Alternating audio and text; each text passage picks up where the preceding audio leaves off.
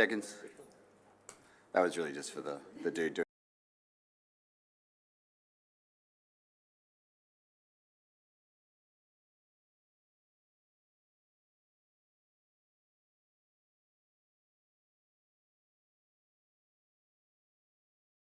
Good morning, everyone, and welcome to the 286th Special Council meeting. I declare the meeting open at 9:03 a.m. on Thursday, the 4th of June, 2026.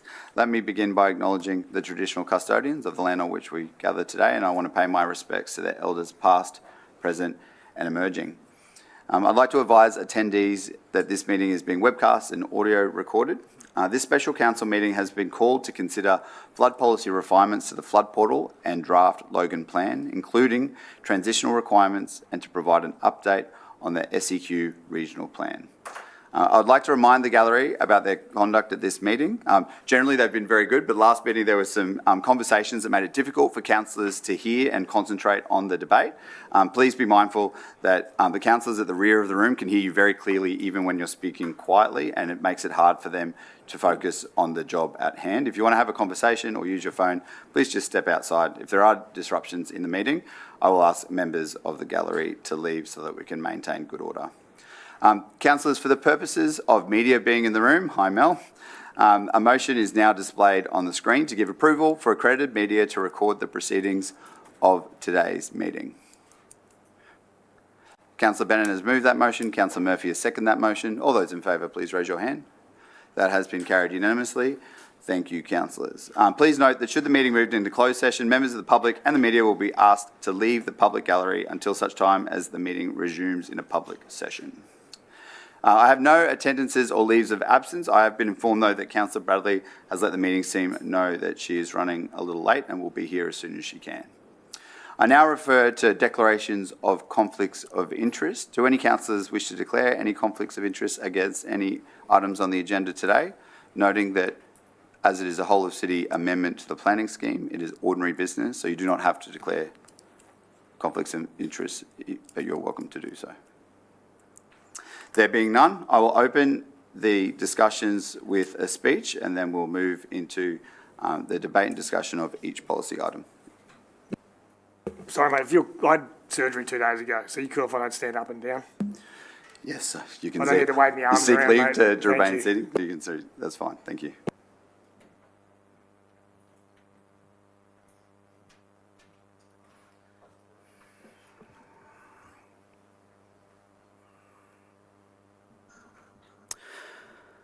When the very first letter went out about our new flood mapping, I was the planning chair.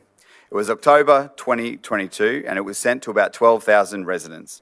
I stood in this place, right where Councillor Jackson is seated now, and I let rip. We'd experienced the biggest flood that we'd seen since 1974 that year. We had committed to reviewing our response. We were rolling out flood awareness mapping in preparation for our new planning scheme. It was the earliest point at which residents were being made aware that our mapping was going to change, even though that process had begun in 2019. It had been 8 months since the floods, but we hadn't completed the review, and the letter that we'd sent to residents was so technical and poorly written that even planners and developers who read it didn't understand what it was trying to say. None of that work was coming through my committee, but I stood in this place and I called the organisation out. The CEO did not appreciate the way that I did it, and we had strong words afterwards. But I knew it was important that the community understood their councillors were just as frustrated as they were. That moment and that letter is why I promised to review the flood maps as part of my election commitments. It was why I promised to hold town hall meetings and consult the community on this every step of the way. Because even in those early days, I could see that it was shaping up to be a massive issue for our city. Now, we stand here today having done 9 weeks of consultation on the draft Logan plan, and the community spoke loud and clear to every single councillor in this room. We heard it through their 4,000 submissions, comments and messages on social media, via emails, at town hall meetings, community events, mobile offices, and even down at the local shops. They wanted us to fix this, but to do that is no small thing.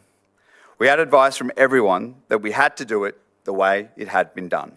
From state government bureaucrats, council staff, lawyers, and hydraulic experts, everyone said that we had to map the PMF. But that is not what our community wanted.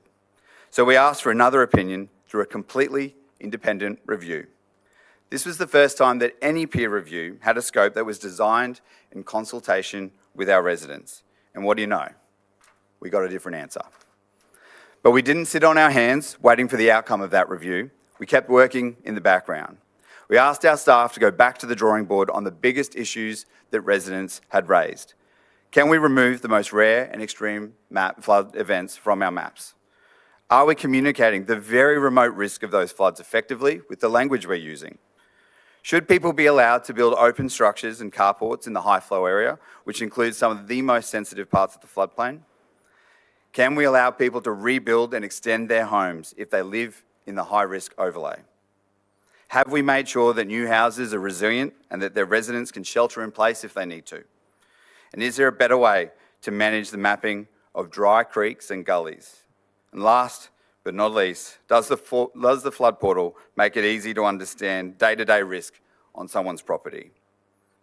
These are the challenges we asked the staff to resolve. And Mr. CEO and Mr. Executive General Manager, please pass my thanks on to David Radich and his city planning team who have worked around the clock to find a better way to manage flood risk in our planning scheme. I know they've felt the pressure coming from elected representatives from the community, but especially from the Deputy Mayor and I, to get this right, and everyone is grateful. Through that work, staff have made recommendations that I believe can have significant improvements for properties impacted by flood mapping. But the question is, have they gone far enough? That is what we're here to decide. Today is important because it begins the process of restoring trust with our community. Today, we can show our residents that we have been listening. Today, we can bring common sense back into flood mapping. But we do not have a magic wand. Whatever decisions councillors make, it will take time to draft the required changes to our flood policies and present them to the state government for approval. Because this process will take time, it is critical that we start now. The community has been very patient. It's time to make some decisions and make them well. Thank you.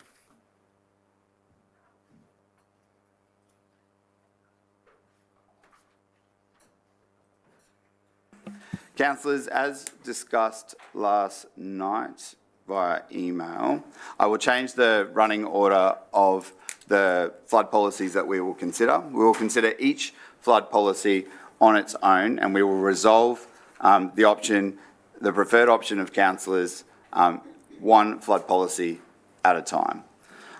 The order that we'll run through is based on going from some of the simplest to the most complicated policies that have the biggest impact, or policies that interrelate to each other so that a decision for one will immediately impact the next.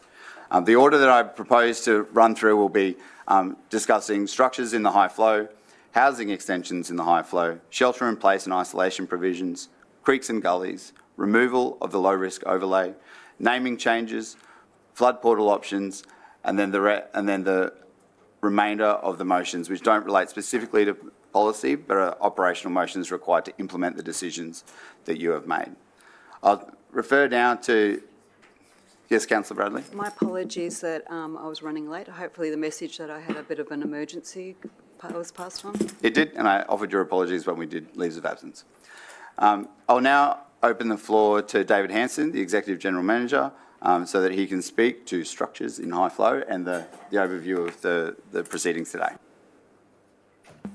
Thank you, Mr. Chair. I would suggest the way we work through this is that I'll refer to a consolidated table of options for each of these policy positions. And if we can just, there is no separate presentation, I'm just going to use the report that's in front of you all as the guiding document. So on page 13 of 38, there's a table which relates to this particular policy. Are we able to scroll to that?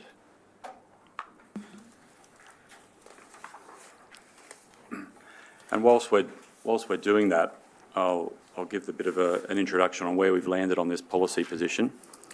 So investigation 3 it relates to allowing open structures in the high flow area. This investigation looks at what types of structures should be allowed in the highest hazard areas of the floodplain, where flood water may be deep, fast, or both. Currently, new structures are actively discouraged. Community feedback suggested that this is too restrictive, especially for structures like carports and open structures and open shelters. 3 options were considered. Option 3 would allow houses in these areas, but expert advice strongly warned against this. Allowing houses would increase people and structures in the highest hazard area. These are areas where water would be more than 2 metres deep and or flowing at more than 2 metres per second. The recommended option, which we'll get to, there we go, in the middle there, option 2 seeks to strike a balance. It allows open, unenclosed structures such as carports, provided that they are engineered to allow floodwaters at this scale to pass freely and safely. This maintains the safety and function of the floodplain while giving residents more flexibility. So this recommended option does involve a shift from our current position, but only insofar as these open structures and carports, not so far as allowing houses in this most hazardous part of the floodplain. Happy to get questions. Thank you, Dave. I've got questions from Councillor St Ledger, Councillor Lane and Councillor Bradley. Councillor St Ledger. Thank you. Please stand. So we're talking about what we can put in these zones that are classed as high. I was having a look after speaking to the team yesterday with the flood portal. There's properties that are classed as high and the water level at the 1% level is 0.1 of a metre, 100 mil. So we know that everything can be engineered. So while we don't want to be building a house, and I agree with what you say there, Dave, in an area where there's 2 metres of water and the water's flowing at quite a velocity, when we've got properties that are, when residents click on their property, it's covered in blue, but their height is 100 mil at a 0.1 of a metre per second rate.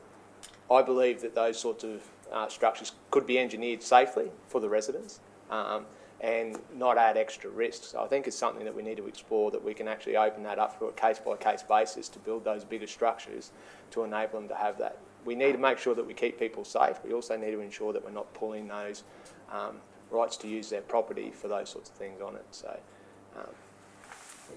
Yeah, through the Chair, just to respond to that, option 2 gives us that flexibility. So it provides a process by which applications can be assessed, engineering designs can be interrogated and a position reached where we can approve those structures when we deem them fit for purpose within those areas.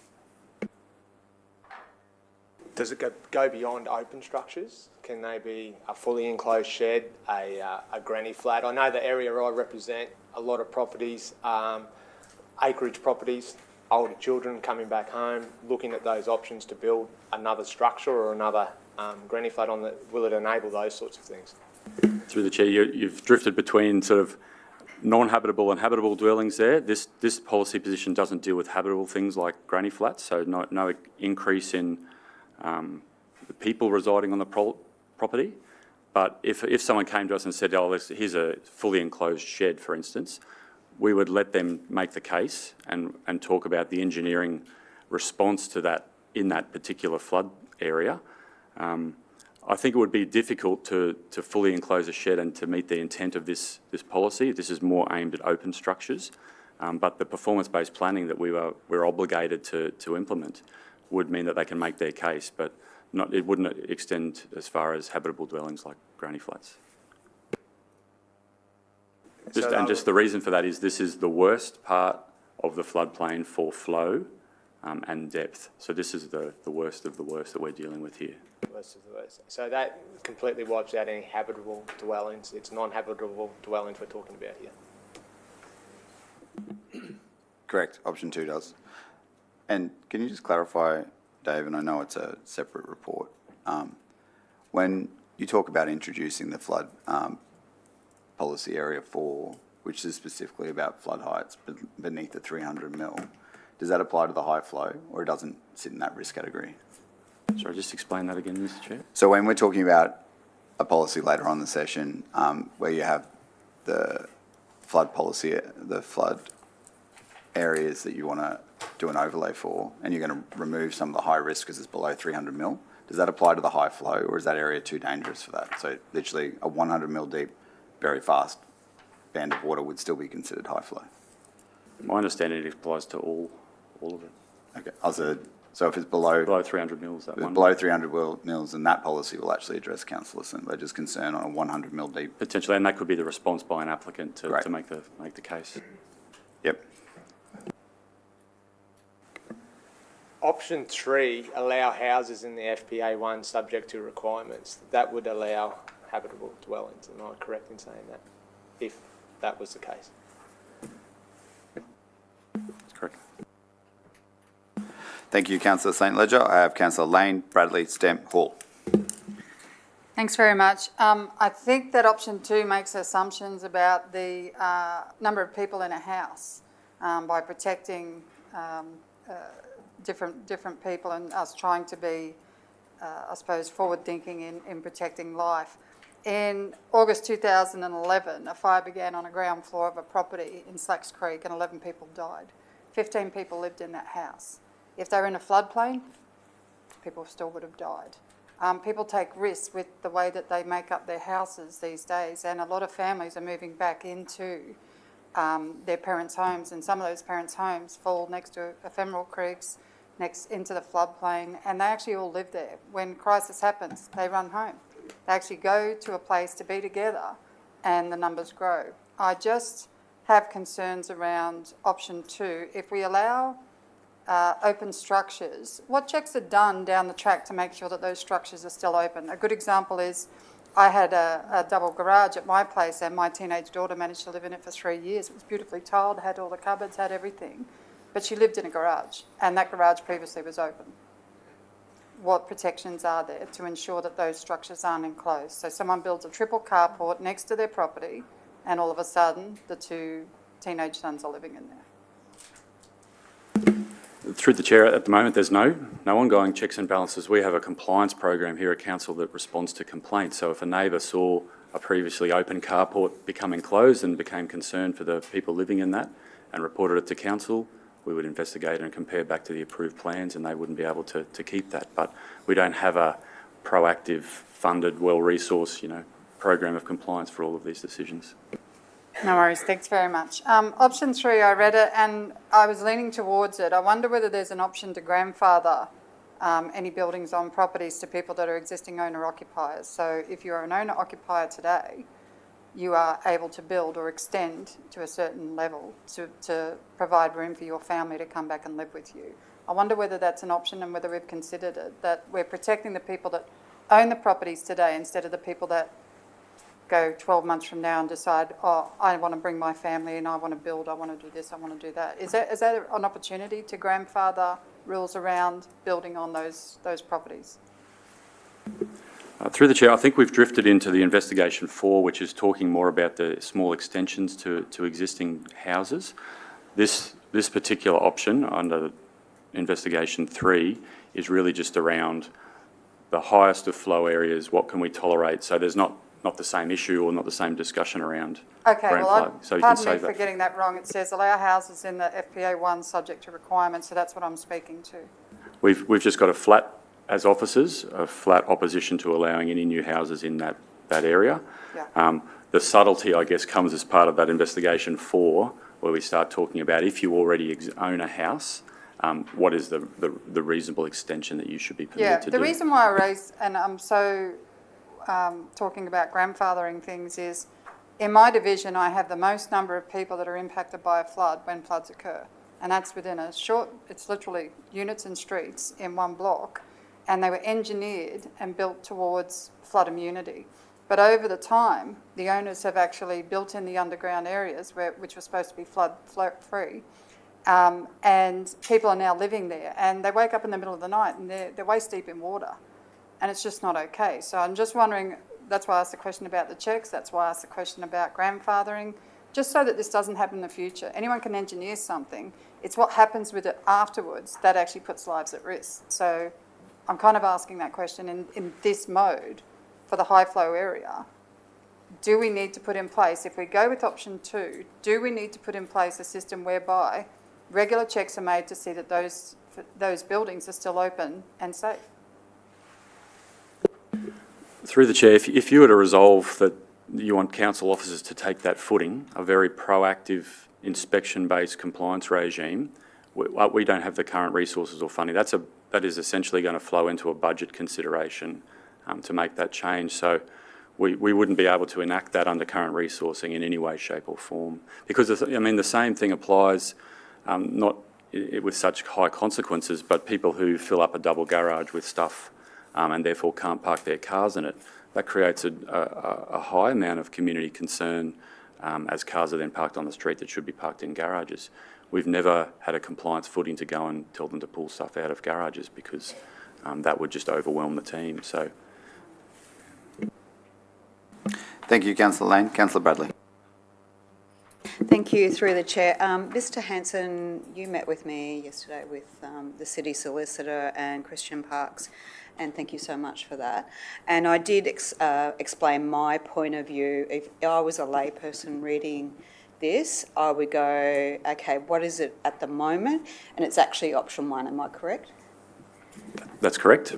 Okay, and so the option 2, if we have a Grantham type scenario of a flood event, those open structures would possibly be washed away, or would they be engineered as such to comply so they don't get washed away in one of those events? Yeah, through the chair, you've nailed it. The option 2 would rely on us as officers asking for a degree of engineering design and certification that ensures that they don't wash away. Okay, so, and also yesterday when I met with you, we went through all the submissions from constituents and about, particularly about the flood mapping. And I wasn't able to, verbally, I was given a lot of people, but statistically, I've been given nothing as to how many people or what percentage of people said certain things. So is that correct? At the moment, we know that there was sort of in the order of 4,500 submissions to the scheme. The vast majority, so over 90%, related to flood. We're still going through and putting those submissions into very tight thematic areas, which we can then at some point come back to council and address by theme. So at the moment, we know that the overwhelming amount were flood related, but no further detail or breakdown on the themes from there. You're correct. Thank you, Councillor Bradley. Councillor Stem. Thank you, Mr. Chair. Dave, just a question: how many applications do you think council receive for houses in high flow areas? It's something we receive regularly, that we do get applications asking for that kind of build? I don't know the number, but it's definitely not a regular occurrence. Not a regular occurrence, okay. Because I know, obviously, I had a look at Brisbane City Council. I mean, there's other councils around, you can go and have a read, and so obviously they say there that they allow houses to be built in high flow or flood prone areas, but they're highly restricted. You can't simply build a standard home, but the design must be flood resilient and engineered to withstand moving water. And obviously they need to engage a registered professional engineer to conduct a hydraulic study and certify your building design can survive the expected water flow without exposing people to danger or deflecting water onto others. So I guess from our point of view, why haven't we taken that stance? Through the chair, this idea that you can build new houses in the worst part of the floodplain and not expose people to danger, which is a test under what you've just read out under the Brisbane City Council's guidelines, as officers we fundamentally can't accept that that's possible. The mere existence of more people in the most vulnerable part of the city from a flood perspective, we just can't resolve that. To talk so much about the building design and the resilience of the building and then sort of almost leave the human element to one side, we as officers can't get to a position where we can recommend that houses be built in those areas, new houses. We have to tolerate the fact that existing houses definitely exist there, and that happens all over the world. There's legacy issues, but new houses, no. And do we know why Brisbane have taken a different position, or are they of the same position? I mean, I'm just trying to understand, equate what they're sort of doing. I mean, I know that there's major areas along the river in Brisbane, obviously, that they engineer so people can live there. Just curious to see why our positions. I would hate to speak on behalf of Brisbane, but if I had to guess, I would say that so much of Brisbane is constrained by flood. They have in the order of it's like 28,000 properties were inundated under their most significant events. We have a few hundred. So I guess they have to come up with creative policies which allows the city to densify and for more residents to make risk-based decisions, because there's just not that availability of land that they can spread out on flood-constrained land. We don't have that same imperative behind us. We've got plenty of land to allow housing and not have it compromised by the highest flow, the most dangerous part of a flood. Thank you. Thank you, Councillor Stem. I have Councillor Hall, then Councillor Bannon. Thank you, Mr. Mayor. Okay, so people are already living in the so-called worst of the worst areas for flood risk. Do we know how many houses there are? Does council have that information?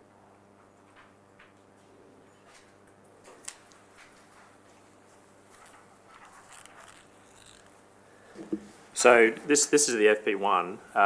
98% of the FP1 was covered by the old blue map anyway, so the 2015. So you'd all be familiar with the houses that are in the old blue area. 98% of what's in FP1 is in that area. So there's very little change. That's about 12,000 properties, give or take. And we don't know how many houses, that's just properties. Right? So many of those properties that exist there were engineered for the risk of flooding. A lot of them were built to be high sets and elevated.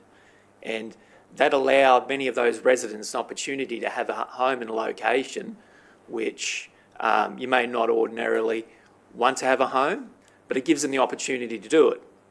I have a belief that people have a right to do something with their property as long as they engineer the risk away. And it's council's job to make sure that what they engineer keeps them safe. How does option 1 or option 2 provide any opportunity for a resident in a flood impacted area to do that? Through the chair, it doesn't. Option 1, option 2 doesn't contemplate new houses coming into the highest risk area of the city from a flood perspective. So what you're talking about is, yes, option 3, not recommended. Happy for councillors to discuss that, but there's no part of these recommendations to facilitate what you're talking about. So option 3 is the only recommendation that allows residents to work with council to engineer out risk so that they can utilise their property, correct? Through the chair, no, that's not correct. This is talking about new houses and in that zone. So the idea of what you can do through a renovation or the building work that would be lower than the threshold that you have to come to council for an approval, those decisions can be made by residents on a case-by-case basis, which without any regard to council's rules. This is about increasing new houses in this worst part of the flood zone. People are pretty creative. There's people living under the oceans constantly, not just during a flood event, but constantly, okay? And they got there by looking at the risk and engineering ways around the risk. I believe people need to be given the opportunity to utilise their properties as they can, and I don't think blanket blocking people from being able to develop their properties is the right answer for councils to move forward on. Thank you, Councillor Hall. Just before I go to Councillor Bannon, Dave, when I was first a councillor and we had flood mapping explained to us, which is that old blue map, we were always told that anything in the 1% had been ruled out after 2011 because the state said that is the 1% floodplain is the new dangerous floodplain. Like that is the place where we don't want to see more houses. And from recollection, it was because volunteers actually passed away trying to rescue people from houses that were in that part of the floodplain during a flood. That risk to life and property, but more importantly life, and the people who will go and try and evacuate them is why we don't want new houses in the floodplain, isn't it? That's correct, and I mean, the CEO talking about 98% of those properties being within the old map, but we're now talking within this high flow area. The risk hasn't gone anywhere, it's still there. Thank you, Dave. Councillor Bannon. Thank you, Mr. Mayor. Just to be clear today, we're voting on any recommendation we vote on is purely for you just to go away and do some more work on it to bring it back in September, that's it. Through the chair, I think it's more significant than that. I think this is. So I'm not downplaying it, I'm just saying, what I mean is, I don't think anyone should build a house in 2 metres of high flow water, and I'm one of the ones that have to rescue them, and it's not fun to do it. I think Councillor St Leger has good points in the fact that when it's just an overall blue map, if it's 100 mil, when an average house slab's 300 mil, or minimum house slab's 300 mil, all I'm saying is I agree with option 2 at the moment. What I'm saying is, you agree with option 2, it's not signed, sealed and delivered. The building's going to go away and do some more work on that, and that's when we can maybe ask questions at a later date along Councillor St Leger's lines of, okay, if it's 100 mil of water, can we look at improving that? Mr. CEO. Just to clear it up, this is FPA 1, right? So in the matrix is FPA 1, and it's areas where greater than 2 metres of flood depth and greater than 2 metres per second flow. So that's quite significant. This one's not the 100 mil one. This is 2 metres per second and 2 metres of depth or greater. Thank you. Thank you, councillors. I don't have any for Councillor Murphy. Thank you for letting me just chop into there. Dave, a few years back, the state government had a buyback scheme for those properties that were flooded, weren't they? Yeah, there was a range of properties across the city, yes. Yeah, so in my Division 12, we have 59 of those houses, and out of those 59 houses, only 3 were purchased. So this gives the opportunity, and in my opinion, option 2 gives us a little bit of flexibility to be able to do those things like carports, open structures, as long as they're engineered properly, but not the actual houses where they're putting people's lives at risk, which I see every time it floods down in my division. Is that correct? Yes, Councillor Murphy, that's correct. Thank you. Thank you, Councillor Murphy. Councillors, you have 3 options before you.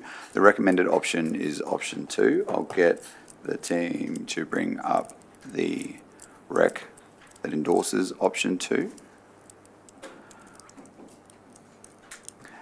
The recommendation on the screen speaks to option 2. I'll test that recommendation first. If it fails, then I'll test option 3, and then if that fails, I'll test option 1, which is no change. So we'll go through the officer recommendation, the alternative, because I heard councillors say they want to consider that, and then no change if all 3 of them fail. There is a motion on the screen to endorse option 2. Would someone like to move that motion? Thank you, Councillor Russell, seconded by Councillor Murphy. All those in favour, please raise your hand. That has been carried. Please state your vote around the room. Thank you, Councillor Bradley. Against? For. For. Against? 4. Against. 4. 4.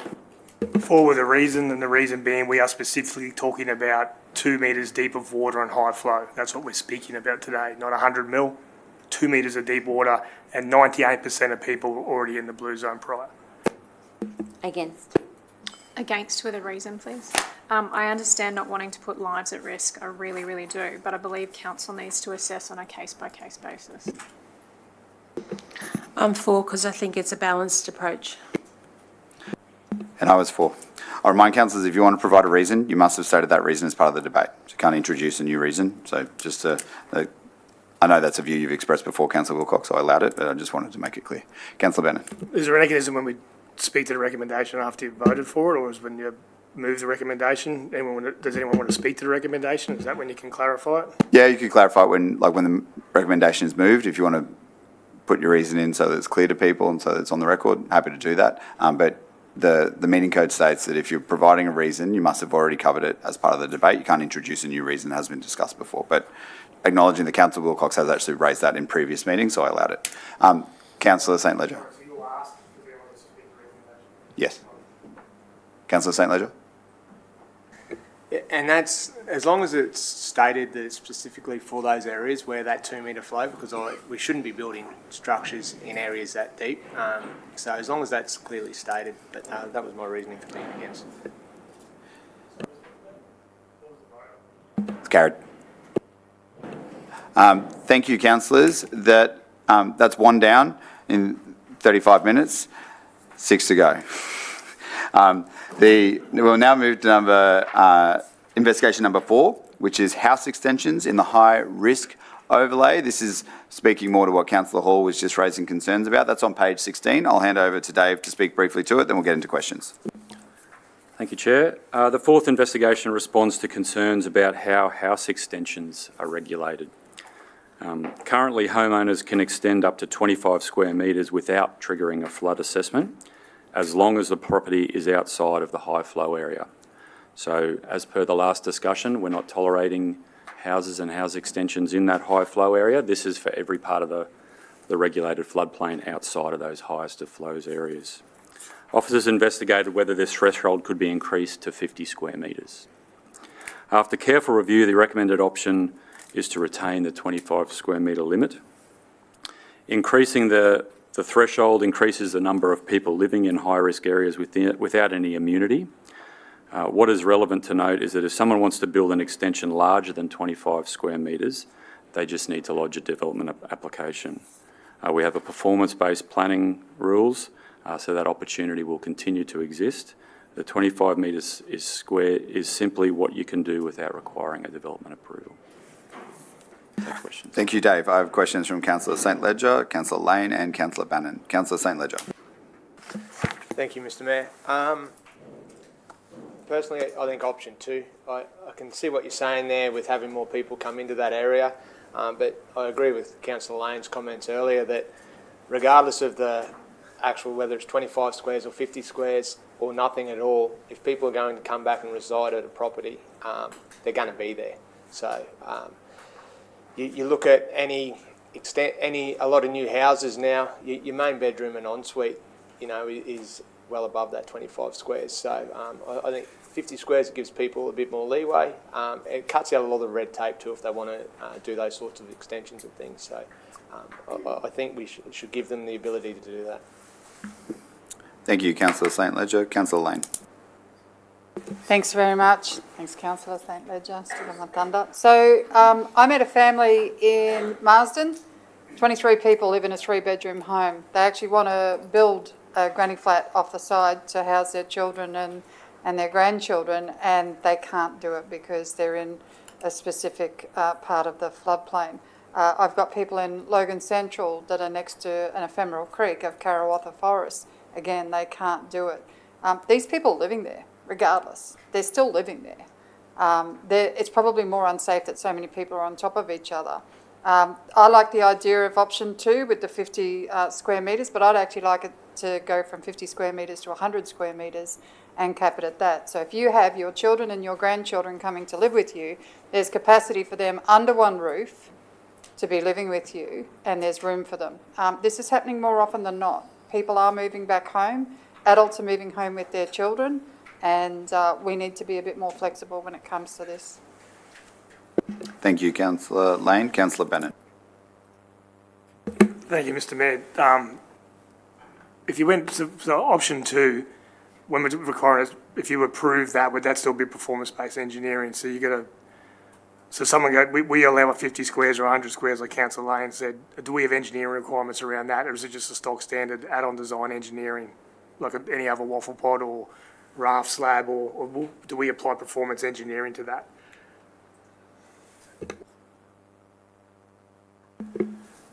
Just let me think this through the chair. So going to 50 square metres obviously is what we would otherwise call as of right or accepted development.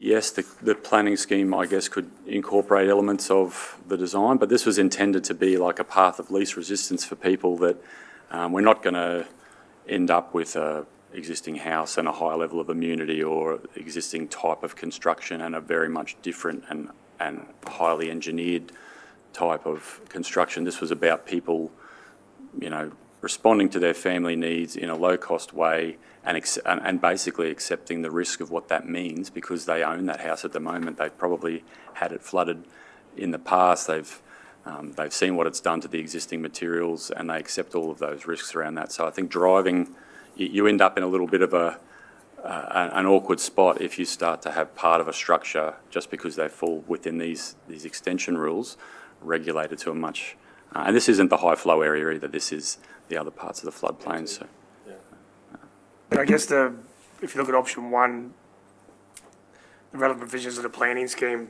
I guess residents don't know at this stage what the planning scheme would be, what rules would they have to follow to do it.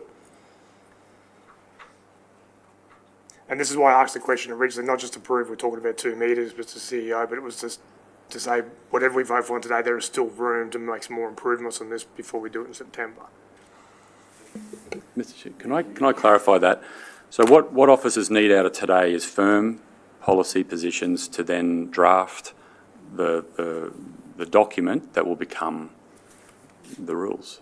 So to have these policy positions up for further refinement doesn't allow us that certainty to have a modelling discussion, which also slips, beyond a certain point into perpetuity. If that doesn't close off at some point, it becomes really problematic to build a statutory response, a statutory document, which we can regulate to.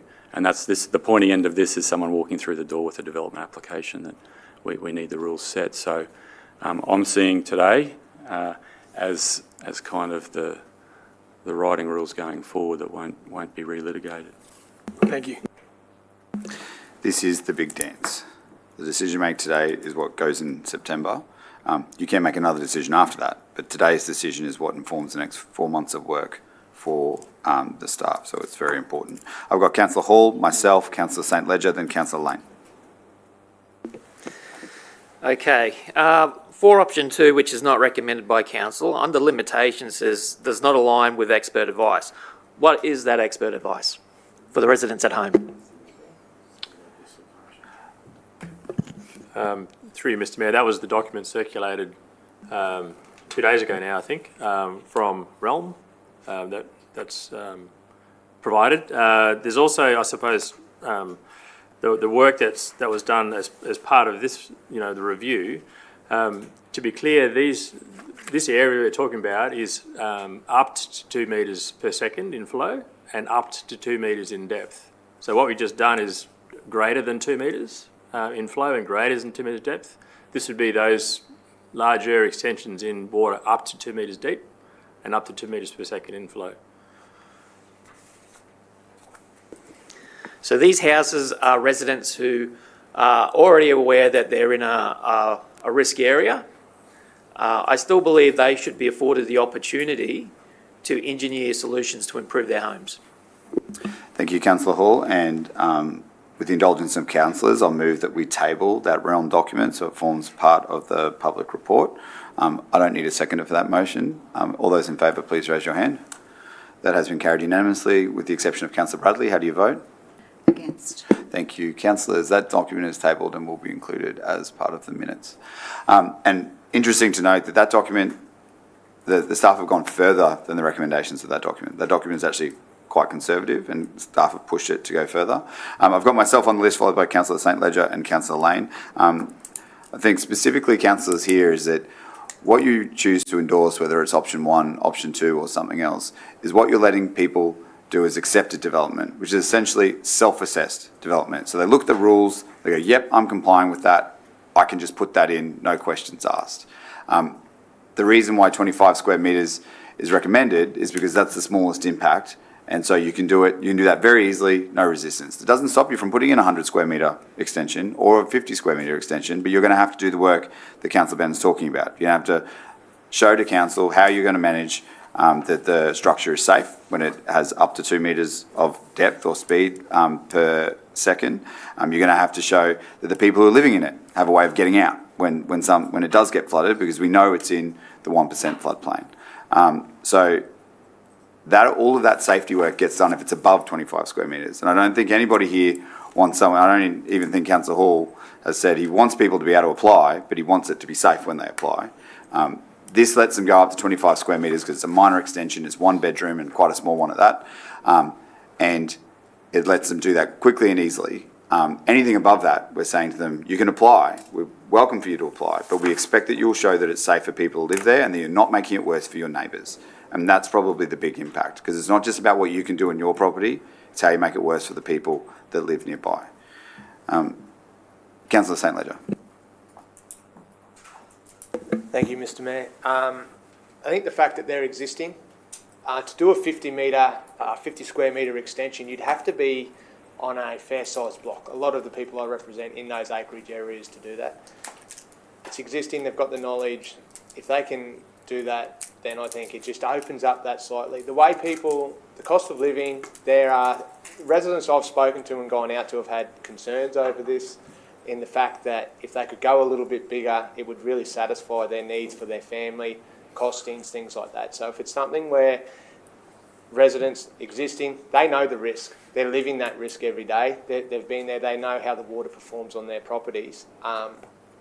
You're not going to be able to do this on a 400 square metre block, because if you do a 50 metre square extension, you'd be on the boundary line pretty much. So you'd be against a lot of our development and planning rules anyway. So particularly for the area that I represent, I strongly urge us to consider option 2. Thank you, Councillor St Ledger. Councillor Lane.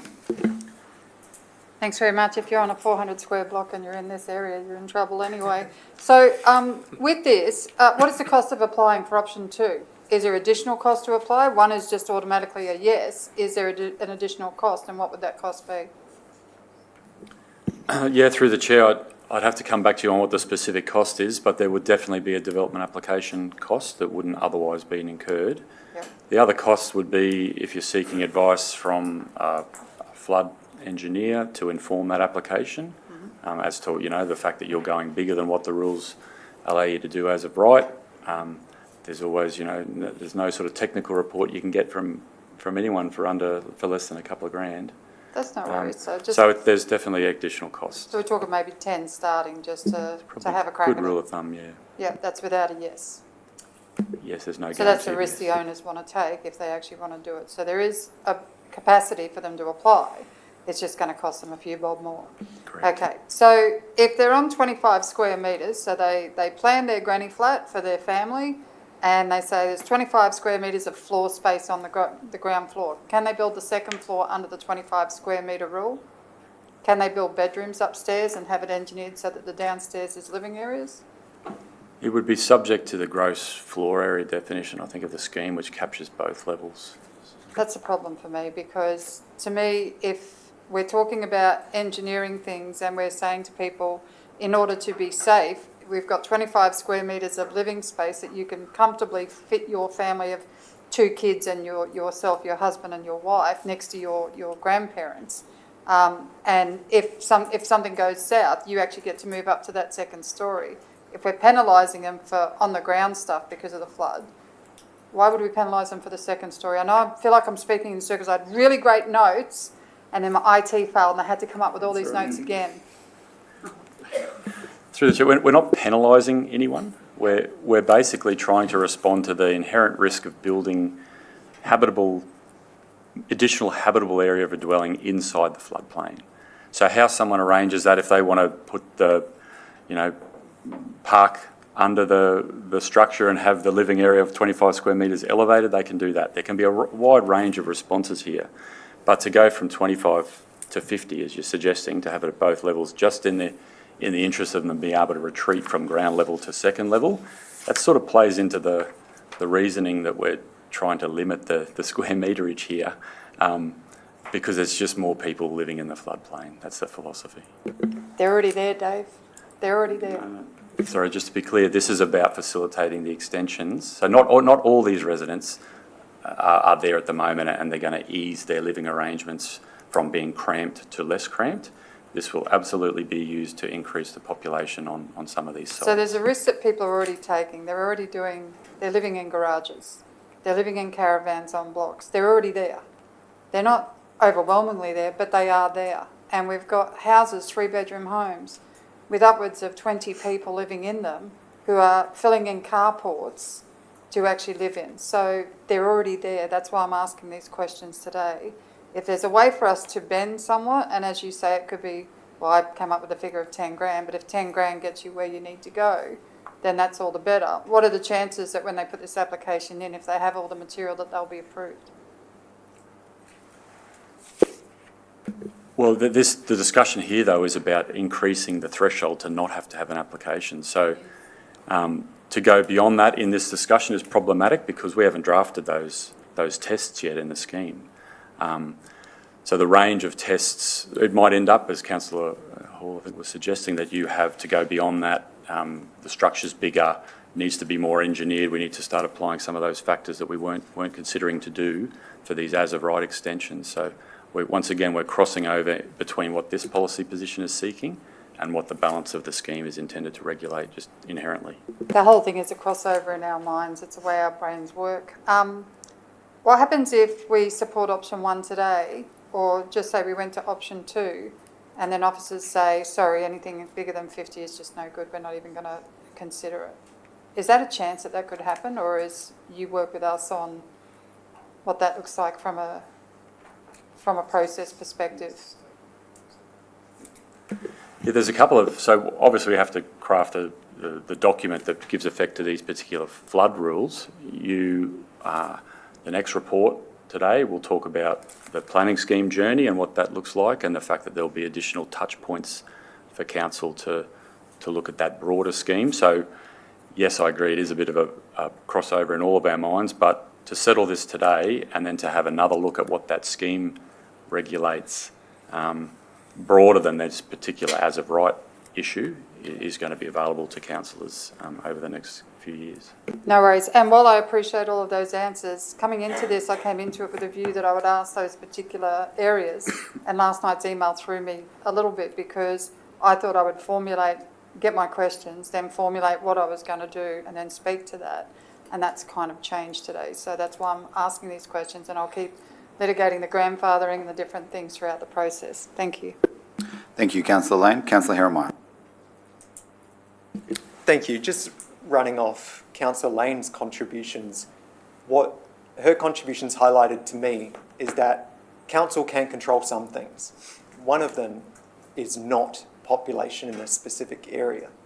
When housing gets more expensive, when rents go up, when houses cost $800, $900, more than $1 million in some areas in our city, what we can see is young people cannot afford housing like people used to. And we're seeing, especially in my electorate, more and more young people moving into homes and having intergenerational housing. Council cannot control where people go, but council can control town planning to encourage high quality and safe housing. I wanted to ask, with this policy, how many building approvals come through on average every year of house extensions that are less than 25 square metres? I don't think we see them. I don't, that they are just straight through to the building certifier, really. So council, building certifier signs off on it and sends it to council. Council receives that document. No, through the chair, building certification sits separately to council's approval. So if something just needs to go for a building approval, the certifier can issue that essentially on behalf of council. Yes, and then council receives that document and uploads it onto council's website. So we should have the data to be able to quantify how many small-scale extensions of under 25 square metres council receives every year. Do we know that figure? We do have the data. You're asking me whether I've got it now? No, I don't. Okay, thank you for the tone. My point is it many? Is it a common thing you see in the city?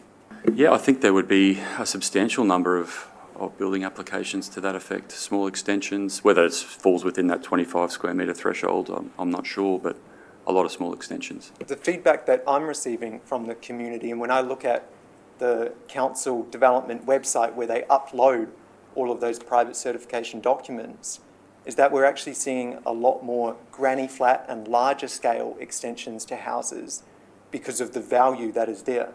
The cost per square metre for a extension that is less than 25 square metres is actually generally greater than an extension or a granny flat, because you have fixed construction costs like design.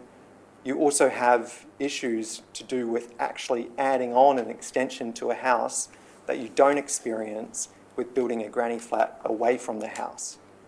One example that's classic in our area is a lot of houses were built in times with different building regulations. We have new building regulations now, so attaching a small-scale extension can actually run quite a big bill. So we're seeing more people build granny flats every year. My point of my contributions today, Mr. Mayor, is that I think it's good that we're thinking about housing affordability and that councillors are acknowledging that council does have power over some things and doesn't have power over others. But my approach to this policy is that we should try to make council do everything it can to encourage good design, to encourage high quality housing. And I'm leaning that option 2 actually accomplishes that. Thank you. Thank you, Councillor Herrenmeyer. Do we have any more questions on this one, councillors? Councillor Hall. Not so much a question, more so an advocation towards option 2. People find a way, families find a way, and if people aren't afforded the opportunity to extend their home for more people living in the premises, then they'll do it outside the home. You'll start seeing more and more caravans moved onto properties because they're simply not allowed to extend the size of their homes. And really, when people have caravans on their property, council kind of loses the control as to what kind of structure is on that, because it's really just going to be up to that resident as to what caravan they want to build or design. Whereas we can kind of have some kind of say, at least, as to what's going to be safely built. I'm leaning towards option 2 because it allows more potential for existing homes to be developed to accommodate more people safely. Thank you, Councillor. Can I just clarify something? It's not currently legal to live in a caravan on a property, is it? You can have a caravan on property, but it can't be used for accommodation, I thought. That's my understanding as well. Yeah, so they may be doing it, to Councillor Lane's point, but there is already a way to regulate whether or not is using a caravan for someone to live on a property. Councillor Hall. Yeah, and I believe they're doing that because if there's no further option, if there's no legal avenue to expand their homes, then they're going to look towards whatever they can do. So I prefer that they have a legal avenue to expand their homes. And they still will under both of these options. Councillor Jackson and Councillor Lane. Thank you. I think assuming that landowners understand the risks that they are living in, especially in the fastest growing city in Queensland, with people moving in all the time, they may not understand the risks. And my understanding of going with option 1 is it creates the trigger at 25 square metres to ask the question, is this risk something you're willing to take? But under 25, it's saying minimal risk from our perspective, go through. But the 25 metre mark just creates more questions. And is it genuinely a performance-based application then that they can then say, we want to do 100 metres, it gets applied for, they can engineer solutions, all that sort of stuff. But at least the question is being asked, and we're not just assuming that they can build this larger thing for more people to go in there. We're just creating a trigger point for more questions. Am I summarising that right? You are summarising that perfectly, Councillor. Thank you, Councillor Jackson. Councillor Lane. Last question, I promise, on this one. Is there a cost to option 2, Dave? Is the cost huge? Is it the same? If councillors went with option 2 instead of option 1, I'm leaning towards option 1, but I wanted to ask the questions today. Is there a cost that comes with option 2 to council, to the councils? That's a no from the look on your face. No, yeah, it's probably no from my confused look. I think what it means is we would see less applications. So for anyone arguing the toss above 25 square metres and having to lodge an application at that threshold, then you've got that 25 to 50 where they don't also. So we don't see that revenue. Thanks, so you wouldn't come to us and say we need 4 new people.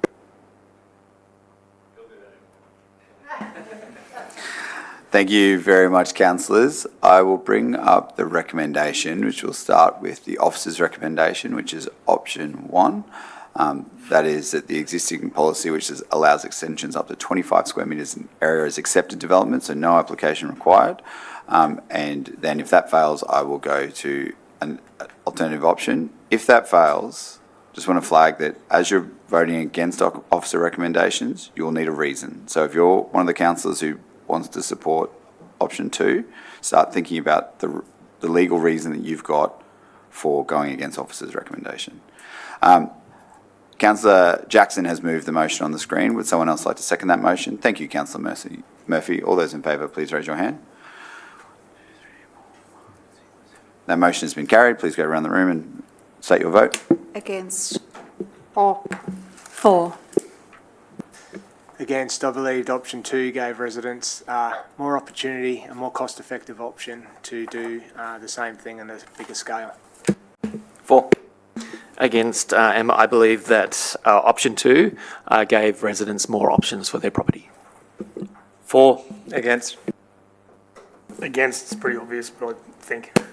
Against. Against with a reason. I believe option 2 is a great start, but again, I believe Councillor, you didn't speak to the. No.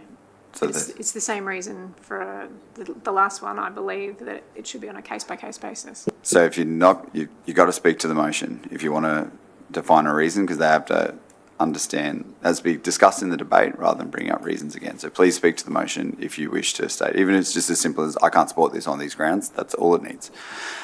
Councillor Murphy. For. And I was for.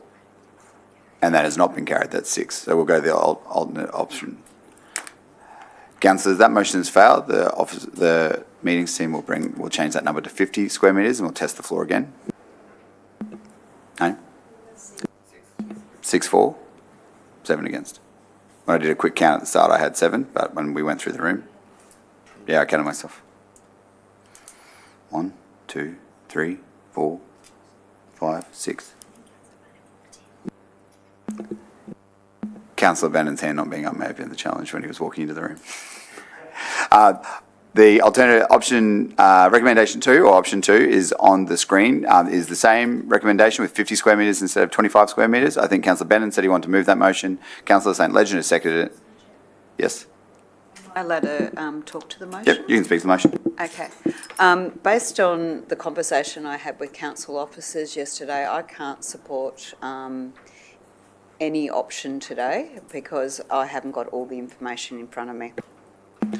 Thank you, Councillor Bradley.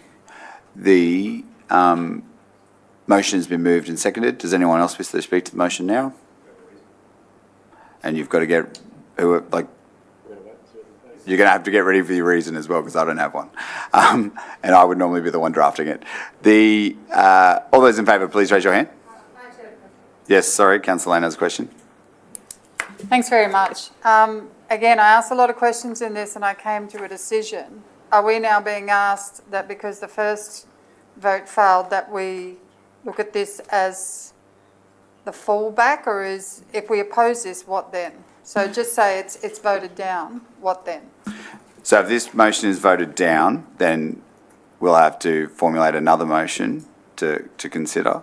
You can either, at the moment, option 1, the recommended motion, is the policy. So you'll default back to the policy if this motion fails, but you'll still have to vote to receive the recommendation or do something. You can't just have 2 votes lose. You must vote for something for the meeting to proceed. Thank you. No, I will do it after the vote. It's been moved and seconded. All those in, oh, yes. Sorry, I'm trying to speak to this one now. Sorry, I'm freezing in here today. I agree with Councillor Bradley. I think it is a good start, but again, I believe it should be on a case-by-case basis so that we are seeing more and more generational living in these properties. And to be clear, and Dave, I can feel Dave itching to say something. It is on a case-by-case basis. Every application gets considered on a case-by-case basis. This is whether you want an application to be considered at the 25 metre threshold or the 50 metre threshold. Anything under this recommendation, anything 50 metres or less, will go through to the keeper without any questions asked. So that means water will be displaced onto neighbours' properties as it will be for whatever the building requirements are under the Queensland Building Code, and that's just the way it'll be handled. Above 50 square metres under this will be treated, we'll have a development application which will be assessed on a case by case. So to Councillor Heremeyer's point, which I agree with actually, that most people are applying for larger extensions like granny flats and detached extensions, they will still have to put in an application because they will always be bigger than 50 square metres. Did I see another hand go up in the corner of my eye? Councillor Lane. Yeah, thanks very much. With this is for anybody, isn't it? So it's not about family members coming back to stay. A savvy investor will look at this who's got a house in that area and throw on an application under 50 metres and they'll just clog it up with renters and be making money off it. That's, yeah, thanks, just clarifying. And it may not seem like a big deal for one property, but you could see every property on the street do a 50 metre extension, which then will displace a significant amount of water, and there's no regulation around that. It'll just go straight through. That's why I was supportive of the 25 square metres. Councillor Murphy. Mr Mayor, I'm just asking a technical question. With regards to the last vote, wouldn't the deciding vote be the chair's? If it was, and again, with this recommendation as well? Councillor Bannon was in the room for when the vote was declared, and his vote was... Sorry. Thank you.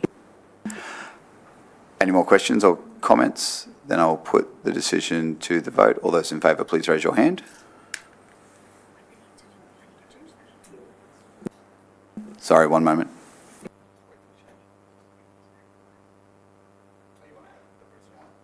Sorry, councillors, because it's an alternative recommendation to officers' position. They want the staff would ask you provide the reason before you vote, so everyone who's voting for it says they agree with that reason. Councillor Bannon, you've got a reason? Because I move the motion, it gives freedom to the residents and homeowners to do what they choose to do for their families. Just because it's got to have legal grounds, do you want to speak to the risk that you're comfortable with them having, or why you're comfortable with that level I'm of not going to risk? speak to legal grounds because I'm not a lawyer, and if law was black and white, you wouldn't need a lawyer. So to me, this is going to go to the state government for approval anyway. We're asking what the residents are asking us to ask. Cool, I got the nod. They're just writing that into something that sounds like a recommendation, so give them a minute.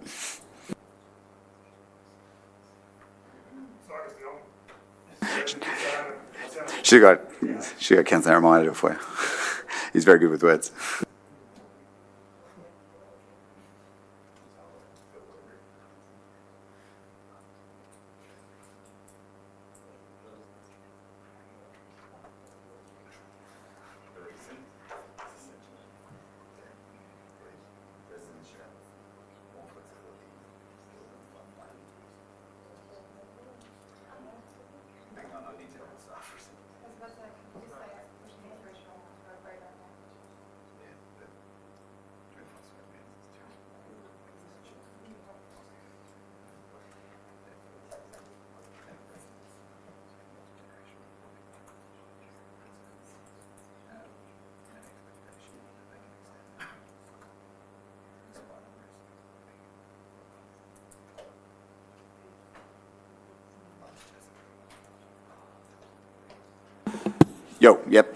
Councillor St Ledger, sorry.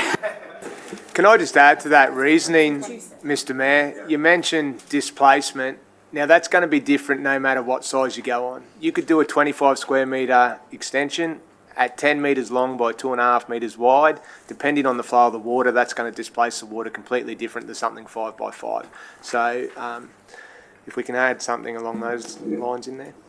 That doesn't speak to why you picked a bigger one over a smaller one, though. I've taken what Councillor Bannon said and I've done a little bit of wordsmithing, and then they're going to give it to you in a tick.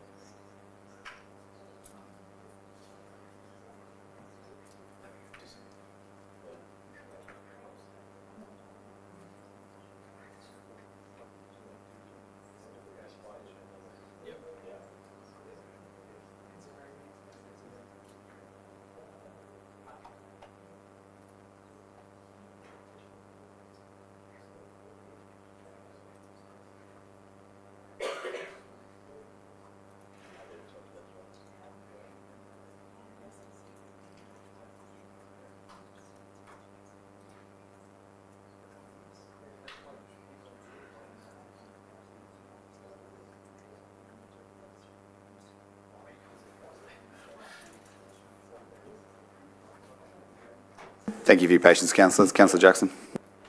Yeah, Yeah, just wondering if you could help me think through the consequences of voting against this. Will we be left with worse options to vote for after this? You're saying if we vote against both of these, neither of them come up. It doesn't just default to the current setting, which is basically option one anyway. You vote against option one. So you voted against option one, so we'd have to Understand. formulate a different view, essentially, which would either be revert to do nothing, just receive the recommendation, which means you do nothing, it stays with Gotcha. option one as Yep. the default position. Or you have to suggest another. another option, which might be bigger, might be a split between the two, you might go to 35 or 40 square metres instead of 50. I've tried to, the officers will put the reason on the screen. I've done my best to articulate what people who are supportive of the 50 square metres have said during the debate. So please read it and consider whether or not that reflects your views if you're intending to vote for this. Sorry, Councillor Jackson, did you have a further question? All good. So the reason is that the decision to adopt a different position was made, take into consideration, that probably needs a little bit of work, but we'll get there.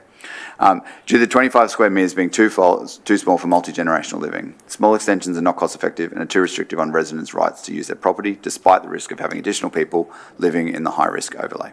If you want to change it, please do, because it's not my position, so I don't know your reasons. I don't like, despite the risk of having additional people living in the high risk. You have to speak to the risk that you're putting people at. We don't know the risk you're putting people at because no one can determine how many people are going to live in that. A bedroom can be 36 squares with an ensuite can be 50 squares. We can't, as a government, we can't and shouldn't be saying there's going to be 5 people living there. We have no idea. That is up to the people that own the property. You have to speak to the risk that you're creating. I don't believe we're creating a higher risk, which is why I supported option 2. That's directly against the advice you've been given. So because you're voting against the advice you've been given, if you don't speak to the risk, Well, my answer would be, sorry, Mr. Mayor, I don't believe I'm putting more people at risk by increasing from 25 to 50 squares, in my opinion. do you want to speak to that? And stating that as the reason may be acceptable. So all the discussion today has been around, the potential to increase the number of people in the floodplain, as a result of this. The reason why it was limited, because it was potentially limiting the number of additional people. The conversation today has been about giving them enough room to increase the habitable area, more people living in the floodplain. The recommendation here talks about, in terms of option 2, limitations. It increases potentially the number of people in the floodplain in this particular flood zone, which, as we've said, is up to 2 metres of depth and up to 2 metres per second of flow. So there is a potential hazard associated with that. So that's why it hasn't been recommended. If you're going to have a reason to not go with the officer's recommendation, it has to address that in some way. Through the chair, is that okay? I believe I haven't talked about that because it's impossible for us to tell them how many people are going to live in that. And it could be people just want to extend their house for themselves. It's like the flood map, and it's all unknown. We can't determine that. We don't know that, and I don't believe more people have been put at risk by making that room bigger. I don't know how to workshop that, Mr. CEO, into something that's going to be on that board, but I'm just telling you how I'm thinking. So the motion has been moved and seconded. The only just be patient, Councillor Bradley. The only conversation that I'm entertaining for now is around this reason. So if your hand isn't about the reason and helping with it, then we can hold you over till we've resolved the reason. Okay, so I've got Councillor Bradley, Councillor St Ledger, Councillor Hall and Councillor Lane who all say they're working on the reason. Councillor Bradley. Thank you. Am I allowed to ask a question of the city solicitor? And I'm assuming if I did, it would be confidential. It wouldn't be confidential necessarily. How about you ask the question and then she can tell you whether or not the answer would be confidential. Councillor Bradley? Okay. Yeah, ask the question and she can advise whether or not it's a confidential answer. Okay, through the chair, thank you. I'll be very careful how I phrase this. How does that position council in terms of like council's own insurance and risk? Through you, Mr. Mayor, I wouldn't be comfortable answering that in an open session. Thank you. Does that question change the way you vote, Councillor Bradley, or help to craft the the reason. Mr Mayor, I don't have the answer from the city solicitor. If I had the answer, I would be more informed. Okay, I'm just trying to understand whether it would change your vote or would assist you to craft the reason. Councillor St Ledger. In regards to the risk, and we're saying the risk of having additional people living in the high flow overlay, it's predictive risks that we're trying to predict, very much like the flood mapping.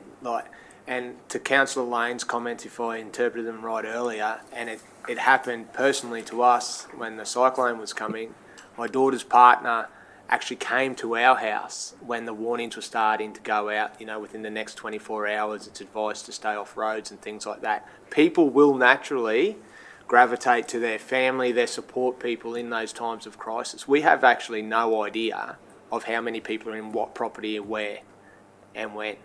So having an extra 50 square metres is not going to, I don't believe it adds to the risk. So What do you want the reason to be? You've already expressed your view. I need to only speak to the reason. If anyone tries to express a view that's already been said, I'm going to cut you down and get you to talk to the reason, because that's what we're trying to resolve. Because the vote is ready to be had. The reason We've had your debate. So what do you want to change about the reason? Mr Mayor, I moved the motion. So I don't know the rules here. This is a CEO question. I'm with Councillor St Ledger. I'll come back to you, mate. There's people saying that they want to help you craft the motion. You said yourself you're not in a headspace to craft it yourself. I've got Councillor Hall nodding like he's ready to go. So Councillor St Ledger, do you have words? 50 square metres is a more reasonable size for people to be able to make a decision on what they want to do with their property.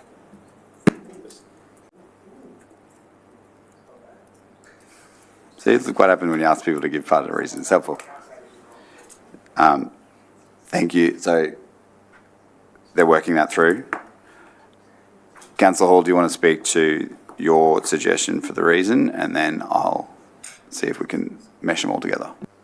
Yes, okay. So the issue, I believe, appears to be of the word despite. And I believe you could, another way you could say it is, instead of despite the risk of having additional people living in the high risk flood overlay, you could have with consideration being given towards the risk of having additional people living in the high risk flood overlay.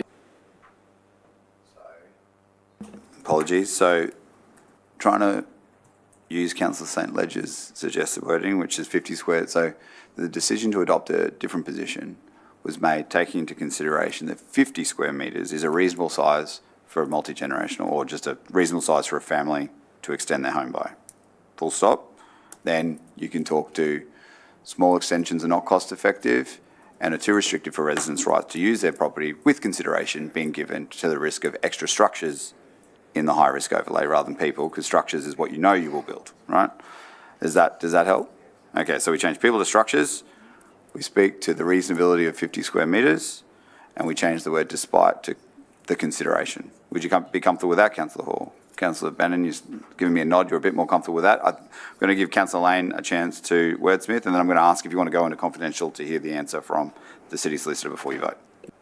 Yeah, so the Australian Institute of Disaster Management, Chapter 1, 1.2.8, there's a recognition of individual responsibility for residents to take responsibility for themselves during a flood period. When it comes to risk, you're probably not adding to that, but I'm not saying that. I'll give the team a moment to turn that into a reason. Mr Mayor, probably not additional infrastructure, maybe more. I said structure. Yeah, higher gross floor area.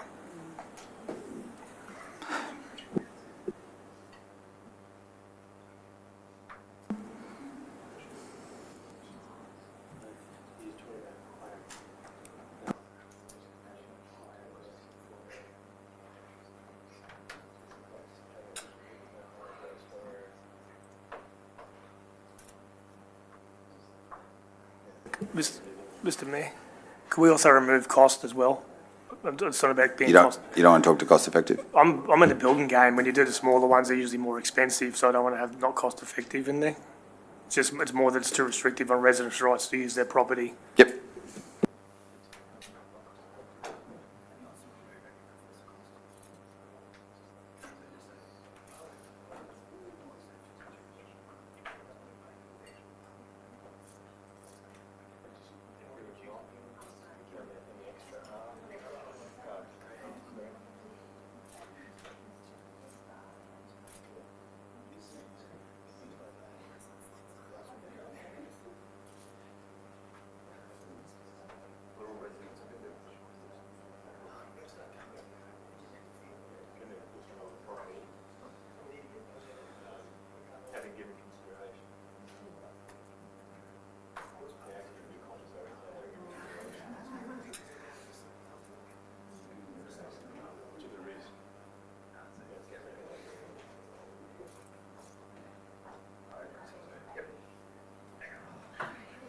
You are about to see a crafted reason. Please stand by.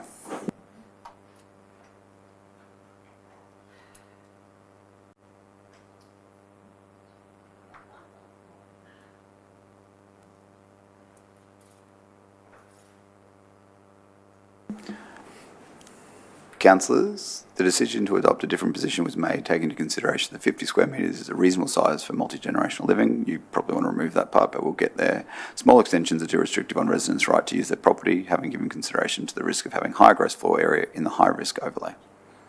Yep, Councillor Bannon. Can it be in consideration this is not increased risk?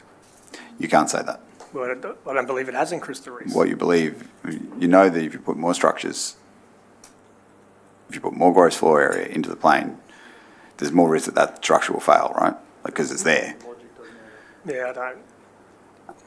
Councillor Fraser, are you adding to the... Yeah, I just was going to say just potential risk rather than risk itself, because it is only potential, Yep. not necessarily 100% risk, is it? It's a known risk, it's in the high-risk flood. This isn't like a 1 in 10 million flood overlay, this is the 1%. You're in the 1%. It's been flooded for a very long time. It's been flood mapped since at least 2015, if not longer. Yeah, potential risk. And then get rid of the multi-generational thing, so the 50 is a reasonable size extension.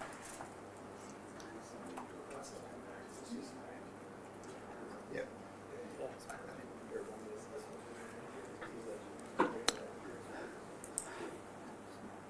There you go, councillors. The decision to adopt a different position was made, taking into consideration that 50 square metres is a reasonable size extension. Small extensions are too restrictive on residents' right to use their property, having given consideration to the potential risk of having a high gross floor area in the high-risk overlay. Councillor Wilcox. Just one question about the high-risk flood overlay. Aren't we about to get to a point where we actually discuss the naming of them? So It's... how does You- that work? You could change it to FBA2 if you wanted Yeah, to tie in with the future naming. Yeah, but we haven't got to that bit either, so that's the only thing. It's okay. Because they still correlate. Like, they're the same thing. The staff will be able to manage the name change. Councillor Hall. I say we leave it as it is and move it because it's fairly understandable. Anyone could pick this up and read it and understand what it says. Great. I'm still going to give an opportunity because Councillor Bradley wanted to seek an opinion from the city solicitor. I'm going to test the floor to see if councillors want to go into confidential to hear that answer from the city solicitor before the vote. I will move that. Councillor Bradley, would you like to second that? All those in favour, please raise your hand. 1, 2, 3, 4, 5, 6, 7, 8. Go around the floor to say how you vote, please. 4. 4. 4. For, Against? Against? 4. Against? against. 4. 4. 4. And I voted for. Sorry, members of the gallery and members of the press, we'll close the meeting briefly because I'm sure this answer won't be extensive, so that we can hear the advice. We're going to confidential under section 254J3E of the local government regulations in order to receive legal advice.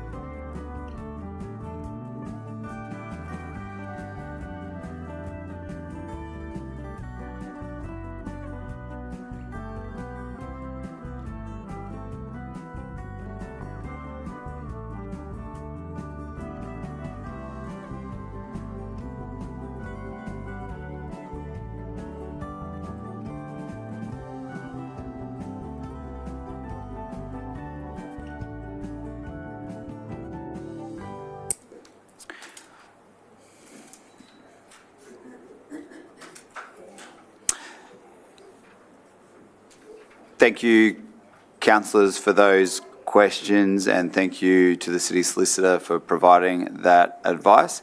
Councillors, the motion has been moved and seconded. There is general consensus that the reason on the screen is accepted by the mover. Is that right, Councillor Bennon? All those in favour of the 50 square metres outside the high flow area, please raise your hand.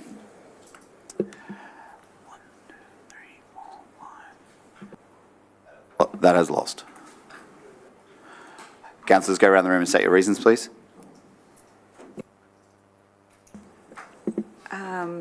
Yeah, based on the confidential information. So, Sorry, against. legal advice you just received. Thank you, Councillor Bradley. Councillor Lane. Against. Against. For. Against. For. Against. For. For.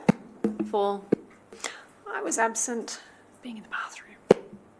I'm against. How do you vote, Councillor Wilcox, now that you're in the room and you've made it just in time to declare your position? I'll abstain. And I was against with a reason. I believe that 25 square metres is adequate and is in line with the advice we've been given. I'm completely supportive of residents being able to apply for larger extensions, particularly granny flats, as long as they can demonstrate through conditions in a development application that it's safe and it's not making it any worse for people further downstream. Because while I want people to be able to use their properties, I also want their neighbours to not have their property get more flooded because of a decision that their neighbour has made. That motion lost. Councillors, that motion lost. I understand it. Some councillors may have changed their position due to the legal advice that they just received. I will test the original motion again, and then unless you've got a suggestion, I've done it instead, so I've just got to receive. Or pick a different number. Pick a different number or receive the report, because that's normally what we would do. Yeah, just receive it. Councillor Lane, Councillor St. You won't be able to put anything in there then, so the TLBI won't consider it? It'll just be the same rule that currently exists. Councillor St. Ledger, and then I had Councillor Bradley. Are we able to consider a different number? You can. Do you have a recommendation? Can we look at 40 squares? One moment.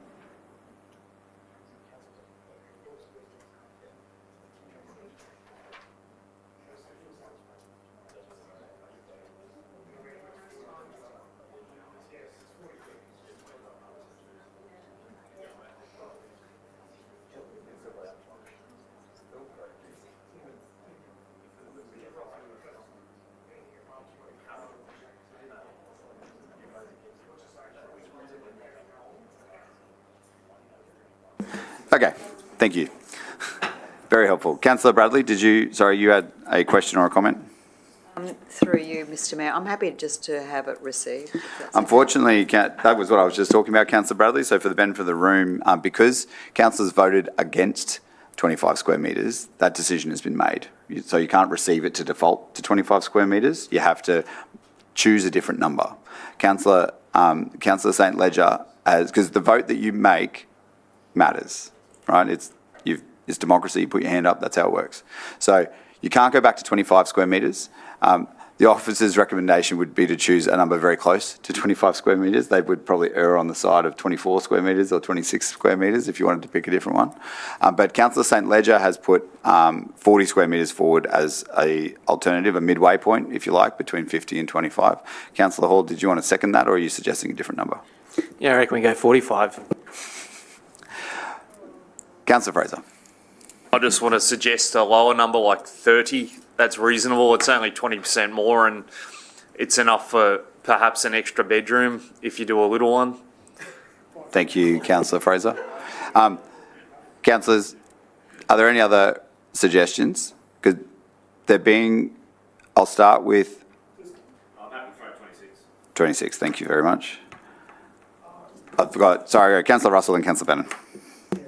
I'd like to move 24. Okay, And great. I know this is silly, but this is kind of where we are. Yep, I agree. Councillor Bannon? Just my concern is any number above 25 will have the same reasonings, legal reasons, as what we just went through with 50. Agree. So We'll yeah, to me, maintain it's gotta be- the same reason. Yeah. We'll maintain the same reason. We'll just change the number, and I'll start with the lowest recommendation and work the way up. You can ask a question, Councillor Lane. Thank you very much. Dave, what is Brisbane's minimum square meterage before they trigger this? Just for context, we're halfway between Brisbane and the Gold Coast. Do we have those numbers at all? Yeah, through the chair, it's 25 square metres before triggering assessment against the code. Thank you, councillors. I will start with the lowest square meterage first because it's in line with the recommendation, then we'll move our way up as each vote is tested and failed until we get to 45, which was the highest. So the ones I have are 24, 26, 30, 40 and 45. So you'll be able to select which one you want to support the most. If we get to the end and there's still nothing supported, we will go back to the drawing board. Councillors, there is a motion on the screen that recommends 24 square metres. The reason isn't required for this one because it is more risk averse than the officer's recommendation. So it's just more tolerant, more risk tolerant. There we go. Sorry, words matter. Councillors, 24 square metres is the suggested recommendation. Councillor Russell has moved that. Councillor Jackson has seconded that. All those in favour, please raise your hand. 1, 2, 3, 4, 5, 6. That has been lost. I'll go around the room for you to record your vote and your reasons. Councillor Bradley? Against. Against? For. Against for all the reasons I've mentioned. For. Against. For. Against. Against. Against. For. For. And I was for. That is 6 votes has been lost. We'll now test 26 square metres. You'll need the reason again. I'm going to use the same reason for the simplicity of it.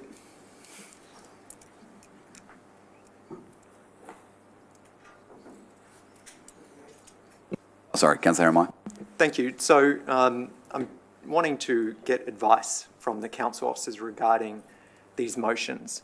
So my understanding is the reason why there's this number situation of changing from 24 to 26 to alternative numbers is because the motion for 25 has been failed, defeated, and now each motion has to be substantially different. Is that correct? Well, through the chair, I don't think the term substantially different is right. It has to be a different number because 25 has failed and we therefore can't go forward with that as a policy position to draft into a TLPI. So just hold up for 1 second. Dave, I saw a head shake from the city solicitor. Do you have some advice for us that lets us revert to the original recommendation even though it was lost? Through you, Mr Mayor, I don't agree that these new motions have to be substantially different. So that's the starting point. I think normally when council votes on a matter and there's a decision under our current meeting code, it says that you need to wait 5 days before you could put a motion to, for instance, repeal that or change it. As you know, Mr Mayor, you have the ability as the chair to change the application of the meeting code if the appropriate circumstances arise. One of those circumstances could be that during the closed session, councillors received additional information which warranted retesting the original motion, and I think that would be an appropriate outcome. So I'd like to thank the city solicitor for that answer because I think it clears up that we don't need to just choose arbitrary numbers, that I think the mayor, using the powers that are given to him by council in the meeting code, should exercise that clause, and then we can make decisions more on a fact basis rather than an arbitrary middle ground. Thank you, Councillor Jeremiah. Excellent question, and thank you to the city solicitor for her advice. I'm happy to exercise those powers and return to the original recommendation, given that you received additional advice that may have changed the views of councillors. So let's test the original rec, and then if that fails, then we'll go back to the arbitrary process that we were going through. Excellent question, Councillor Jeremiah.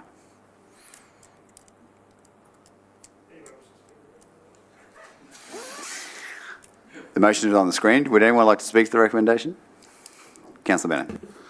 I'm going to support the recommendation now because I can't go through this numbers game. It's a little bit embarrassing. And secondly, this is better than nothing because that's the way it's going. At least this way, there is some freedom there. They can still apply for it. I would have liked it bigger, but at the end of the day, it's how democracy works. This is better than nothing.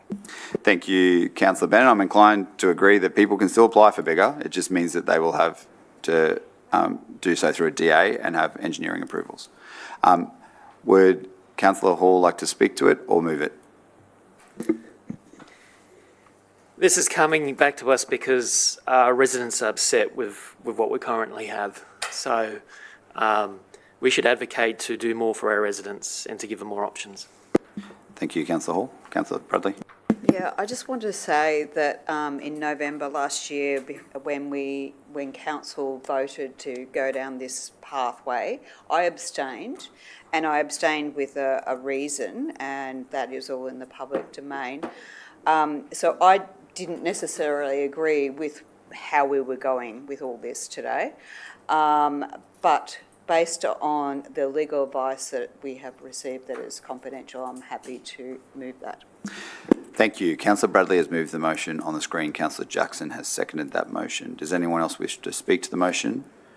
There being none, I put the motion to the vote. Please raise your hand. 1, 2, 3, 4, 5, 6, 7, 8, 9. That motion has been carried. Please provide your vote as you go around the room. For. 4. Against for reasons stated. 4. Against with a reason. My reason being that this is not changing one of the major concerns that the residents have raised with council. 4. Against. 4. I'm for based on another LGA doing something similar and based on legal advice. My position has changed. Thank you, Councillor Stemp. 4, and I agree with what Councillor Stemp just said. 4. And I was for. Thank you, councillors. Investigation 4 has been resolved.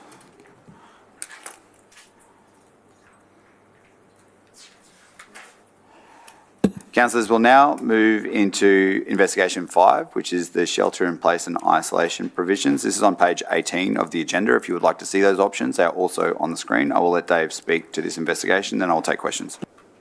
Thank you, Chair. This 5th investigation focuses on how long new residents should be expected to shelter in place during a flood. This does not relate to existing residents who have found themselves isolated in certain weather events and not had any significant problems. This policy relates to situations where council is being asked to approve new residential development in flooded areas. The current policy allows for up to 36 hours of isolation for new houses and additional bedrooms. Some feedback suggested extending this to 48 hours or longer should be considered. Longer isolation increases risk. Experience suggests that even well-prepared people can be compromised by circumstances that often arise during a disaster. The loss of power and mobile coverage, as well as water, food, fuel, and medical shortages all tend to happen at once or in very quick succession. Extended isolation is risky, even more so for our most vulnerable. The recommended option, option 2, keeps the 36-hour limit but improves the drafting to give clearer guidance and support on a case-by-case performance-based assessment. Happy to take questions. Thank you very much, Dave. I have Councillor St Ledger, then myself, then Councillor Stemp, then Councillor Lane. Thank you, Mr. Mayor. And great points, Dave. Like, we want to keep people safe, but I think we also need to realise that how resilient and prepared a lot of people are. And I know we're talking about new builds, but coming into these areas, we have the division I represent has numerous chunks of our division that become isolated during these events.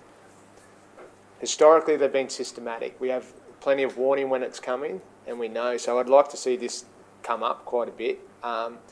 And reasons you stated there, whether or not it's something we look at through our planning or through the policy that these houses are reliant on generally tank water and things like that, so the availability of water and all their actual day-to-day needs are available at their home. So I think we need to give residents more credit that they can sustain to be isolated for a longer period because it's a systematic cut-off period. So we issue warnings here from our disaster centre and when these events are going to happen. People have time to be prepared and to be able to take refuge in their own home. So I'd like to see it. I'd propose even go as high as 72, which is 3 days. I think people can do that quite comfortably. Do you want to foreshadow that as an alternative motion? Yes, please. Thank you. I've got myself, Councillor Stemp, Councillor Lane, and then Councillor Wilcox. My position, and then Councillor Hall. Thank you, Councillor Hall. When we last debated this duration, I was in favour of longer than 36 hours for reasons similar to what Councillor St Ledger has just put out. But my view changed after I saw what happened during Tropical Cyclone Alfred, where we lost power to mobile phone towers for extended periods of time. That meant that someone isolated had no way to communicate. And I hadn't seen that happen before. It was a massive issue for people who could even just drive out of areas like Logan Village, which lost mobile phone reception, because they couldn't conduct their business. They couldn't. They had a generator. They could run their house. They could run they could flush their toilets. They could keep their fridges on, but they couldn't communicate. And my concern is for a new dwelling, particularly because this is only for new dwellings. It doesn't impact existing. Is that if you were to build new dwellings and then people moved into those, and they may know on their that they've got an isolation risk because it gets done as part of their settlement, but if you lose mobile phone coverage and there is no other option now except mobile phone coverage, and you don't have satellite access for whatever reason, you have no way to call for help. You're alone and you're stranded, and that's very dangerous. Now, 36 hours, it's going to have to be a pretty extreme medical incident for 36 hours to be too long to make it to the end of that, and I would argue that any duration could be too long if you're having a heart attack 3 hours after you've been isolated, but that's very unlikely circumstance. So I'm supportive of recommendation 2. I think 36 hours is reasonable. Going further just cascades that risk that you're not going to have mobile phone coverage for longer and longer, and something could go wrong. And if something goes wrong because we let new houses get built knowing they would be isolated, I don't think that would be a good outcome for the community. And I say that with having represented Division 5, where Burrow Road has 6 houses that get cut off for about 7 days. They all pool their resources, they work together, but none of them are nurses or doctors. And so while they have what they call a flood holiday, where they get on the beers and they have their generators, they have the music, if a medical incident happens, they can't get out unless someone has a boat to come and get them. And that's really dangerous, and even they acknowledge that when I've spoken to them about it in the past. I was looking to option 3, but given consideration of what we saw with the unreliability of mobile phone coverage, I just don't think we can push it beyond the 36. Councillor Stemp. And I'll bring it back to you, mate. Thank you, Mr. Chair. Can you just remind me, Dave, where did the 36 come from? Like, what, where's that guy? I'm just trying to remember, I'm talking to so much information, obviously, just recently. The 36, where does that come from, and what is it based on? Like, what is the main consideration of picking that number of 36 hours, please? Yeah, originally it was 24 hours, and there was a sort of range or tolerance given in a disaster management context. So there's no hard and fast planning rules that we can draw from here around maximum isolation time. So it was really informed by disaster management response. So our people that sit within that centre here said that from 24 hours, really the calls start to come in, and then they escalate from there. So that's why we started at that position. Could stretch that tolerance to 36 hours, but beyond that, it's really, and when you compare that to the fundamental premise that any time isolated beyond 0 hours is kind of potentially problematic for people. And there's a couple of tests, I guess, that also hang on the edge of fact and planning. Asthma puffers, EpiPens, those sorts of needs arise, access to get those things quickly within an hour or two or even sooner. That's informed sort of a more conservative line here. The other aspect that I don't think many would realise is the amount of NDIS houses and care facilities that are in normal houses that you wouldn't recognise them from the street, especially in our developing areas of the city where you've got a patient and potentially, yes, there's carers who come through that house, but they are typically around their mobility. They're not often high-end medical specialists. They don't retain a kind of huge supply of medical supplies within that house, but you just wouldn't know that's there. So the rise of that sort of once again starts to temper our willingness to go higher. And just so if anyone does an extension or had a rebuild for, say, the house got burnt down and they had to rebuild. Does this factor in to that as well for those sorts of situations? I know this is separate, I know this is just new builds, but for that other situation, is this also factored in? It is, but it's really, that's under the philosophy that if you lose your house, you need the ability to rebuild your house. So through that performance-based approach, we can say you're only really replacing like for like, and therefore these normal sort of tests or, isolation tests aren't necessarily applied in that context. Thank you, Councillor Stamp. Councillor Lane. Thanks very much, Mr Mayor. When we first raised the idea of shelter in place, I went for the bigger number. I figured people could forage in their cupboards just as well as the next person, and that most people are self-resilient and common sense rules the day. But Tropical Cyclone Alfred did change it, and I'm the one in the Disaster Management Centre along with a great team of people, and we took the calls. And the calls involved trees coming through houses. It's nice to be resilient, but when you're actually in the middle of a cyclone and your roof is caved in, you can't quite be as resilient as you were before. We had people that hadn't gotten to get their oxygen renewals. So they were literally people who rely on power to power their oxygen machines, and when that goes down, they're supposed to have canisters with them. They didn't have them. We had people who were literally without their medications. So the level of resilience is quite high, and as being part of the local disaster management group, I often refer to the Australian Institute of Disaster Resilience, and the quote there is no safe time for shelter in place. There is no safe time for shelter in place. Shelter in place 9.2.2 says there's no safe duration of isolation if other disasters occur, i.e. fire during a flood, no septic, medical emergency. I was all for let's take it up to as long as we can until Tropical Cyclone Alfred. This is about new builds. It's not about existing people. But there were so many people in new estates where the trees were planted and they were just starting to go above the roof line, and next minute they're smashing through a house. And we saw a lot of that in Division 4. There was a number of it in Flagstone area where they pretty much got a puff of breeze, but they actually had a lot of water and trees started going over. People aren't doubting whether people can be resilient. What we're saying is in case of other emergencies whereby you cannot access them, that we should have the smallest time frame possible. And that's reasonable. It's what other states work on, and it's what we should be working on here. Thank you, Councillor Lane. Councillor Wilcox. Thank you. In the report that we got back from Realm, it says there is no such thing as a safe period of isolation. I don't think we can put a time on it, but I have to agree with Councillor St Ledger that I think we need to push it to 72 hours. The amount of unintended consequences that we've had on people limiting their properties and stuff like that, there is different discussions that need to be had for driveways, streets that get cut off and suburbs that get cut off. And I think wrapping this all into one is a bit, for me, it doesn't sit easy.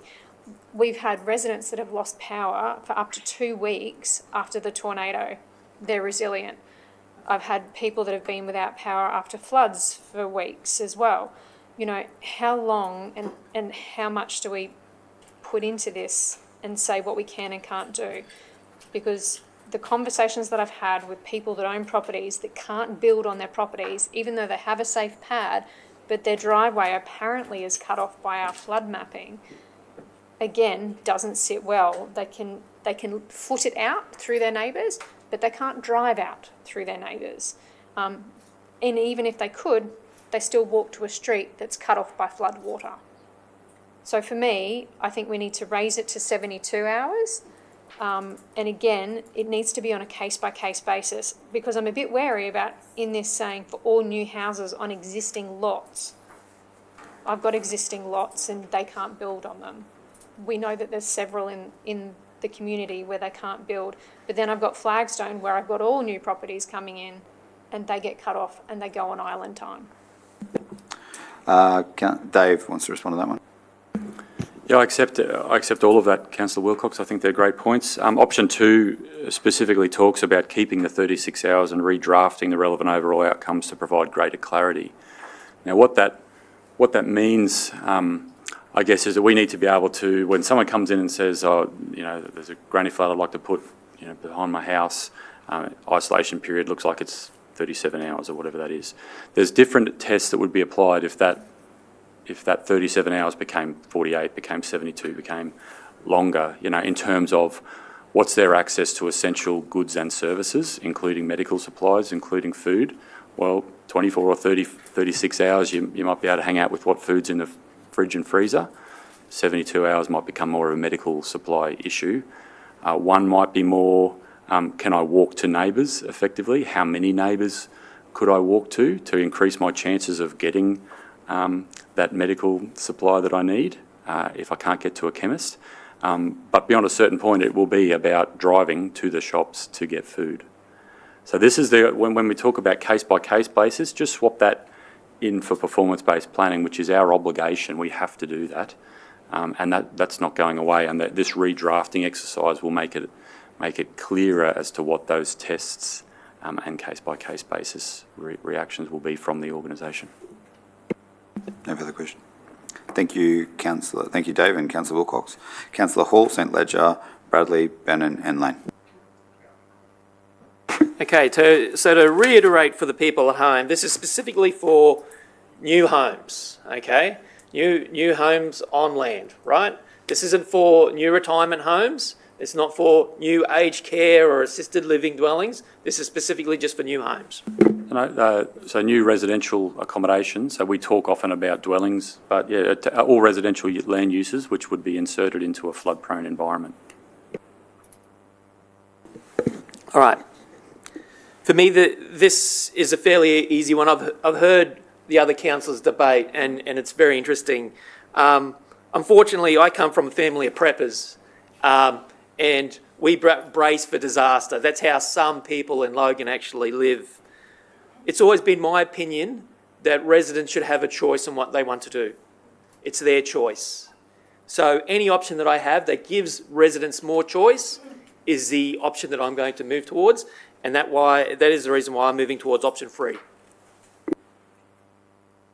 Thank you. For clarity, that's 48 hours. Councillor St Ledger. Thank you, Mr Mayor. Agree with your comments. It adds a level of difficulty with what we had in Cyclone Alfred with the cell towers going down. But that doesn't mean that that's just targeted at people that are building a new house and maybe isolated from some water across their driveway. We've got residents across the whole city living in isolation every day, and their house is accessible even in flood time.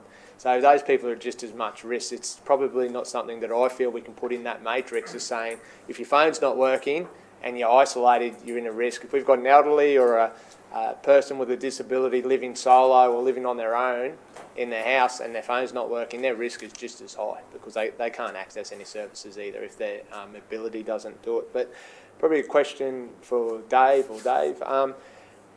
How do we determine an isolation? Is it 100 mil of water across the driveway or the end of the street? Is it 300 mil? Is it a metre?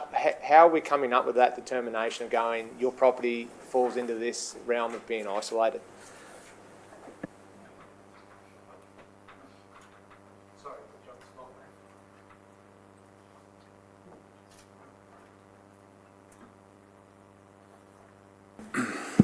I'm sorry, I don't think we're going to be able to respond with what that specific test is, but the benefit of moving towards the risk-based approach meant that we could map them, so they are a mapped and known area spatially. Just getting some text here from the team, low hazard, less than 300 mils, but yeah, so obviously you're able to drive in and out through that kind of level of inundation, but to your earlier point, where are they? Where are these areas? They're mapped on our system, but I can't actually answer the specifics of your question. And I can see with the recommendations why that they've come up with those recommendations, but it's obviously, from my position and for the residents that I represent, it's sort of opening up that ability to be able to do what they need to do safely, of course, on those. Is there a mechanism where we can assess, you mentioned before, say if a property falls into a 38-hour isolation, is there a case-by-case, or have we got a policy or a mechanism to assess that to be able to go, well, in this case, that's acceptable? That's absolutely the intent. So at the moment, we're probably a bit more hard-nosed about it than than what we're suggesting should be the case. But the option 2 that's recommended, as I mentioned, there'll be redrafting that you'll see at the point of sending that new TLPI off to the state for endorsement.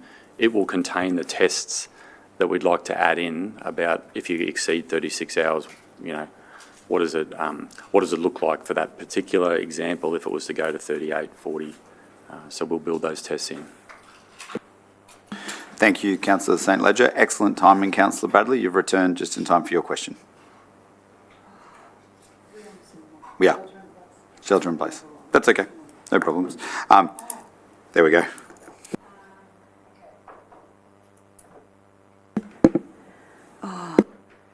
I'll start talking and I'll see if I trigger your memory.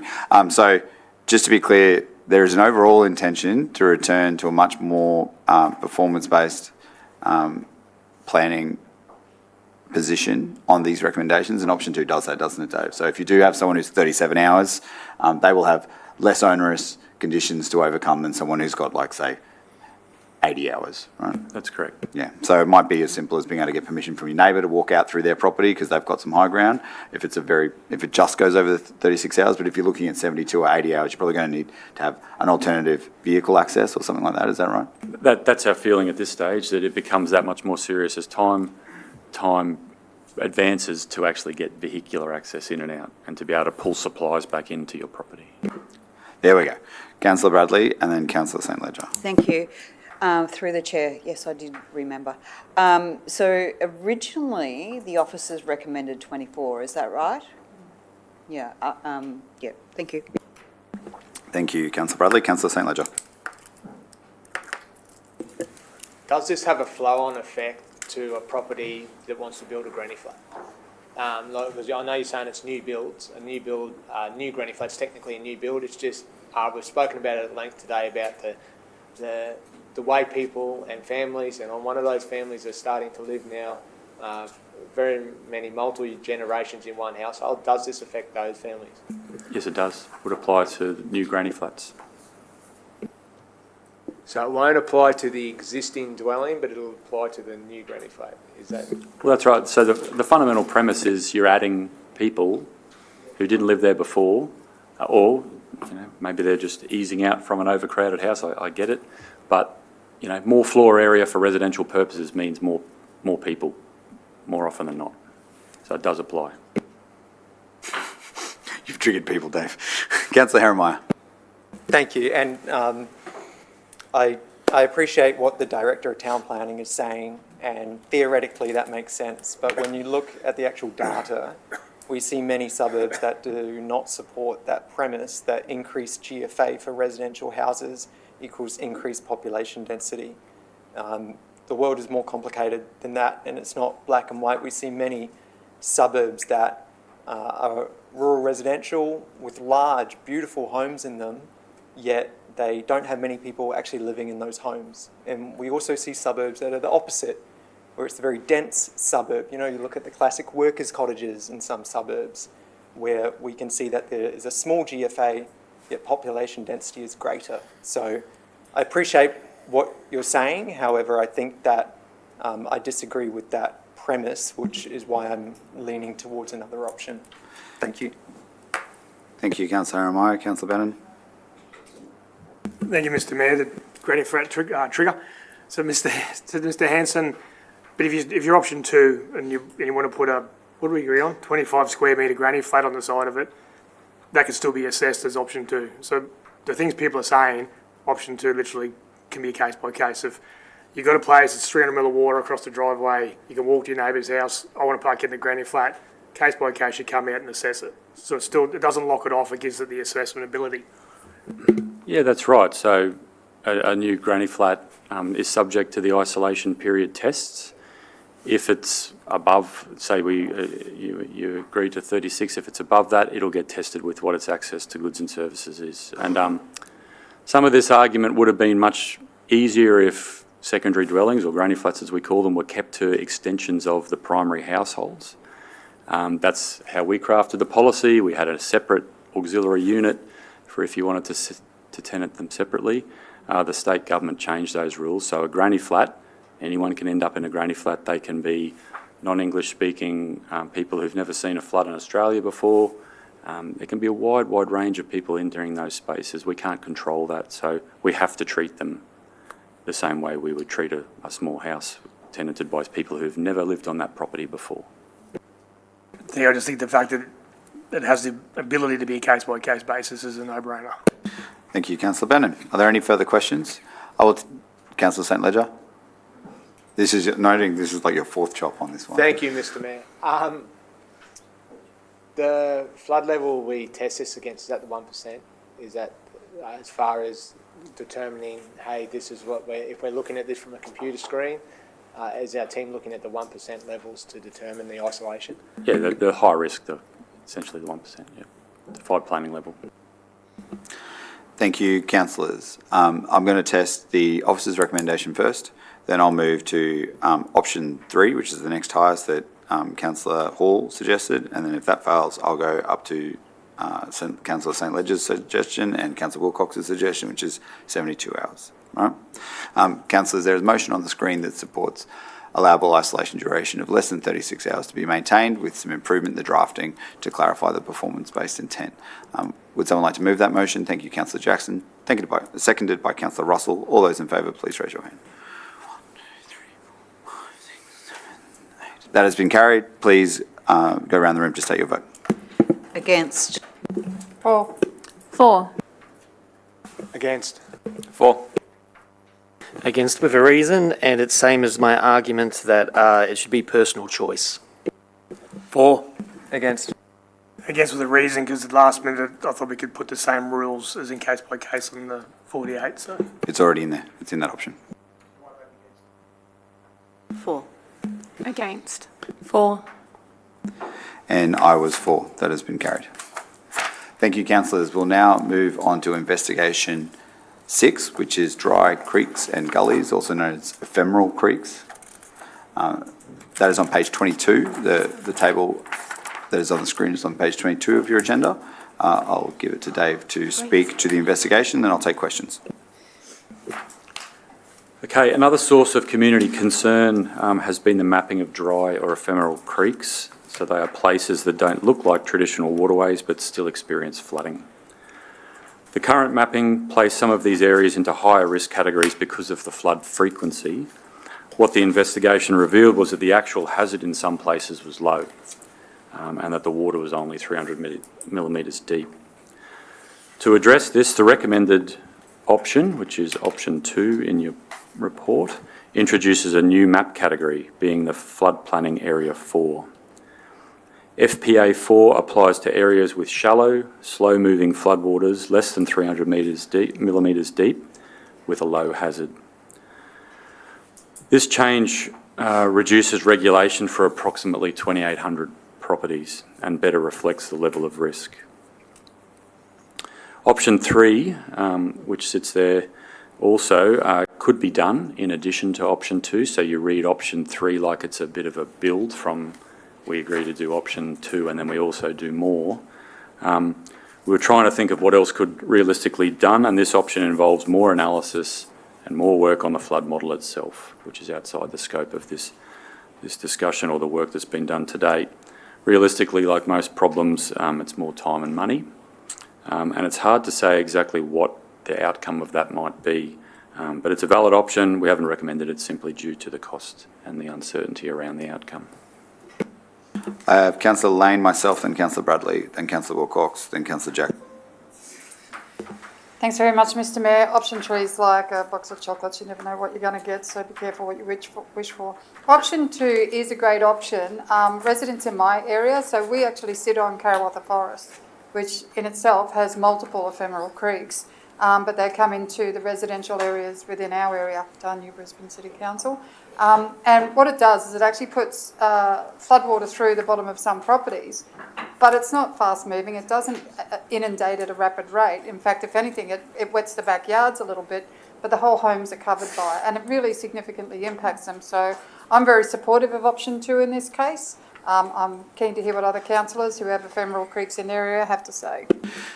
Thank you, Councillor Lane. This was one of the issues that was raised most clearly and articulated extremely well during both the Jimboomba Town Hall meeting and the Loganholme Town Hall meeting, particularly in Jimboomba because there are so many properties impacted by these creeks. And what residents described to me again and again was a situation where you have a creek that has been flood mapped that might only be a few metres above the highest point of the property, and instantly it gets called a creek on our flood mapping and is high risk. This seeks to address that concern in the simplest way possible, and I'm supportive of that. I am supporting option 3 purely because of the conversation that was had with WRM, and I tabled that advice in the previous special council meeting, where they were of the view that the way that we had done that creek mapping could be done more elegantly, could be improved, because we had arbitrarily sought to flood map anything in a waterway corridor or overlay. In planning, a waterway corridor is an environmental overlay that has nothing to do with the flood character, like the hydrodynamics of the land that it's on. It's to do with the environment in the area, wildlife and other things like that, and protecting that. So while they may seem similar, and the term waterway overlay makes it sound as though they're achieving the same thing, they aren't. And WRM was very clear that for something to be called a creek and therefore able to be called a flooded creek, it must have a certain size catchment. And the work we did originally didn't consider that hydraulic advice. It considered where the waterway corridor was. So I'm interested to see that work get explored. I'm hoping that it's less than $300,000 in 6 to 12 months, and so does the director, because from discussions with WRM, they said the data already exists in your model. You just need to use that data in a more sophisticated way to understand where the creek actually begins. And before that, it wouldn't be called flooded. It would be called overland flow, which is something that we see through the model all over the city. There's overland flow, because that is essentially where water sheets over. It's no risk. It's very easy to manage through construction and through evacuation and everything else. And that would serve to remove so many more people from having a high-risk flood marker on their property. So this is a good start. It says it reduces the regulation on 2,800 properties across the city. That's a huge deal. And I think we need to do that immediately. But I would very much encourage councillors to consider option 3, as it'll let the staff go back and do that additional work to see how many more properties would benefit from that more sophisticated understanding of creek catchments and where they begin. And I'd like to foreshadow that thank you, Mr. CEO. I'd like to foreshadow that as an alternative motion. Mr Mayor, you just mentioned that it reduces regulation on 2,800 properties. That's not in recommendation number 3. So recommendation number 3 is an extension of recommendation 2. So it would be, recommendation 2 would be what we do right now to address it. Recommendation 3 has some additional work that wouldn't be ready by the time the TLPI is being considered. So as per option 2.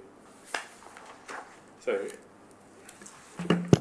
through Mr Mayor, so with recommendation 3, option 3 is as per option 2, but with the addition of, with the addition of doing that work. But option 2 would be the only work that would inform the TLPI, because the mapping will take longer than the 3 months that it takes to draft the TLPI. So to Councillor Bennon's point, and he's put himself on the list, it means we will get another chop at seeing what that data looks like. I have Councillor Bradley, Wilcox, Jackson, St Ledger, Bannon. Councillor Bradley. Thank you. I've got a number of things going on in my head here, so hopefully I can articulate them. My hand went up because, firstly, Mr Hanson, can you just clarify, obviously there were a lot of submissions through public consultation. What percentage of people referred to this as an issue?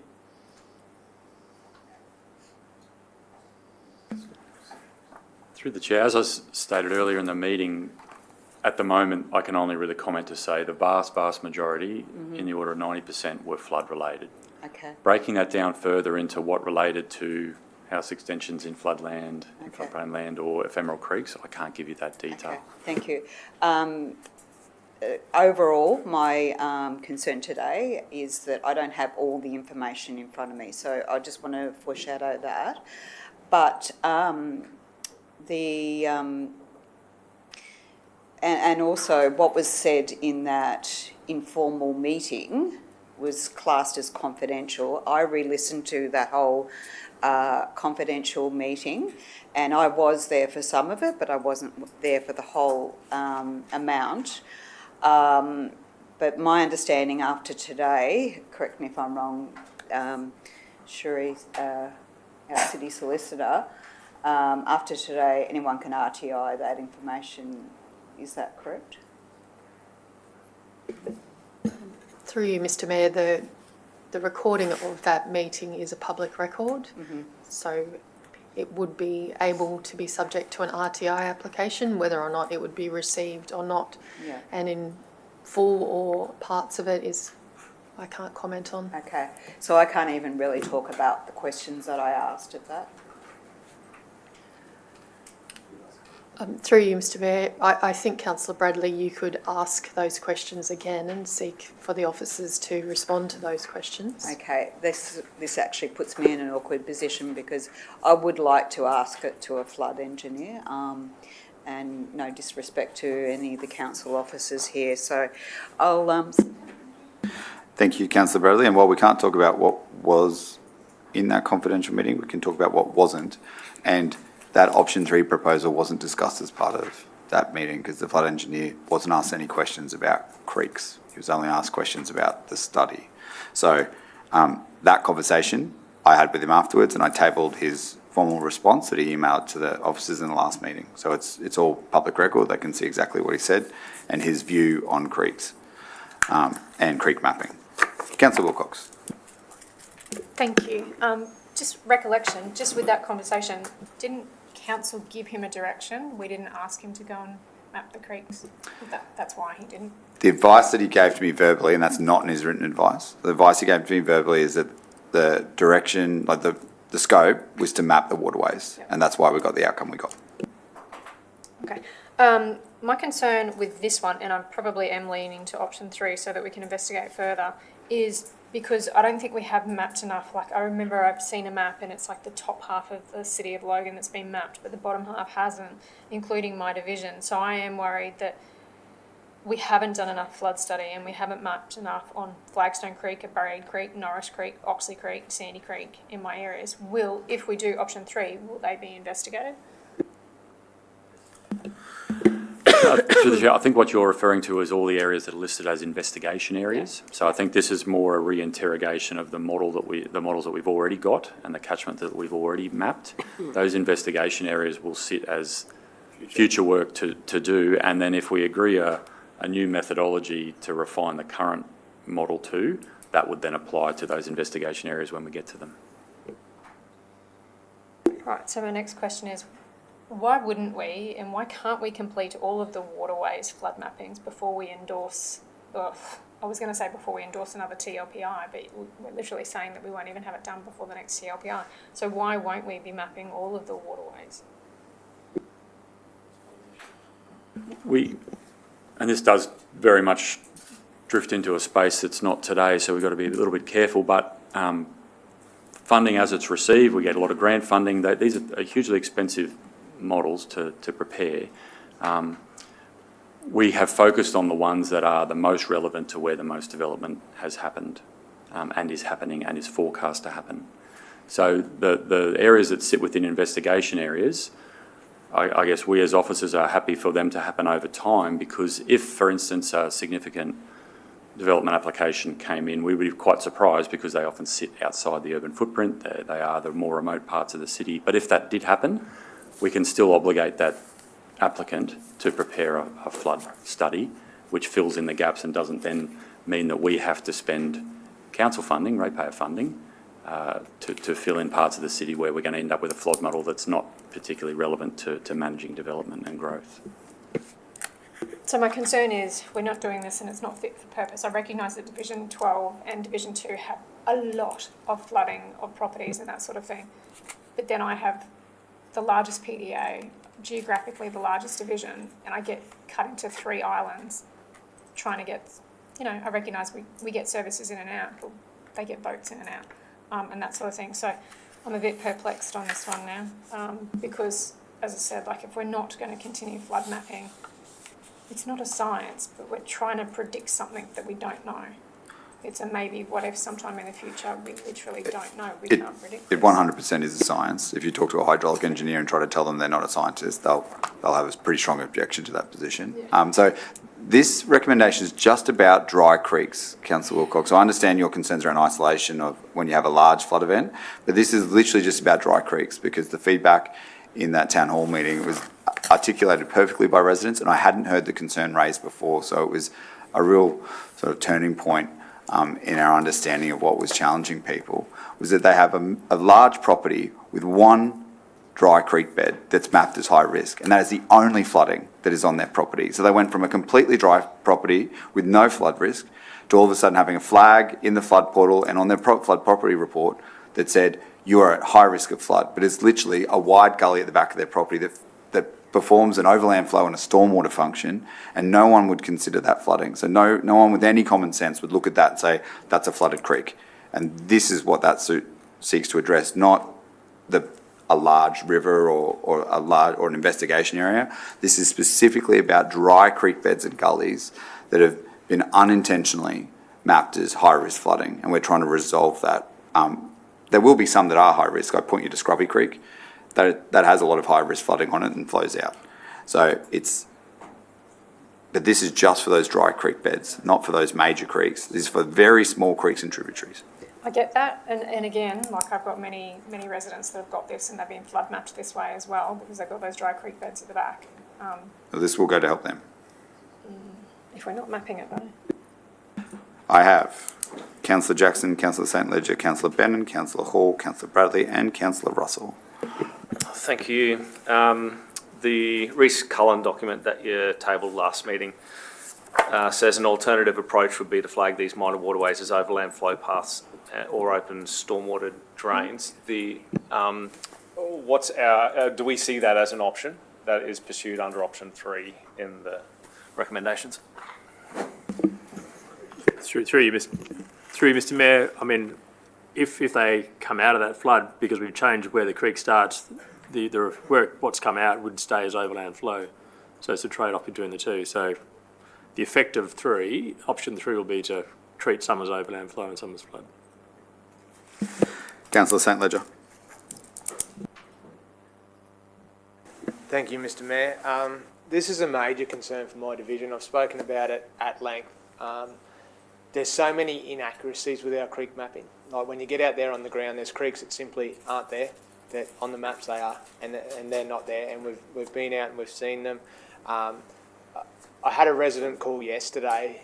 They've got a dam and a creek mapped on their property. It's just not there. It's physically not there. So it's something. It's overland flow at best or at worst, however you want to word that up.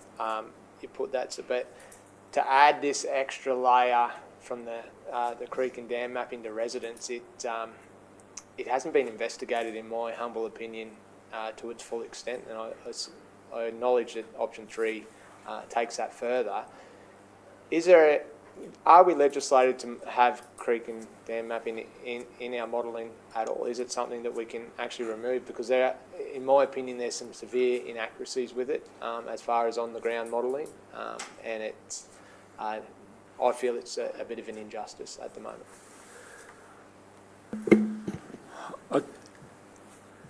To the point that was raised by the CEO, we have to understand where water moves on a property, whether that's overland flow or flood water. So the intent at the moment, we accept there was a number of these waterways popping up as flooded under the current flood layer. Option 3 then seeks to refine that further. If at the culmination of that work, there was a degree of ground truthing that needed to be done, then we would put that potentially in front of councillors for a decision as to whether you want to go further. But where it crosses over to overland flow, it's no different if you want to put a shed at the backyard. You need to understand that shed is out of a flow path which water does flow through in a certain rain event. So where you cut that between flood and overland flow, that's what this work is intended to refine. So I think we're in furious agreement that we need option 2, which will, I think it was 2,800 properties. That will be a start of the journey to fix this.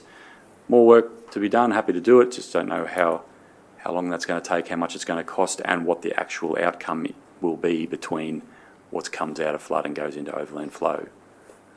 But all that's a positive refinement. You know, it shouldn't be seen as a negative thing. Thank you, Councillor St Ledger. Councillor Bannon. Thank you, Mr Mayor. Dams, because one of the biggest issues I have is when we started mapping dams. I'm strongly against mapping a dam, but it's talking about creeks, but we always talk dry creek beds and dams, but there's no mention of dams. Have I missed it, sorry mate, or? Dams are included in the same analysis, so if there's problems around the way that those dams are shown, then this work will pick that up. Thank you. And I've seen the dam paths that you're talking about. I would like to think that when you remove the 300 mil, for starters, you'll address a lot of those. But ultimately, that catchment work of how big does the catchment need to be before you even call it a creek, so it can't even be called flooding because it's not a creek yet. And that goes to Councillor St Ledger's concerns as well, that it's not a creek until it's got a big enough catchment. So the creek starts much further downstream, closer to the actual main body of water, rather than right up near the peak of a hill that 5 metres below it is called a creek, when there's no hydraulic evidence to back that up, which is why I think option 3 is so important. So, Mr Mayor, option 3 is going to pick up dams for me. Councillor Hall.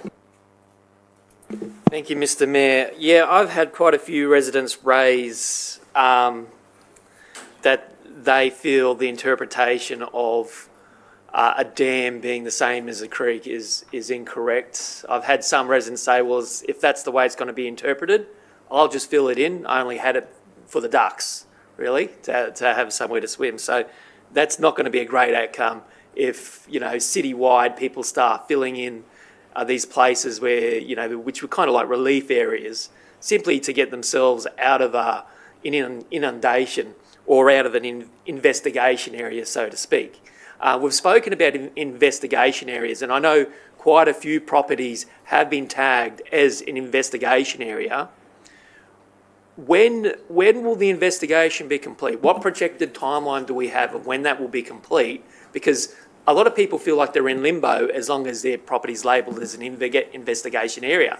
So do we have a projected timeline of when they'll no longer be considered investigation areas? The answer, through the chair, the answer that I get when I ask that question myself is that as funding becomes available, we have a priority list of the most important next catchment to do within those investigation areas, but there's no fixed time frame that we're planning to move forward to model these areas. And so to answer that question, it would be up to council to determine if they wanted, separate from this, because it's not relevant to this item or this report, it would be up to council to say, we want a program where we will fund, and rather than waiting for grant funding, we'll just fund the flood studies to be rolled out one a year or one every 6 months, whatever you want to determine is the appropriate duration. But that would be a budget or consideration for committee rather than for this forum.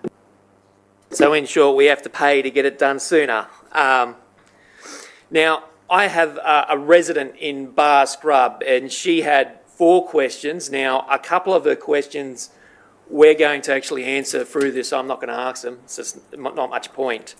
But I will ask some of the questions which I don't believe have been discussed as such, but I think it's important because they're asking the questions, and I'm here to ask it of council to see if they can answer them.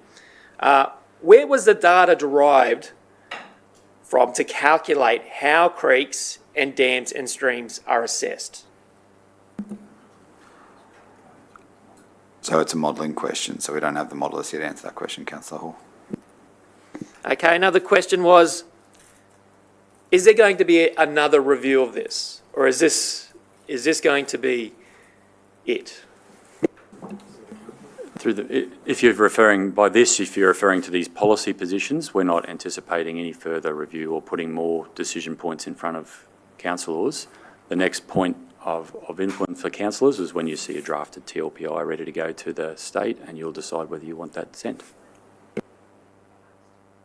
I think it's important to keep in mind that a lot of the discomfort that we have in our community and our residents is uncertainty. They want certainty. And as long as we have locations known as investigation areas, there's going to be uncertainty in our community. I believe we need to focus towards addressing uncertainty and start giving some time frame so people have a benchmark, a goal, somewhere to go. Thank you, Councillor Hall. That is noted, and definitely a body of work that you could do separate from this policy decision, but definitely a body of work that could be considered by council through committee or a future special council meeting. Councillor Bradley, then Russell, and then I'll put myself back in to explain the foreshadowed amendment. Motion, I should say. Thank you, through you, Chair. My hand initially went up when we're talking about the investigation areas, and obviously there's a few in my area and councillor, or number of councillors' areas. So, but you answered the question about the highly populated areas are done first, correct? Yeah, okay. But my question now has changed to something else, if that's okay. If we're to the city solicitor, if I may, will this change insurance for residents, regardless of our decision today? Will this change anything for the insurance premiums that residents actually receive? Through you, Mr Mayor, the information that council has is that insurance premiums aren't set based on council's flood mapping. What insurers use is a national database that isn't publicly available. Right, thank you so much. Thank you, Councillor Bradley. Councillor Russell. Thank you, Mayor. A question for EGM Dave, and it's just a simple one, actually. Why would you say that option 2 is recommended rather than option 3?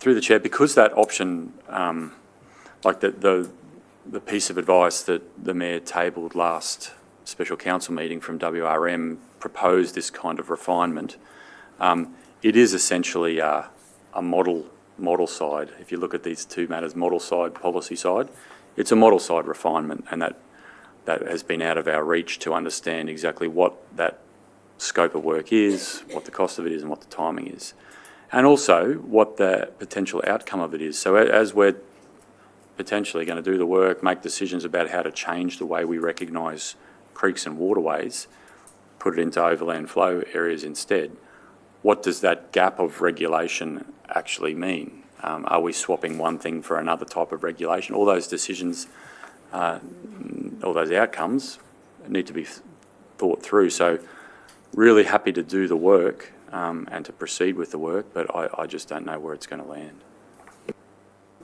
Thank you. I'm favourable of everything described in option 2, and I'm also interested in what's offered in option 3. But I'm just wondering if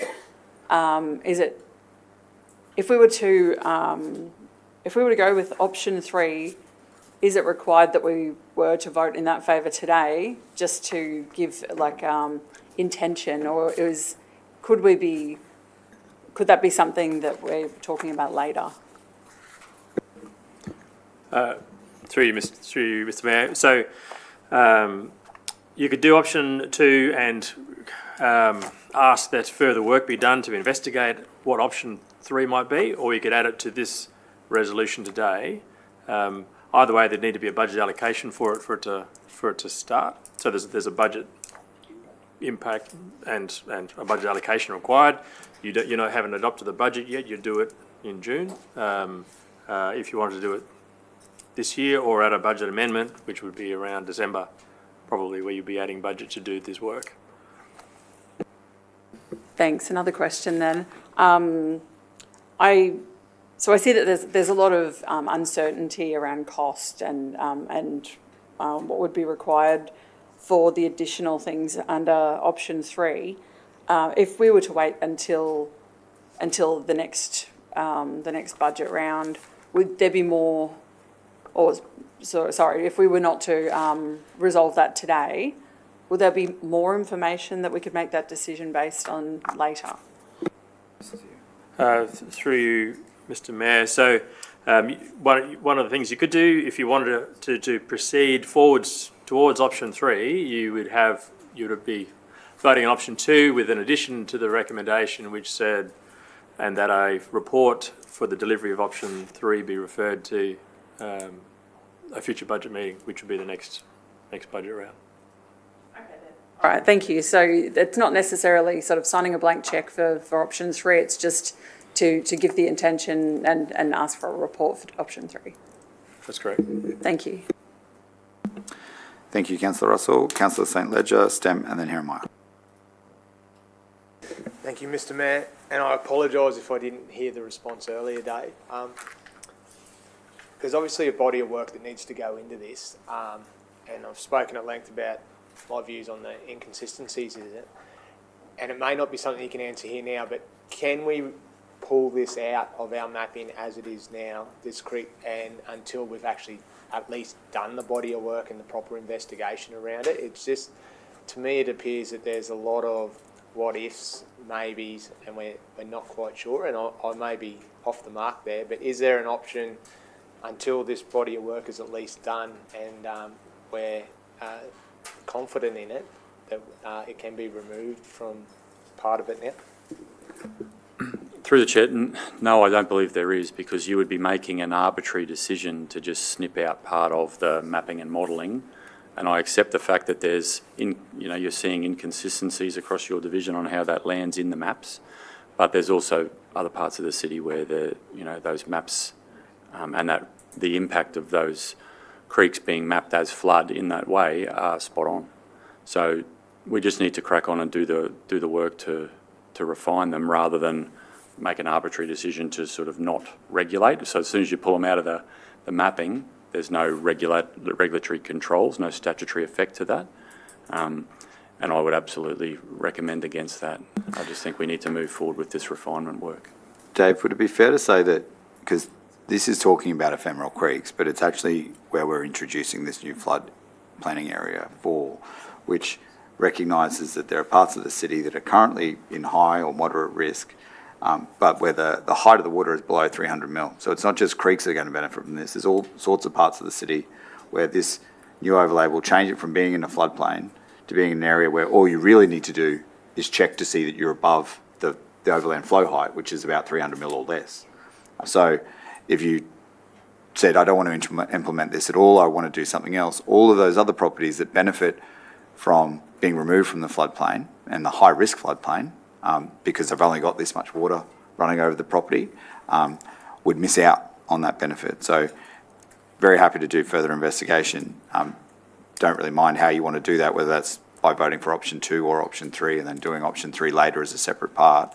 But I think it's really important that we remove as many people from that high-risk floodplain as possible where it's safe to do so. And that's what flood planning area 4 does. Is that right? Yeah, cool. Does that make sense, Councillor St Ledger? Probably as clear as mud, Mr Mayor, like to probably many people. Where do we stand with a resident if we're challenged on this? So if we've mapped a creek or a dam or something on their property and it's physically not there, where do we stand, or where does the resident stand in being able to go, hey, I believe there's severe inconsistencies here?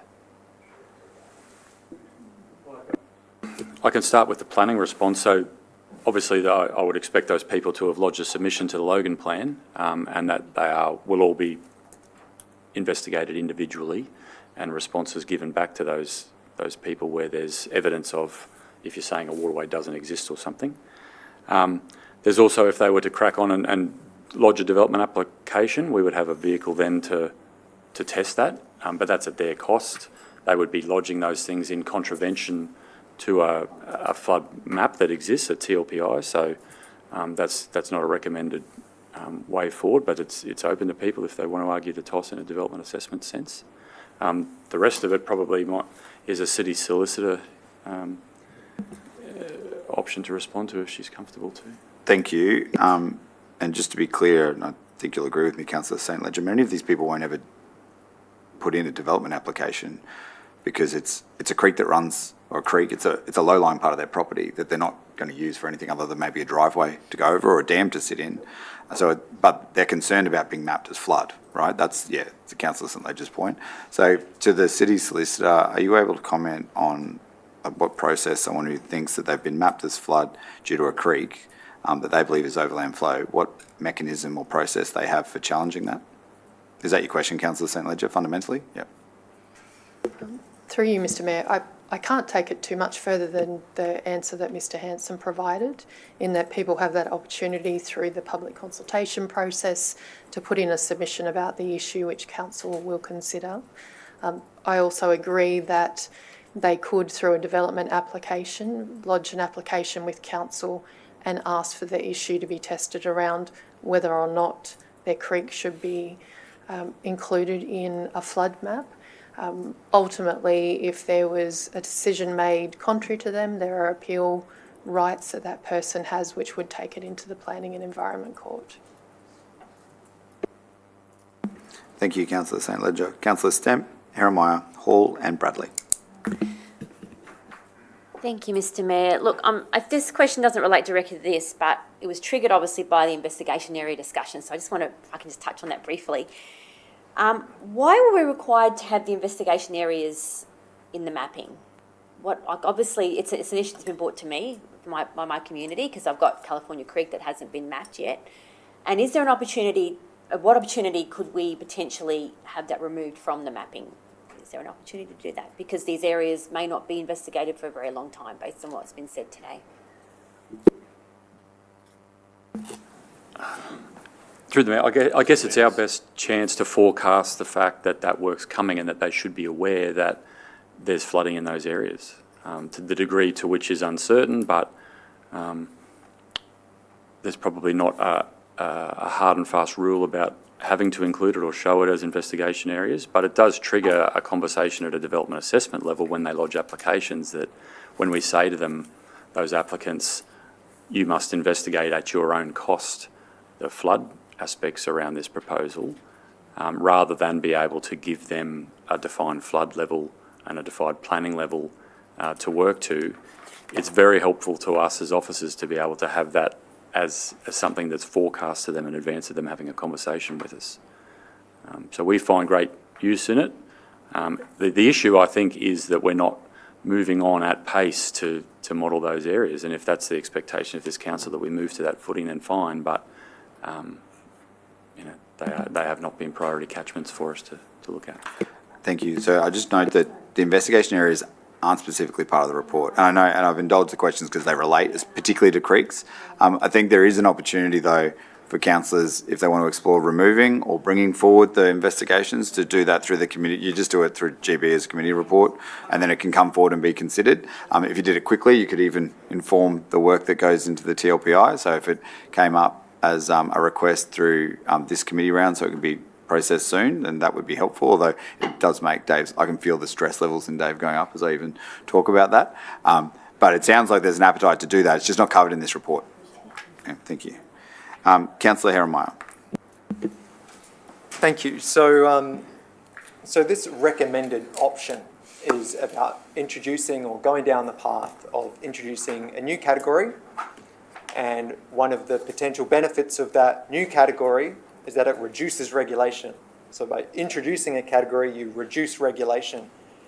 Now, my concern that pops into my mind when I see this is that when we look back at the history of this project, there has been a number of years of activity. We can see that there was a flood study review that had 15 findings. And with any project, what should happen is you look back at what's happened in the past to make sure your future actions don't repeat the same mistakes, if any mistakes happen. So what I can see with this agenda today is that there appears to be some change of mind when it comes to some of these investigation areas of council officers. What I think should be done is that we should have a lessons learned report where it goes through and identifies where, if anywhere, council went wrong and why it went wrong, so we can make sure that we don't repeat the same mistakes if we go down the route of introducing a new category. I think that's very standard project governance, and I think that's actually best practice to make sure that, assuming, let's say, option 3 is approved, that approximate cost of $300,000 in 6 to 12 months doesn't cause any more issues. So I'm a big fan of looking back and making sure that you learn from any mistakes, and I think that the project team should take that on board before we go down the route of introducing more categories. Thank you, Councillor Herrenmeyer. I agree with you, and perhaps that could be part of what forms option 3 as well, that lessons learned. But my concern is that waiting to do the lessons learned report, which I think is a very good idea, means that those 2,800 properties remain in a high-risk flood category until we do that work. And I would rather, if there's a mechanism to remove those properties from the high-risk area, knowing that it's less than 300 mil of water on their property, I think that's valuable to do immediately and in the interests of the residents who own those properties. But I think it's also valuable to do what you're suggesting, which is to investigate what's happened and what, especially before we get into the modelling of what a creek looks like. Because leaving those 2,800 properties in the floodplain is a poor outcome. Knowing that it's only 300 mil of water over it is a really poor outcome for those residents, for those property owners. And I'd hate to see like unnecessary delay happen for them, but I do think it's worth doing the extra work before we get into creek catchment size and that sort of detail and spending $300,000 of ratepayers' money. I think it's definitely worth doing that piece of work. Councillor Hall. It related back to investigation areas. I'm happy to prolong it until another. Thank you very much. And I note too that the overall removal of the low risk flood area and the introduction of flood planning area 4 sits in a future investigation that we're going to consider shortly. And there's a really helpful table that shows the difference of why FPA 4 is good for people and the difference that it makes in that risk assessment. And we'll get to that when the time comes. Councillor Benton. Through the chair, so option 3 is going to give me the quickest results to get some of these dams and stuff looked at on my division, because it's one of the biggest issues I've got. Thank you. So that's what I'm asking. So option 2 will remove anything that's a overland flow below 300 mil from the high risk floodplain. Option 3 will do the future work that defines what a creek is, and that I think that will be some of the most helpful information to the people who have dams and overland flow paths on their properties that aren't of a big enough catchment to be even called a creek by a hydrologist. Is that right, Dave? Sorry, started answering questions, my bad. Councillors, Councillor Lane reminded me with a look that I can get Dave to answer the question, I don't need to. The councillors, I will test the recommendation of the officers first, which is recommendation 2, then I will go to recommendation 3 if that fails, and then I will go to recommendation 1, option I should say 1. Now, I foreshadowed an amendment or an alternative motion. I've withdrawn that foreshadowing.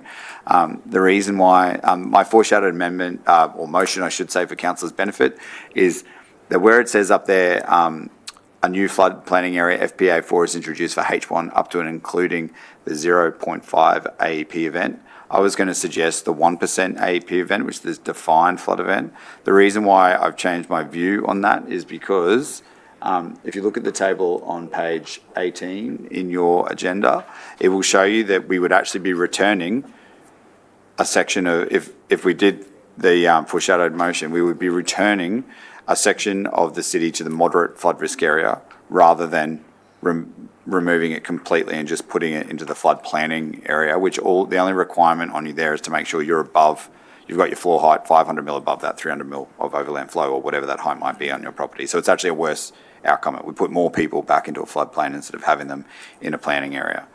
So I'm not supportive of putting that forward any further. So that, right now it says 0.5, which is a 1 in 200 event. See the foreshadows? No. For option 3. No, because I'm with, for option 3, hang on, I'll just take questions. This is the recommendation, this is recommendation 2. Yeah. If 2 fails, I will go to 3. Yeah. For option 2. Please stand by. Option 3 is not in that yet. I have to test the the process I've gone through for every single one is I test the officer's recommendation first, then I go to alternatives. Councillor Russell. Thanks, Mayor. So my question before was because I don't have the language for 3, and I guess that's where my confusion was coming from about what exactly I would be. Yeah. Would you like us to show 3? So you can consider that before you vote on this one? Otherwise, you end up in a position where you don't vote for it. Okay, show us option 3, please. And there's some wording already been put together for it. Oh. We can. Please stand by. This is option 3 on the screen right now, which is that for investigation 6, a new flood planning area, FPA 4, is introduced for hazard 1 and up to and including the 1 in 200 annual event probability that regulates annual exceedance probability, I should say, the event that regulates building floor levels and maintains floodplain function. The future work described in option 3 in table 6 of the report be carried out and referred to the next budget meeting for consideration. Noting that the next budget meeting is next year, next financial year. Through Mr. Mayor, the next budget meeting is in fact the budget adoption meeting. Okay. Yeah, so it could come as early as that. That would result in a briefer report, but nonetheless, council could make a budget allocation. Okay. We'd probably wordsmith that a little bit just to tidy it up along the Okay. way before if you do get to it. Well, okay, thank you. So that's for councillors' consideration. You could still amend it and tweak it up to be exactly what you wanted. I've got Councillor Wilcox, Councillor Jackson, and then Councillor Bannon. Just wondering why we're starting at 0.5, given that 0.5 is a 1 in 200. Why aren't we starting at a 1 in 100? Because this would replace the 0.5. So if you start at 1%, can you bring up page 18 of the agenda? It's easier to visualise it when I show it to you in the table. So, Sorry, page 20, page 18. page 21 of the agenda. It's page 18 of the report. Page 29. 21 of the agenda. That one. So, councillor, if you have a look at this, this is what is proposed with the FPA 4. If you do FPA 4 to the 1% instead of the 0.5%, that number up the top there would still leave people in moderate, which is FPA 3 now, instead of being in FPA 4. So you would leave them in a higher obligation of flooding because you're not going to essentially replace all of the H1 column, which is the lowest level of risk. You're not replacing it with a very low requirement, very low regulation level. So if you start from 1%, you leave people with higher regulation, and we're still dealing with less than 300 mils of water. So this just makes sure that you replace all of that light blue with the planning overlay that only requires you to set your floor height above 500 mil above the level of flooding you've got on your property. It's a very low regulation requirement, and it's lower than what FPA 3 would require if you left it in place. So it's a better outcome for the property owner, essentially. Did you still have a question, Councillor Lane? Sorry, I had Councillor Wilcox, Councillor Jackson, Councillor Bannon, and Councillor Lane. You good? Yep. Councillor Jackson. Yep. Is your foreshadowed motion applied to option 3 or option 2? I've withdrawn my foreshadowed motion because it was originally going to start from 1%. So it would have been a worse outcome.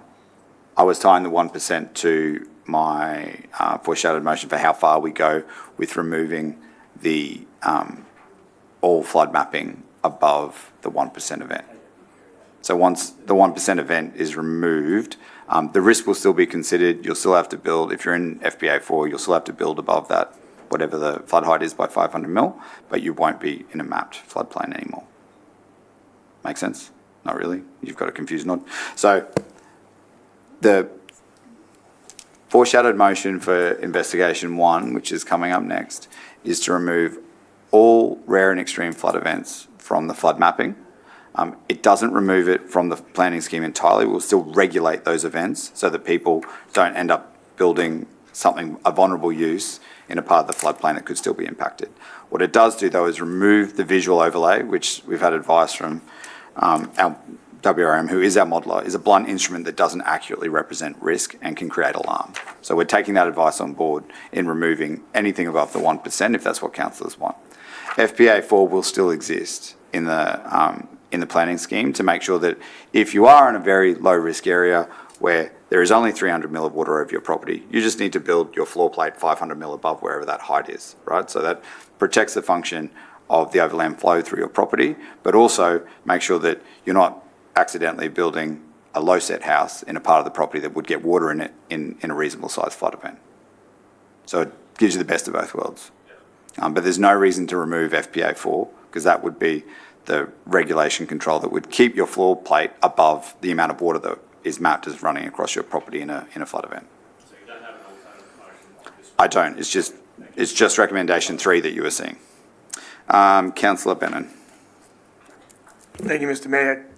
Not a question, not an answer for today. With the budget coming up as the budget chair, if we think this is going to cost 200 or 300 grand, it would be great to somehow try and get that in, so we're not adding money to the budget, because the residents would just say they're literally paying a gang for us to try and fix this. So it'd be nice. Like I said, don't expect an answer today, it's a budget thing, but it'd be nice if we could find some fat somewhere in the budget so we're not charging this again on top. I would look for savings, Councillor Bennon, as is the preference of councillors in general. But yeah, we definitely look for savings rather than trying to increase the rates to cover it. Councillor Lane is not here to ask her question, but I wasn't sure she actually had one. So, if councillors clear on what option 3 looks like? That's option 2. Before we get to voting on option 2, are you clear on what option 3 looks like? You're comfortable with what that could be? You can still refine it further, but generally it's just doing that next body of work and referring it to budget for consideration. That is 2. Because that's what you're bringing back 3 for me. I'll give you back 3 so you can have a look. So, oh, no, that's okay.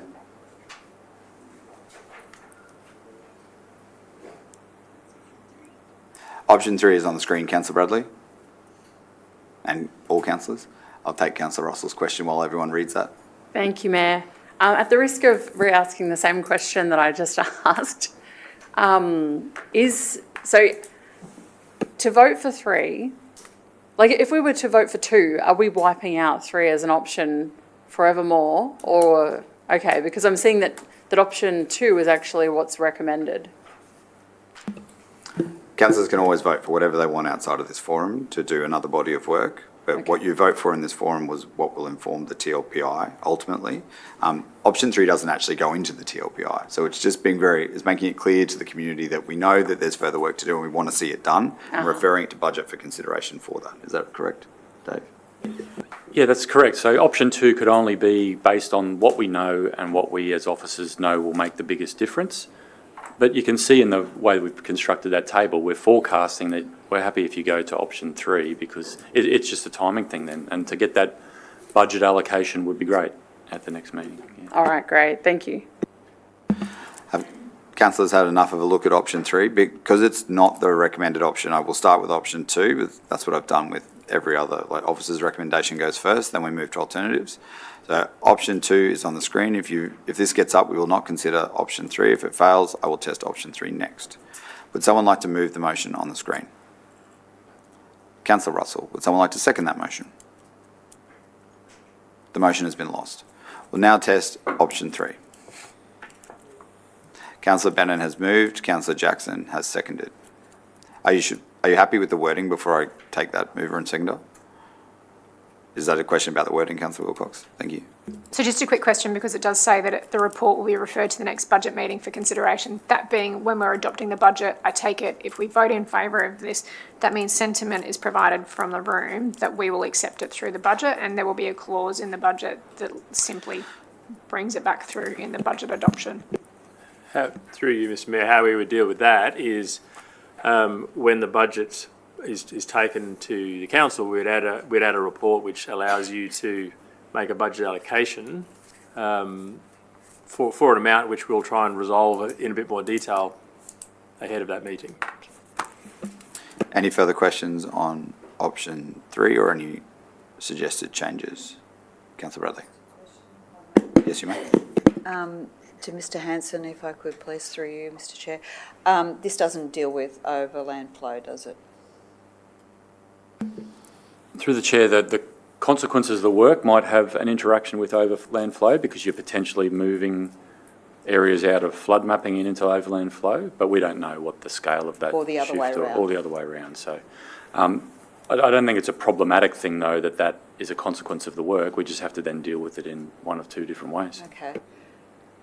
Okay, I'll just think about that because, as I said to you yesterday, I took council to court before I was a councillor about that exact issue. Thank you. Thank you, Councillor Bradley. Are any further questions? There being none, Councillor Bennon has moved, Councillor Jackson has seconded. Does anyone wish to speak to the recommendation? Then I'll put it to the vote. All those in favour, please raise your hand. That has been carried. Please go around the room. Abstain. Against. Against. For. For. Against, I'd like a bit more certainty, which I discussed. For. Against with a reason.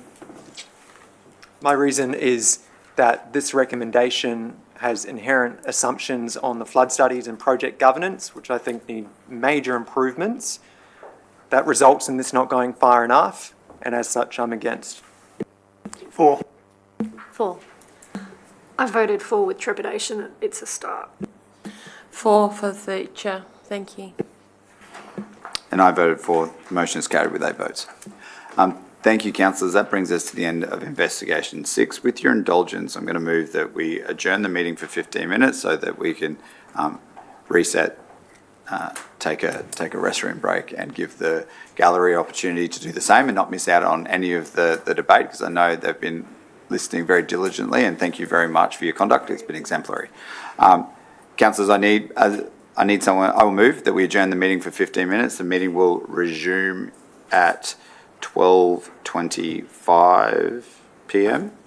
I've moved. I need someone to second it. Thank you, Councillor Jackson. All those in favour, please raise your hand. That has been carried with the exception of Councillor Hall. How do you vote? Against, I could do this all day. Thank you very much, Councillor Hall.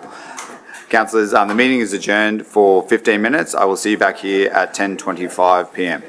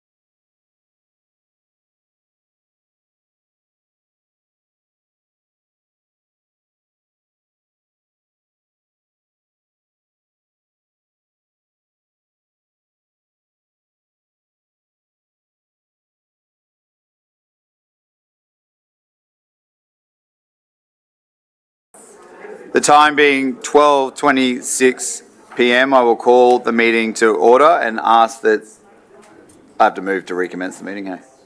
And I will move to recommence the meeting, and Councillor Lane has seconded that motion. All those in favour, please raise your hand. That has been carried unanimously. Thank you, councillors. Councillors, thank you very much for the work you've done so far. We will now move to investigation 1, which is the removal of the low-risk hazard area. I'll let the director speak to it first, and then we'll get into questions. Thank you, Mr. Chair.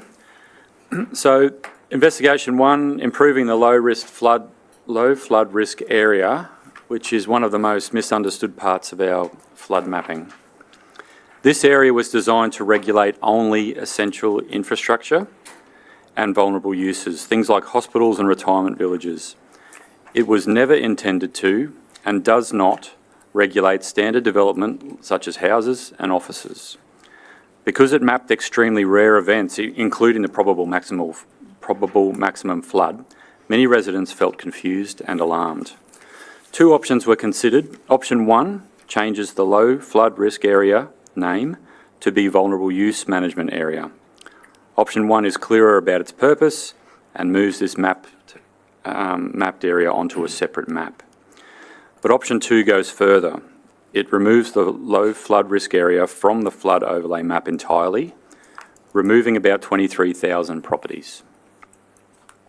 This is a step toward reducing unnecessary concern. Importantly, though, we will still need to regulate essential infrastructure and vulnerable uses through a new development code. We're not removing safety and flood immunity requirements for more rare and extreme events for essential infrastructure and the most vulnerable in our community. We're presenting them in a different way. We have sought the state government's advice. At this stage, they are supportive at officer level, but the changes sought will absolutely require the Mayor's continued involvement and advocacy in order to achieve the result required. Happy to take questions. Thank you, Dave. I have a question from Councillor Lane, then Councillor Bradley. Thanks very much, Mr Mayor. Dave, removing these properties from the flood overlay mapping is a great thing. I think for many people, as you said, it caused concern. Now that we've got them out there, though, do we have an obligation to keep them public? Through the Chair, we don't, not in and of itself. So there's a balancing of, we've got a couple of avenues that people can inform themselves about these rarer events. So the flood awareness portal is essentially for that purpose. I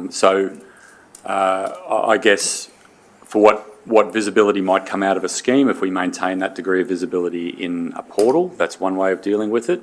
If we maintain access to that information, though, that's the most important thing. So information can be requested by virtue of reaching out to council through a hotline, an email address, and still receive the same information. So in and of itself, it doesn't increase our exposure. No worries. And one of those vulnerable user groups would be aged care facilities, wouldn't it? Yeah, through the Chair, vulnerable use activities include childcare, community care, detention facility, educational establishment, hospital, relocatable home park, residential care facility, retirement facility. Okay, so the average punter who's 81, who's living in that area can still live within it, but not in a retirement village? Once again, this is about regulating future uses, so we're not going to let a retirement facility land in those vulnerable parts of the city. That's it. Thank you. Thank you, Councillor Lane. Councillor Bradley. Thank you, through you, Mr Mayor. I'm not sure who to ask this question to, whether it's the city solicitor. Will whatever is decided today change the insurance premiums for residents whose properties are in these areas? Through the Mayor, our view as officers are that these maps aren't the defining factor for premiums, for insurance premiums. There's a whole range of information that an insurance company draws on, not often our maps. Therefore, it's a matter for them to decide what they base a premium on, not us. May I ask the question to the city solicitor? Will this actually change anything in your view for residents whose properties are within these categories?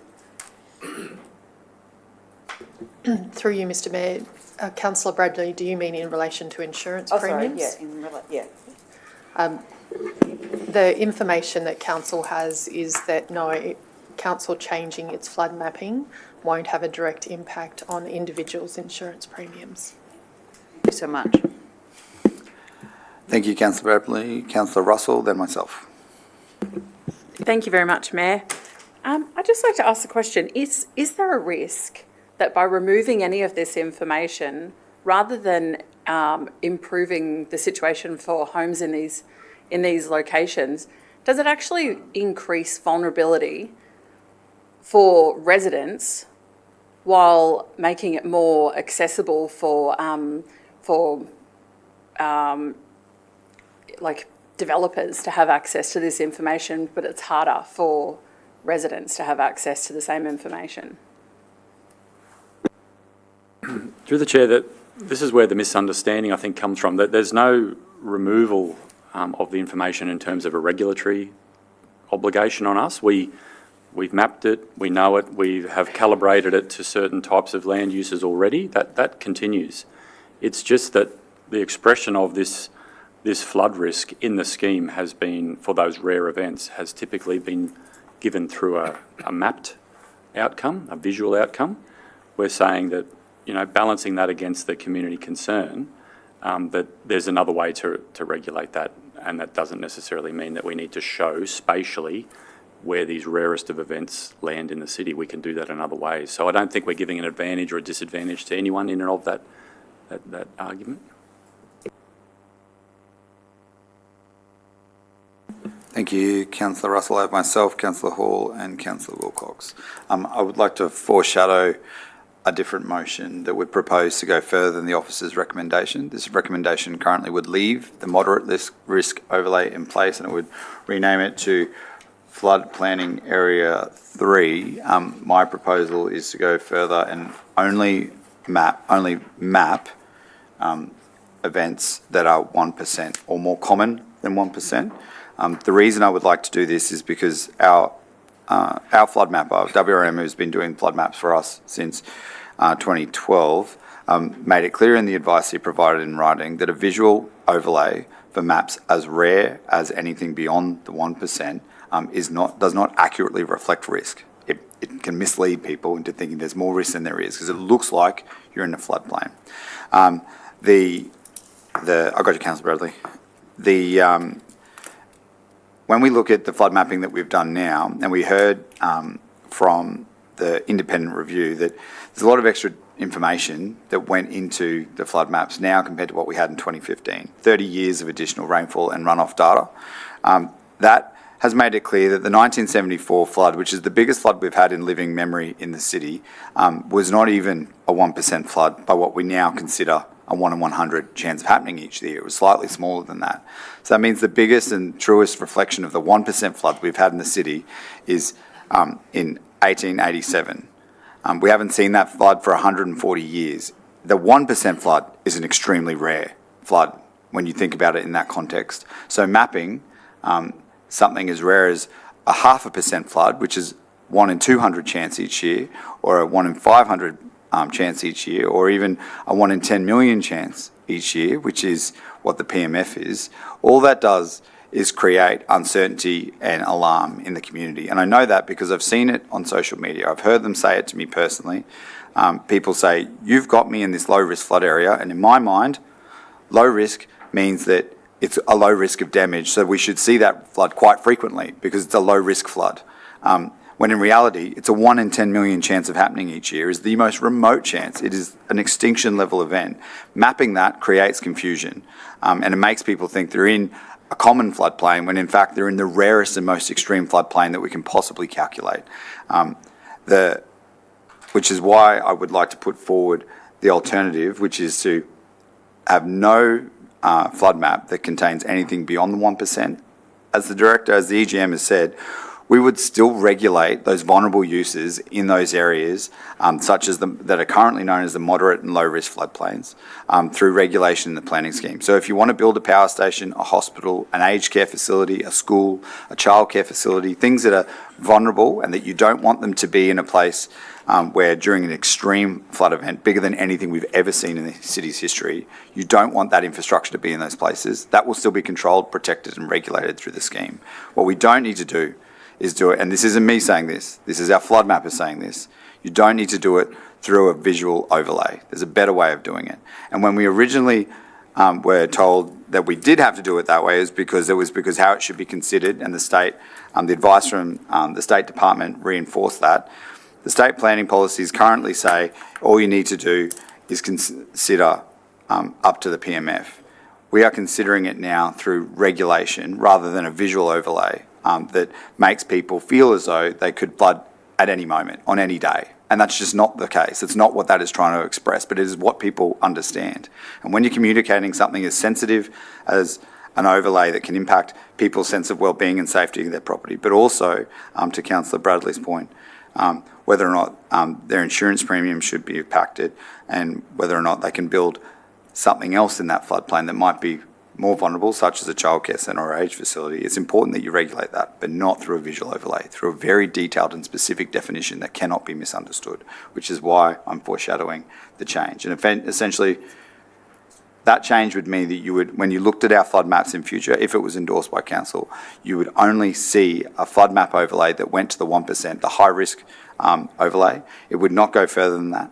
I've formulated reasons already for why we would move to that, so that if that is supported, we don't need to do any drafting.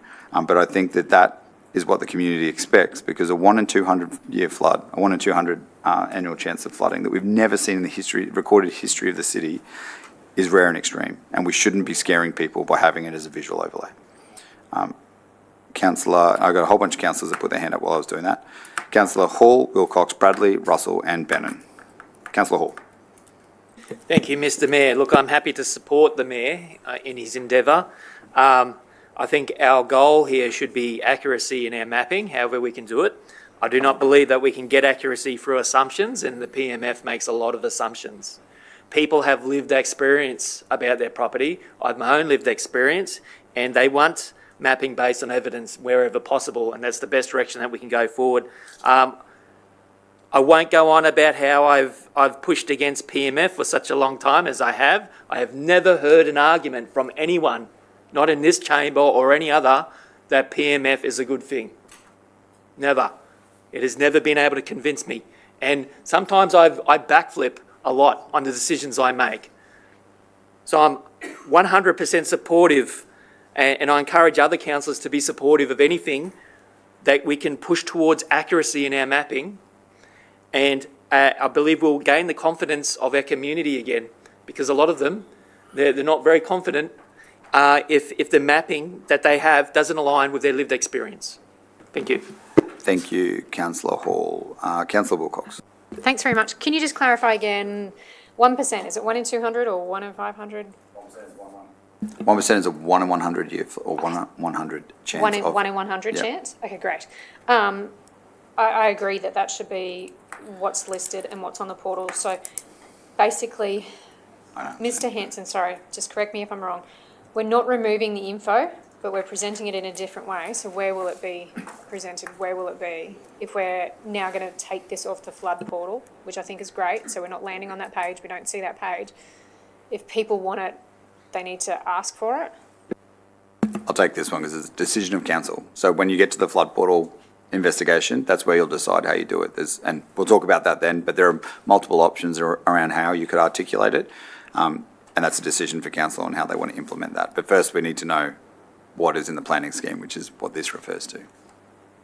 Okay, so if I can we see your foreshadowed motion before we sort of probably keep going along these lines so that we can actually see it? I emailed it to everyone last night. But it is on the screen now for you to have a read of while other people ask their questions. Thank you, Councillor Wilcox. Councillor Bradley. Thank you, Mr. Mayor. Can I ask the City Solicitor, sorry to do this again, Has there been any legal advice about this foreshadowed motion? And also, will insurance premiums alter at all as a result of that, if that gets supported? Through you, Mr Mayor, the confidential legal advice doesn't deal with this particular proposal in relation to the planning scheme. However, I confirm my previous advice that this, in my view, based on the information council has, won't have an impact on residents' insurance premiums. Thank you, Councillor Bradley. Councillor Russell, then Bannon, then Stem. Thank you, Mayor. A question for you.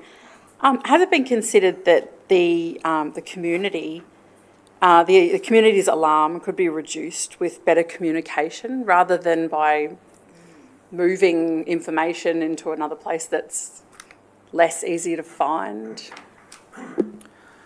I can't comment on what decision council will make on the flood portal, because I don't know yet. So I'll leave less easy to find. I think communicating that an overlay that is a flood overlay means you're not flooded is very difficult. Because when people see it, intuitively, they see the overlay and they go, I'm flooded. And then they look at the words and go, low risk means it's probably pretty common because it's a low risk flood. Now, what we mean with low risk is that we mean there's low risk of happening. But I would put to you that a 1 in 10 million chance is low does not describe how limited that risk is accurately in any way, shape or form. And the challenge with an overlay is it's difficult to express accurately what an image means when it's just a coloured overlay on a map with a little legend. WRM's specific advice was defining areas affected by flooding between the 1 in 2,000 AEP and the PMF as low flood risk is a blunt approach, which in my opinion overstates the flood risk in these areas and can lead to panic and concern within the community. So that's our flood mapper saying, yeah, the one that did the work. That's the guy that did the model. The guy that did the model said that, and he thinks we shouldn't be showing it in an overlay. So that's pretty clear. Now, to be fair, he's talking about the low risk there. He's not talking about my suggestion, to be very clear. But I think it applies just as equally to the 1 in 200, which is a flood we have never seen in the city. There's no record of ever having a flood. That doesn't mean we couldn't, and I think the information should be available somewhere and not too hard to find either, especially in a disaster, because you must warn people what you know when a disaster is coming. But that's for a later part of this discussion.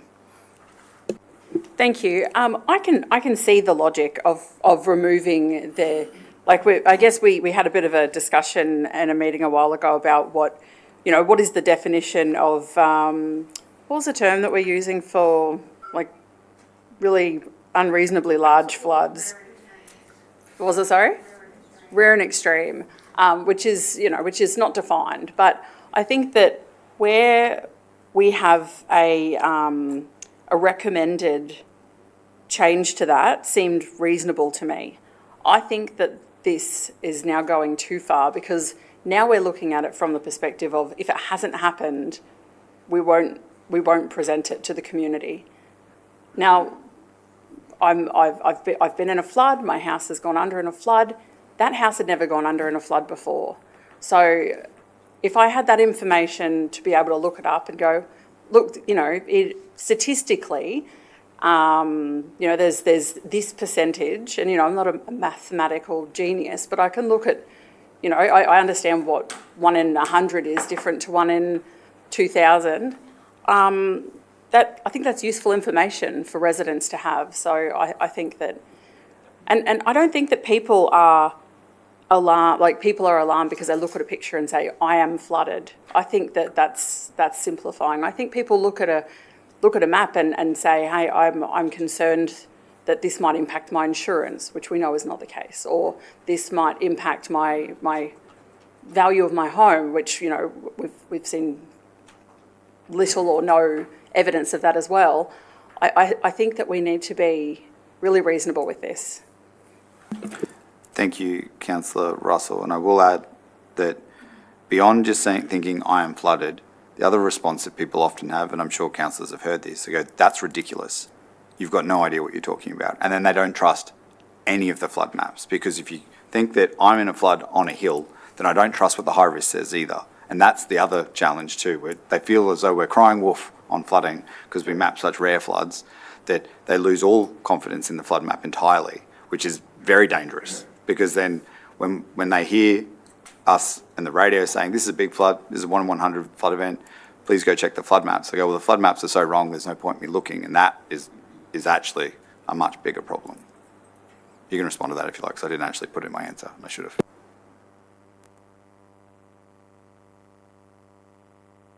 You think about it, come back to it. I just wanted to give you a chance to respond, because I didn't give it. You asked me a question, I didn't finish the answer fully. Oh, thank you. I think there's a lot of personal opinion in the statement that you've made.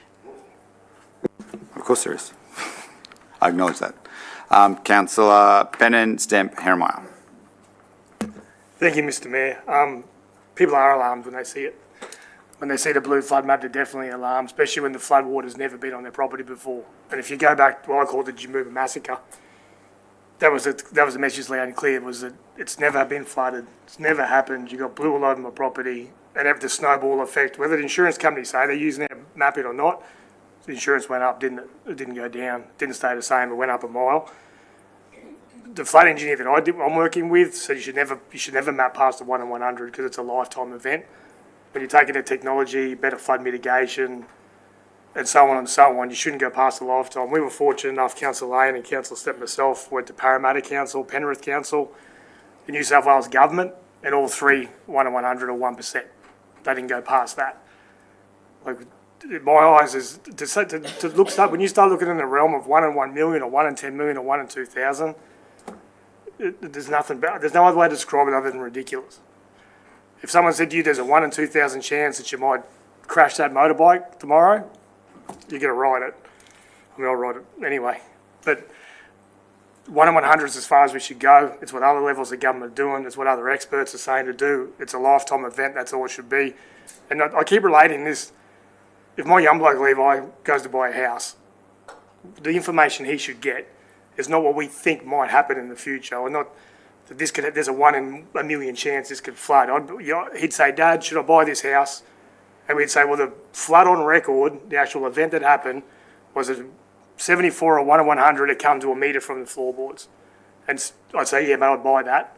If he said to me, 74 or 2017 or 2022, the water was at the ceiling height, you wouldn't be buying it. That's the information we should be telling the people. The water, where it actually went to, what Councillor Hall was saying. So to me, 1 in 100 is what we should go to. It's what other governments are doing, and I'd strongly agree with it. Thank you, Councillor Bannon. Councillor Stemp.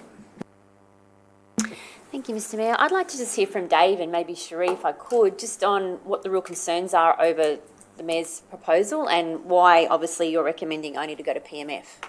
Removal of the PMF, sorry.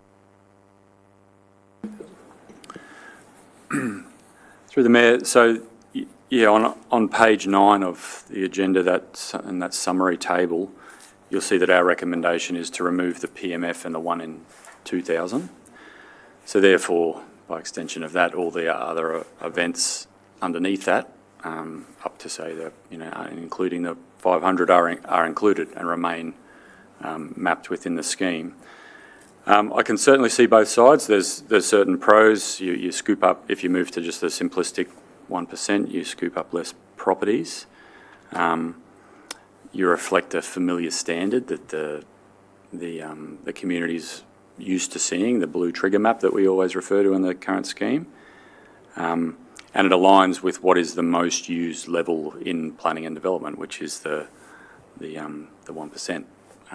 So that's what we tie most development back to.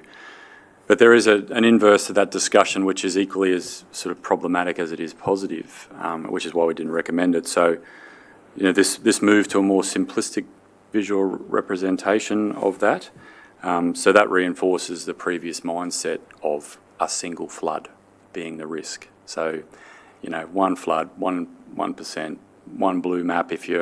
We're finding people saying, if I'm on the other side of the blue, I'm safe. But we all know that the ability to exceed a 1% event, it might not have happened here in large scale in Logan, but it definitely has happened in our neighbouring councils around us. I'll draw your attention to the risk matrix on page 8 of the agenda. It's that colourful table. And you can see when you step down, so at the moment we've, on page 8 of 30, whatever it is, 8, see how we've struck out those red, with the red lines, the PMF and the 0.05%, the 1 in 2,000, that reflects officers' recommendations. The Mayor's suggestion is that you then strike out the line below that aligns with the 0.5%. But you can see over the right-hand side of that, there's 2 cells that are dark blue. So the simplistic strategy to not acknowledge those does mean that it doesn't cover all of the properties that are actually mapped and identified as high risk. So you do still have some in that H5 and H6 category, which is sitting between the 1% and the 0.5, a rarer event.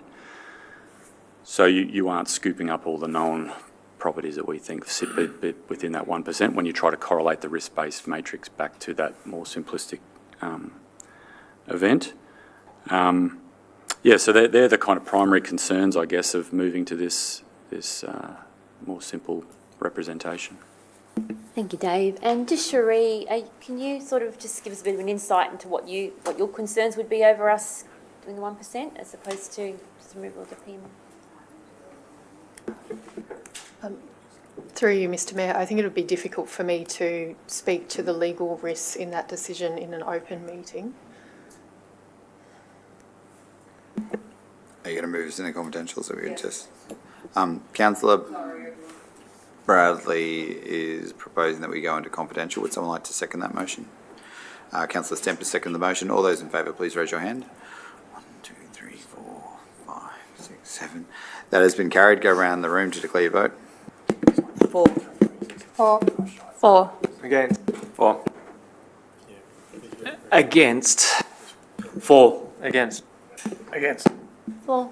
4. 4. Against. That has been carried. Sorry, members of the gallery. We will ask that you and members of the media leave while we receive confidential advice, and we'll bring you back in as quickly as we possibly can.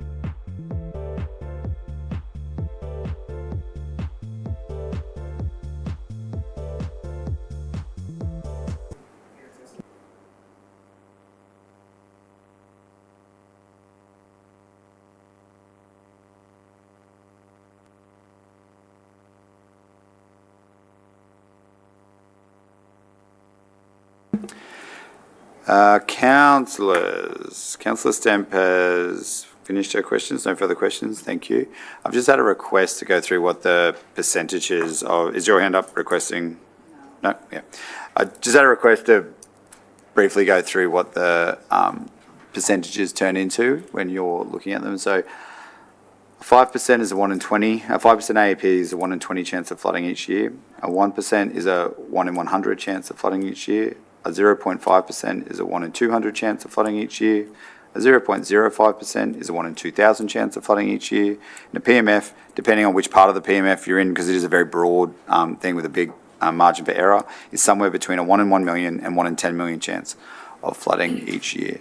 Now, the CEO wanted to bring to councillors' attention that there has been a 1% flood, and it's slightly higher than a 1% flood in the Albert River in the City of Logan. Yes, so just for council information, in March 2017, there was an event. It was between 2 to 5% in McLean's Bridge in Waterford, but at Beenleigh it was a little bit over 1 in 100, and at Bromfleet it was about a 0.2% AEP allocation. But I suppose that reflects the variability of an event over the city. Large city, you can have a different size event in different parts of the city. Thank you, Mr. CEO. Councillor Heremiah, followed by Councillor St Ledger, and then Councillor Bradley.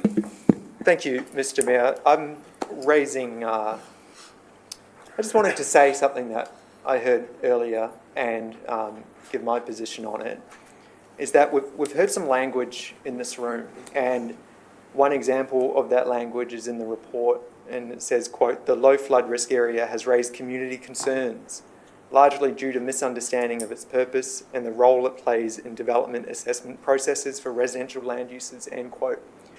We also heard a quote about community concern, and my perspective on that is that the issue at hand is not the fact of community concern and whatever that implies regarding fault. One interpretation is that that is trying to shift blame onto the community for misunderstanding or alleged misunderstanding. I want to make my position clear that I think the issue is not the community. The issue is council communication and council policy. The reason why I like this amended or foreshadowed motion is because it's a step towards addressing those core issues and trying to make the situation better. So I wanted to note my perspective on that. Thank you. Thank you, Councillor Heremiah. Councillor St Ledger. Thank you, Mr. Mayor. I like the foreshadowed motion. The closest event we've got to a 1% event in the city is a 74. Like, we're talking 1 in 100. It's 99 in 100 that's not going to happen. Like if we're talking statistics. So I think to give a clearer picture to our residents of what our mapping is, to have the ability to have the tools still available to our planning team around vulnerable developments and things, but that's the closest we've got to anything that's actually occurred. So that's what we should be going with. Not to make myself sound silly because I'm contradicting myself, but the CEO has pointed out that there was somewhere between a 0.2%, which is 1 in 1,000, no, 1 in 500. Yeah, thank you. 1 in 500 to 1 in 100 flood event in 2017 at Beenleigh, because the Albert River got more impacted by subtropical cyclone Debbie than the Logan did. And that is the biggest recorded flood we've had in Beenleigh's history, because the 1974 was a Logan River flood rather than Albert River flood. I still stand by the fact that the 1% is extremely rare. Thank you, Councillor St Ledger. Councillor Bradley. Thank you. I'm just standing up because obviously when we go to vote, I have to have expressed it beforehand. So I didn't vote for going down this rabbit hole that we've come down back in November last year, and I stand by that position today. Thank you, Councillor Bradley. Are there any? Councillor Lane. Councillor Bennett. Thank you, Mr. Mayor. My challenge with supporting any of this today is that I actually don't support the next item, and in order to support option 2, I would need to confirm that I support flood planning area 1 as an option for a naming convention. So I'm really concerned with that. So Thank you. Councillor Bennett. Thank you, Mr. Mayor. I know it doesn't matter who's got the most numbers, but I'm just not pleading, but just 1% just makes sense. So please put some thought into it. But other councils do it, the state government's done it, we've proven that. Everyone's got expert advice. I've got independent expert advice that says 1 in 100 is as far as you need to go because it's a lifetime event. But this is the critical one in my head. Thank you. Thank you. Councillors, I will test the recommendation of the officers first, as we have with all, and then I will test the foreshadowed motion. The officer's recommendation is on the screen, which removes the low flood risk area, which includes the PMF and the 1 in 2,000 flood event, but the moderate will remain in place, which is 1 in 500 and everything below that. Would someone like to move the motion on the screen? Councillor Russell, seconded by Councillor Murphy. All those in favour, please raise your hand. There's 4 votes, the motion has failed. Can you please state your vote for the record, councillors? Against. For. Against. Against. Against with a reason, and that I believe we should push for more. Against. Against. Against. For. Against. I voted for because they've also got tidal down in my area as well.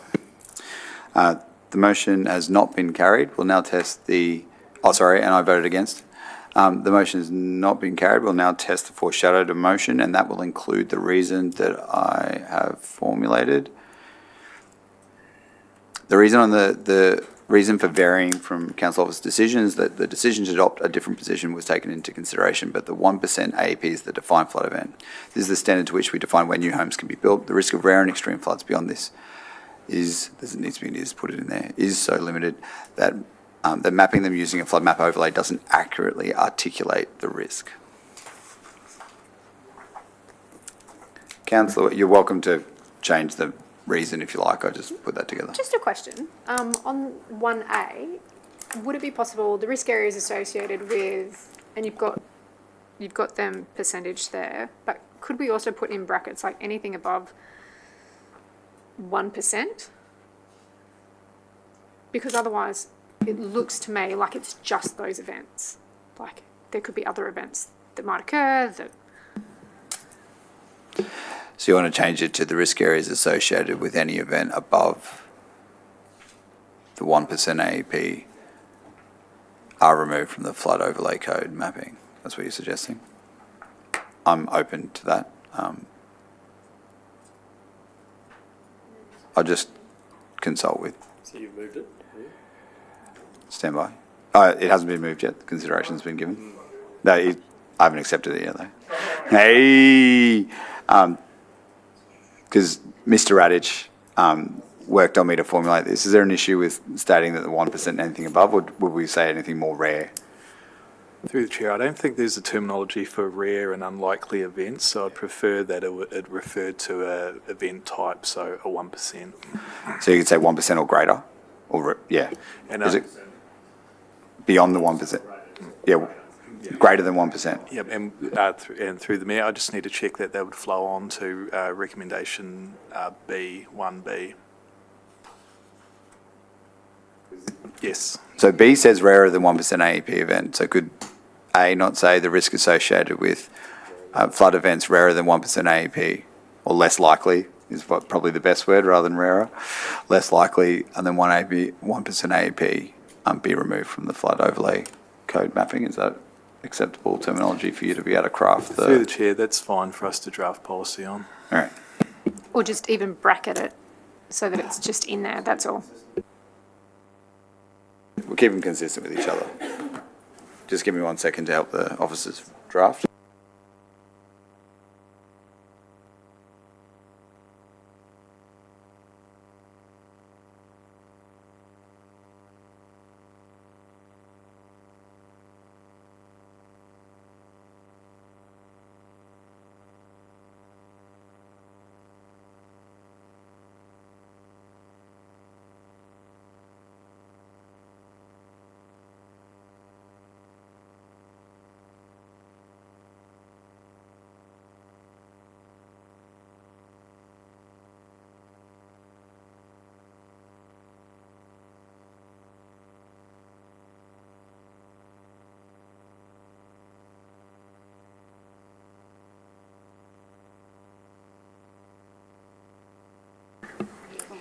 Councillor Bannon.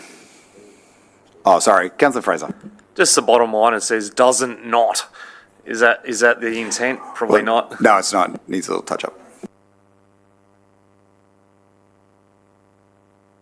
Thank you.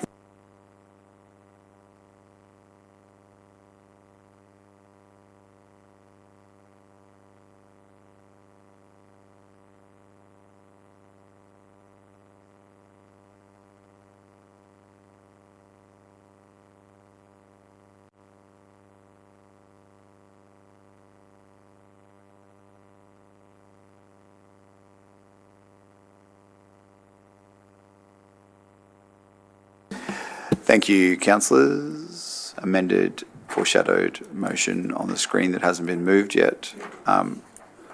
Please have a read. That the risk areas associated with flood events rarer than 1% AAP are removed from the flood overlay code mapping. That's A, and B has not changed. The reason says that the decision to adopt a different position was made taking into consideration that 1% AAP is the defined risk flood event. This is the standard to which we define where new homes can be built. The risk of rare and extreme floods events beyond this are so limited that mapping them using flood map overlay doesn't accurately articulate the risk. I think I had a hand up from Councillor Russell and Councillor Wilcox, or was it Councillor Lane? Councillor Russell, Councillor Wilcox, Councillor Lane. Thank you. Thank you. Could I please just clarify with the CEO? Did you just share with us that we have in our lifetime, we have actually had a flood greater than this in our city, and we're now having the majority of councillors voting that this is the height of what we should be putting in our map? Yes. In your map, but not in your planning scheme. You'll still regulate it. So it'll be regulated. It'll be easy for residents only to find this limited one, but people who might want to be developers and everything that know how to find that other information, they will be able to find that information, but residents will not easily find that information. I'll give to the CEO in a sec. That'll determine on where you put it in the flood portal. So with your first question, we're like, where will this information be? You'll decide where that goes in the flood portal. That's how you'll articulate to residents, because they're the primary user of the flood portal. But are you intending that we'll make it more obvious or less obvious? I have no intention except for getting through this vote, and then we'll handle the next vote. Okay. So, Mr. CEO. There's two locations where you can show a map, one in the scheme and one in the awareness portal. So you can have them in both locations or in either location. What this one is about is taking the mapping down to 1 in 100 in the planning scheme and regulating all the other levels, other floods. You're yet to consider what you put in the awareness map. So, residents could find a 1 in 200 or a 500 or 2,000 or a PMF in the awareness map if you decide to put it in there. So that's where it would exist, if not in the portal, in the scheme. I see. Okay. I just wanted to bring that to the attention of all of my colleagues that this is a decision we're about to make. Councillor Wilcox. Thank you. I just don't like the word rarer in A and B. Can we change rarer to greater than the 1% rather than rarer than the 1%? Less likely is probably the better terminology. Happy with that? Because you're talking about the frequency, not the severity, because that's what a 1% refers to, the annual exceedance probability.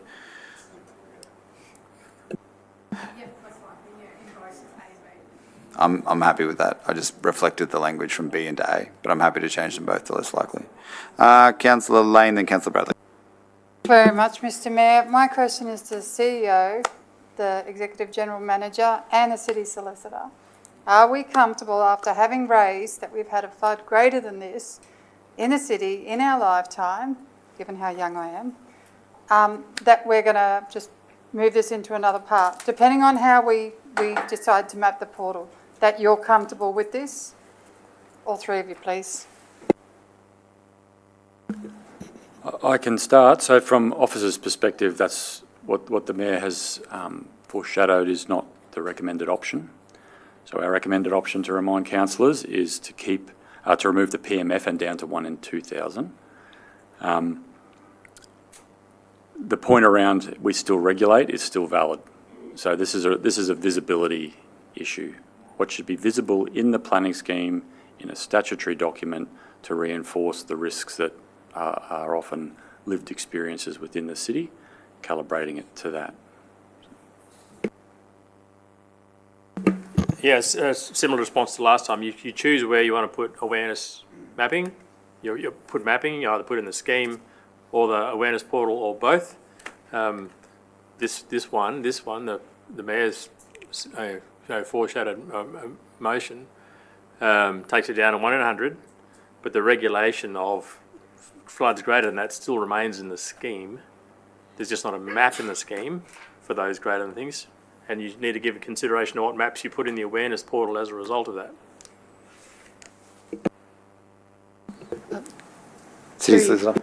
Through you, Mr Mayor, and to ensure that we don't have to go into closed again, what I can say is that from a legal basis, I support the officer's recommendation. Thank you, Councillor Lane. Councillor Bradley and then myself. Thank you, through you, Mr Mayor.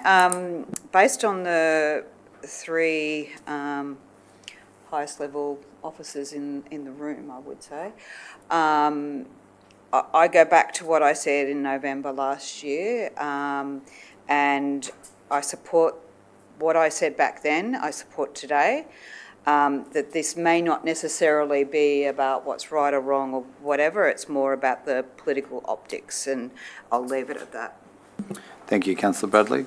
I just want to go back to the advice we received from WRM, where he specifically says, and I quote, "It is important to understand these very low probability flood risks as part of an emergency response planning.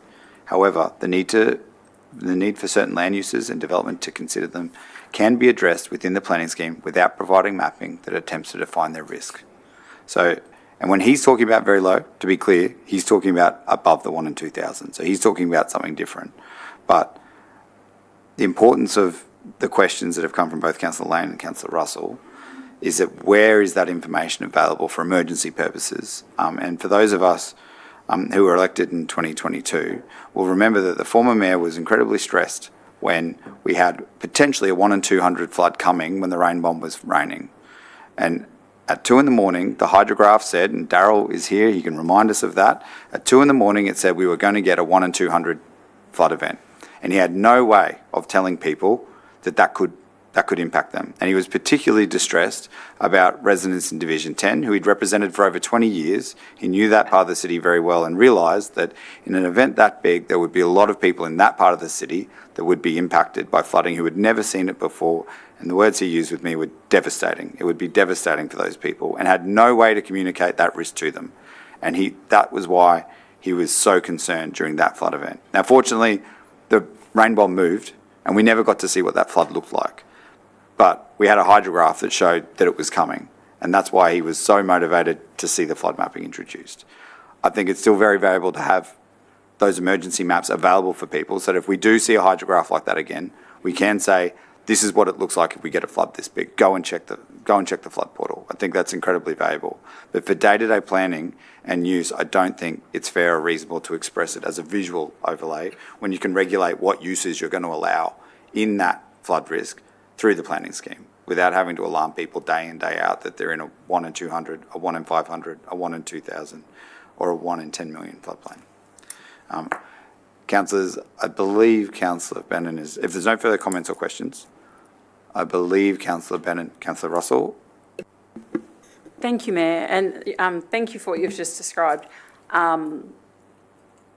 not giving that information where people can access day in, day out, does that not give people a false sense of security that this, like, I'm safe, this could never happen in my street. My street could never have one of these 1 in 200 or one, like, don't you think that creates a dangerous situation? I'm not saying that it's likely to happen. Obviously, the numbers tell us otherwise, but in that instance, we very easily could have ended up with a 1 in 200, and people all around the city would have had no idea. I think people don't believe it even when we do tell them, because it seems so unrealistic that they disregard it.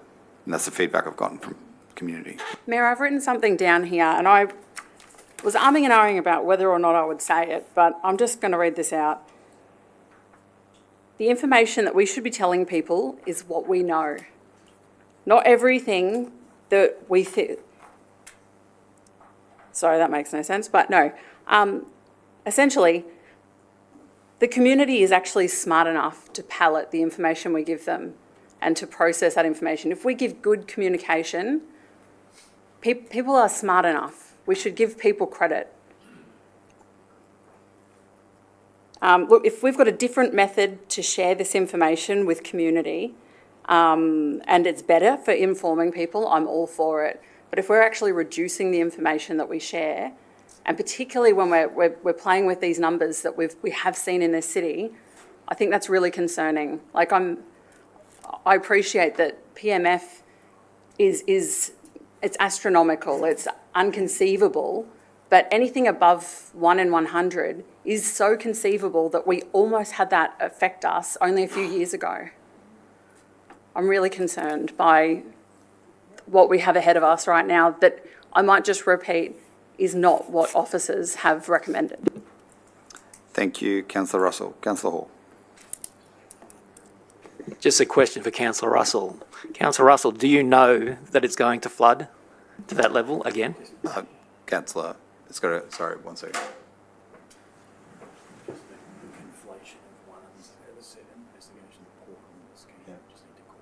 Yeah.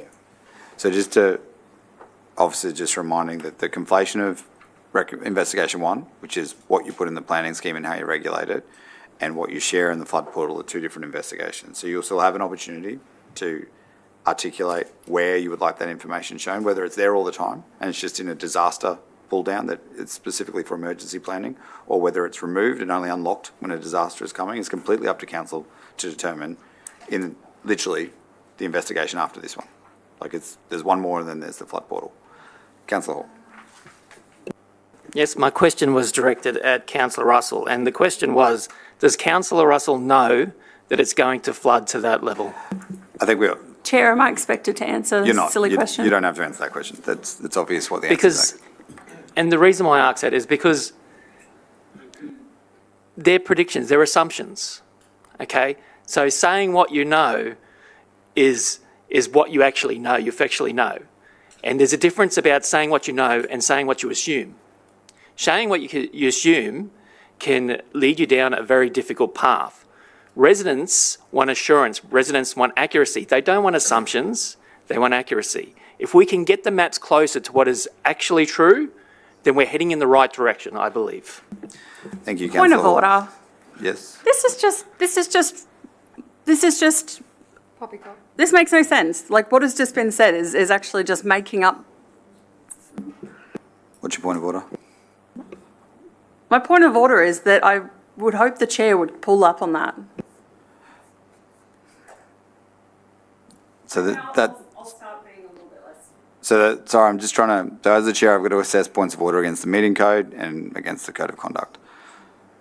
And so I'm trying to like Councillor Hall's expressed his opinion, you clearly disagree with it, and that's fine. If I start limiting councillors' ability to speak their opinion, unless he's being deliberately misleading, I don't think he's trying to state that his opinion is fact. He's just stating his opinion as part of the debate. Okay, it's my opinion that he just said something ridiculous.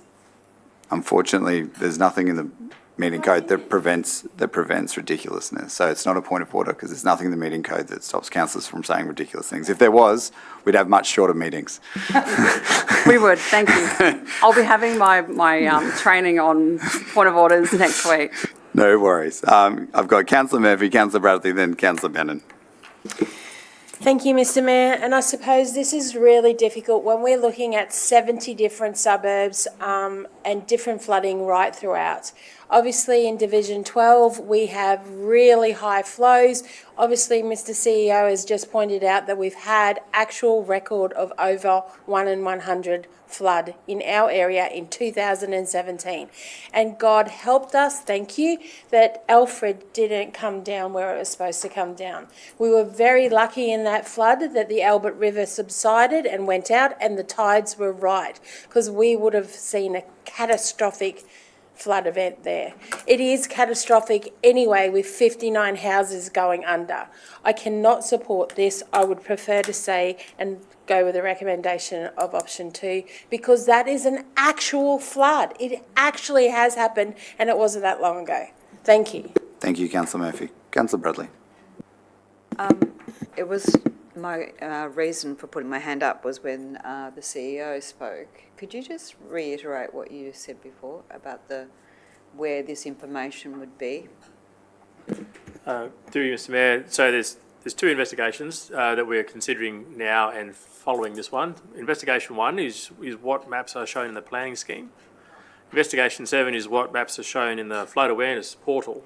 Two different areas of council communications that you can present flood mapping. This one is only dealing with the planning scheme mapping, and you'll consider next in investigation number 7 what maps are put into the portal. So this could potentially open council up for lawsuits down the track, potentially. I'm not sure I said that. It's not what he said at all. There was a question, sorry. So the question is, could this open council up to lawsuits? Through Mr. Mayor, I think you'd probably want to grab the city solicitor in that instance. So this is quite a broad question, that's all. Of what the lawsuit might be, I'm not sure. City solicitor, do you want to answer that question? Through you, Mr. Mayor, I think the legal advice which will probably warrant us going into closed is more relevant to the decision to be made in relation to the flood portal. So as the CEO has outlined, there will be a question about if we remove certain flood mapping from the planning scheme, whether that triggers a need to have more flood mapping in the flood portal.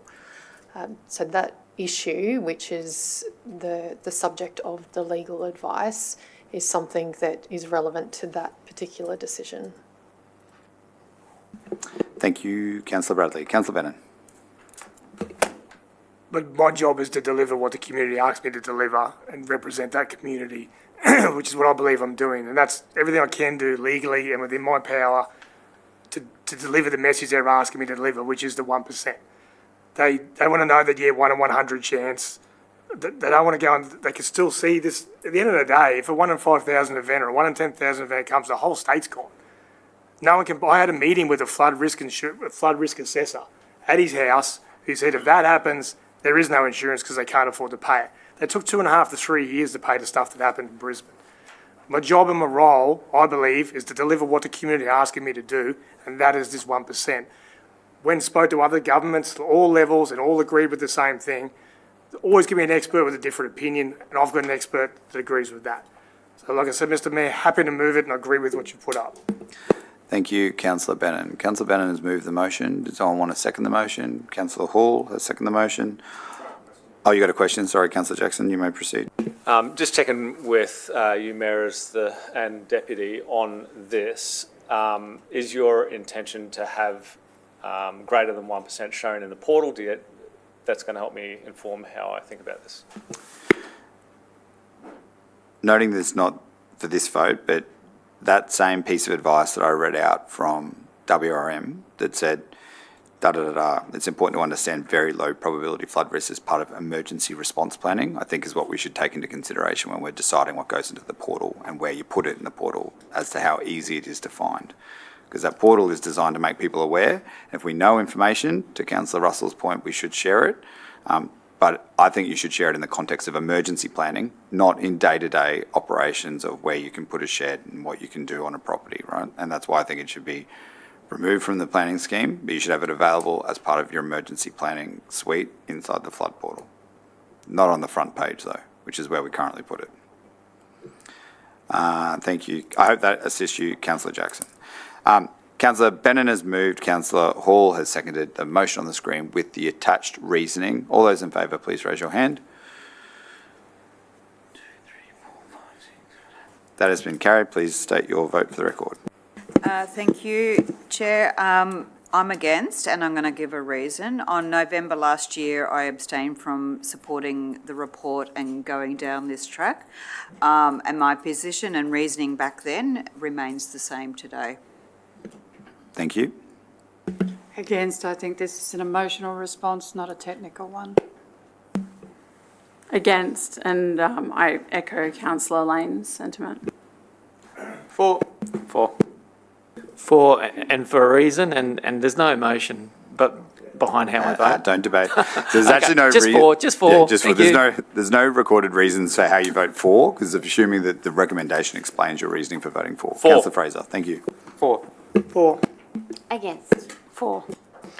Against, and as stated in my statement, for. And I voted for. The motion has been carried. Thank you, councillors. We'll now move to investigation 2, which is not the flood portal. It's the naming protocol that Councillor Lane wishes to speak to already, I can tell. I'll let the EGM speak to the investigation, then I'll go straight to Councillor Lane. Thank you, Chair. Just a quick introduction. So back to the high flow area. As a point of discussion here, this area represents the most dangerous parts of the floodplain, as we talked about before, places where floodwaters may be deep, fast and both. The name high flow area has caused confusion. Some people assumed it referred only to fast moving water, when in fact it can also mean deep water. When I refer to these sorts of comments, these are comments that have been made in the community consultation feedback and the submissions received. To address this, the recommended option is to adopt a different terminology approach, similar to what Brisbane City Council use. The high flow area would become floodplain area 1 and other risk areas renamed accordingly. So if you turn to page 10 of your agenda, the table at the bottom of that page shows how we would treat high flow, high flood, moderate flood, low flood, and the new FP4 area in sequence. Happy to take questions. Just before Councillor Lane jumps in, how does the decision councillors just made to remove everything except the high flood risk area impact moderate flood risk area? Like, would FPA 3 be removed as well? Possibly, yeah. We just have to work through the knock-on effects of this, but we're not going to end up with the same number of categories. It's just the principle of this discussion is about descriptive names to numbers. Understood. Thank you. Councillor Lane. Thanks very much, Mr. Mayor. We have people that didn't understand 1 in 100. They didn't understand 1 in 200. They didn't understand 1 in 500, and they didn't understand the PMF. So our solution is to go from high, medium and low and throw a number on it. FPA 1, FPA 2, FPA 3. What does it mean? No one has a clue. But it sounds great and it sounds less threatening to people, so we're going to go with that. If someone turns around and says, you have a cholesterol level of 7.3, you go, you little ripper, I've only got 7.3. No, you're at risk of a stroke and a heart attack. If someone says your glucose level is 3.6, you go, that's pretty low. It's too low. No one knows what these figures mean. They're just benign names to soothe people rather than identifying dangerous, deep and high flow water. I'm absolutely opposed to these changes. I think that they actually give the impression that things aren't as bad as what they might be. People won't understand it and it's just wrong. Thank you. Thank you, Councillor Lane. Councillor Bradley. Thank you, through you, Chair. Mr. Hanson, what percentage of people actually responded with this? I can't answer that question as I've stated previously. I don't have the detail behind each of the theme areas. Councillor St Ledger, myself, then Councillor Jackson. Thanks, Mr. Mayor. Just looking at this through really layman's terms, I think most people have agreed at times with the amount of information that's in our flood portal now, it can be quite difficult to drive. A resident opens up the screen, their property's completely covered in blue. How are we going to decipher what category they sit in? Look at the flood portal here, property completely dark blue, flood levels are 100 mil. It's still in the high risk. Is this going to be categorised a lot easier so it's easier to decipher rather than just a rebranding of the names? I hope that makes sense, what I'm trying to say there. It is getting a bit hard to track the changes and how they will land within these areas, but if you look at the combination of essentially moderate and high into a new 1% layer, they will have to be represented with a description and a colour that reinforces the severity or the fact that that is the uppermost regulated area within the scheme. So if that's your question, we will try to calibrate notes on the portal or in the scheme and colours on maps to be reflective of the degree of risk as much as we can. I just think that'll be a bit of the challenge moving forward, just trying to make it as clear as possible as we can, to, which is, it's a difficult task, I understand, but I'm just seeing that, and the more you dig at the moment into the maps, the more at times confusing they can become. So I completely understand. You know, we are going from one approach to another because we heard feedback that, and I absolutely accept Councillor Lane's view, which is equally as valid. So this is one of the more subjective areas that we're putting in front of you today, but it's an established protocol in our neighbouring capital city beside us. So if that carries any weight for some of you, then fine.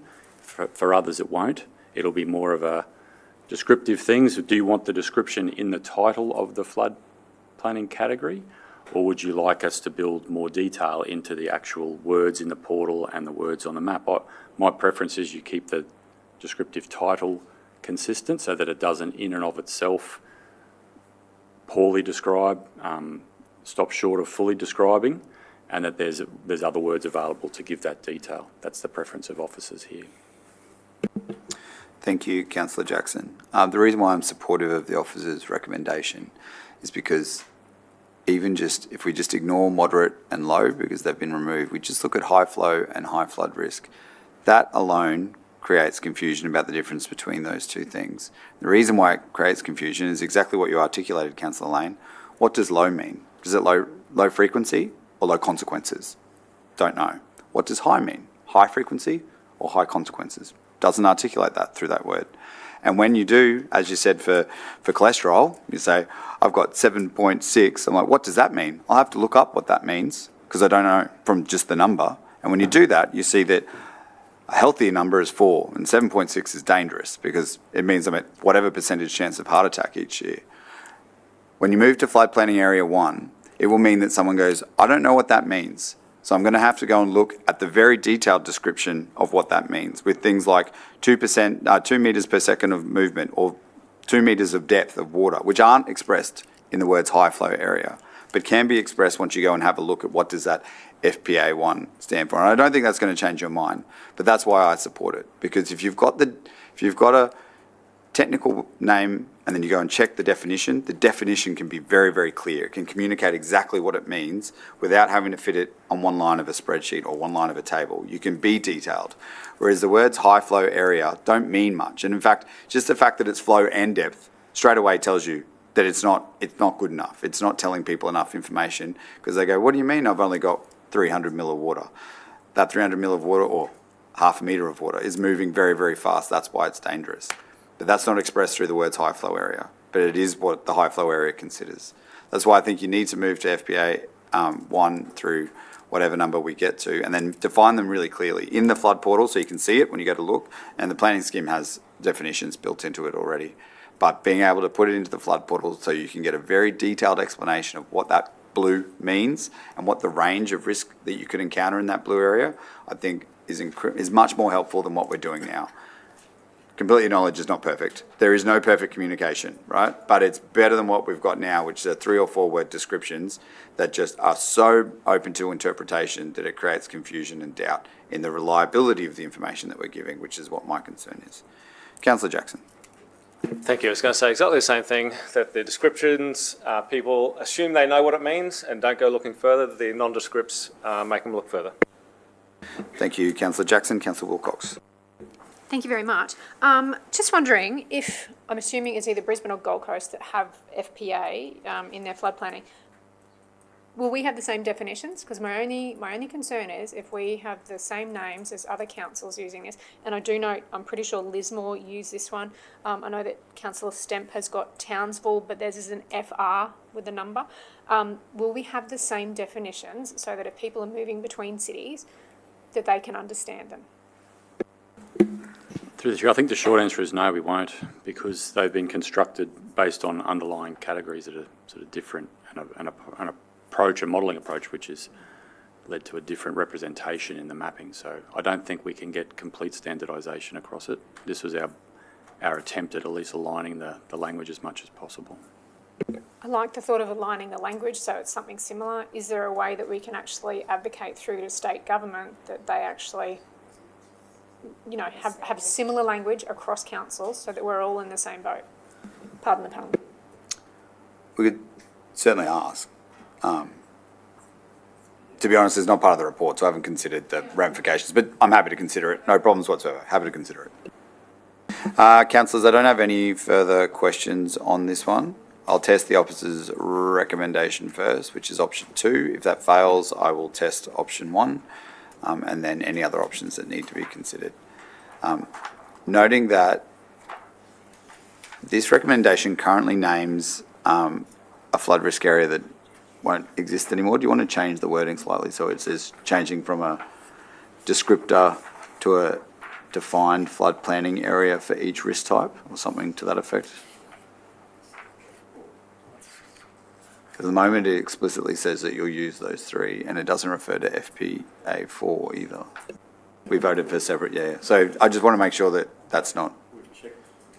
That's okay? Okay, no problems. That'll all flow through based on the risk layers that are left in either the portal or the planning scheme. Question from Councillor Wilcox. Sorry, now I'm confused. This one as opposed to the other one that was just up?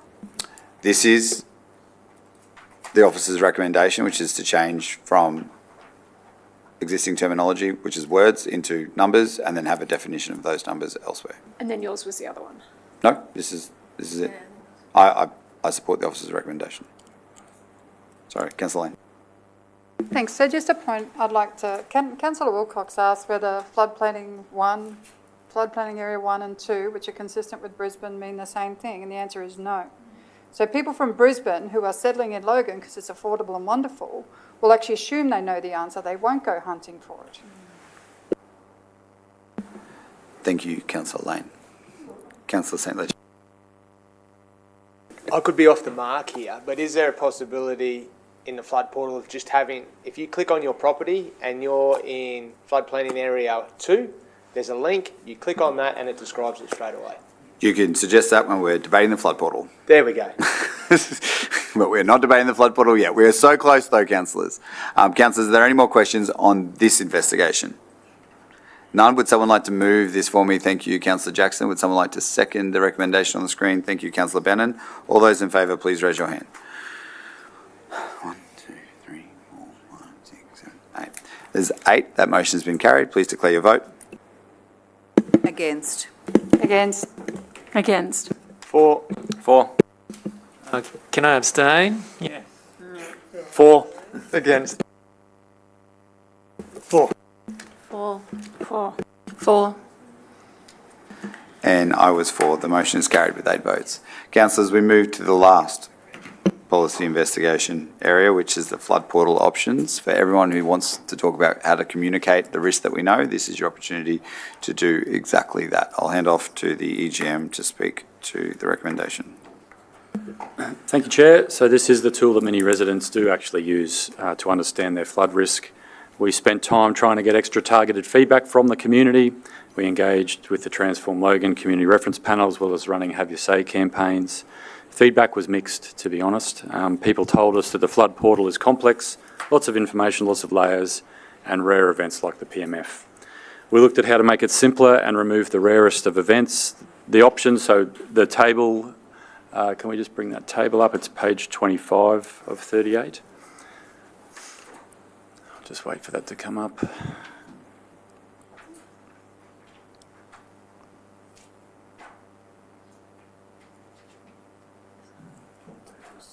Okay, so the options focus on 2 aspects, being what's the first map you see, whether you're using your desktop and your phone. That's why the terminology is sort of structured under first map. And then the next one is the rarest and biggest possible map you'll see in that portal, which is this extra click idea. So what do you land on and what can you then click through to find within the portal?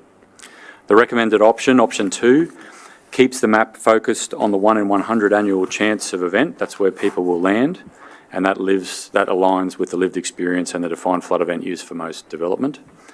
Larger events, and we're recommending up to the 1 in 2,000 event, remain available with an extra click.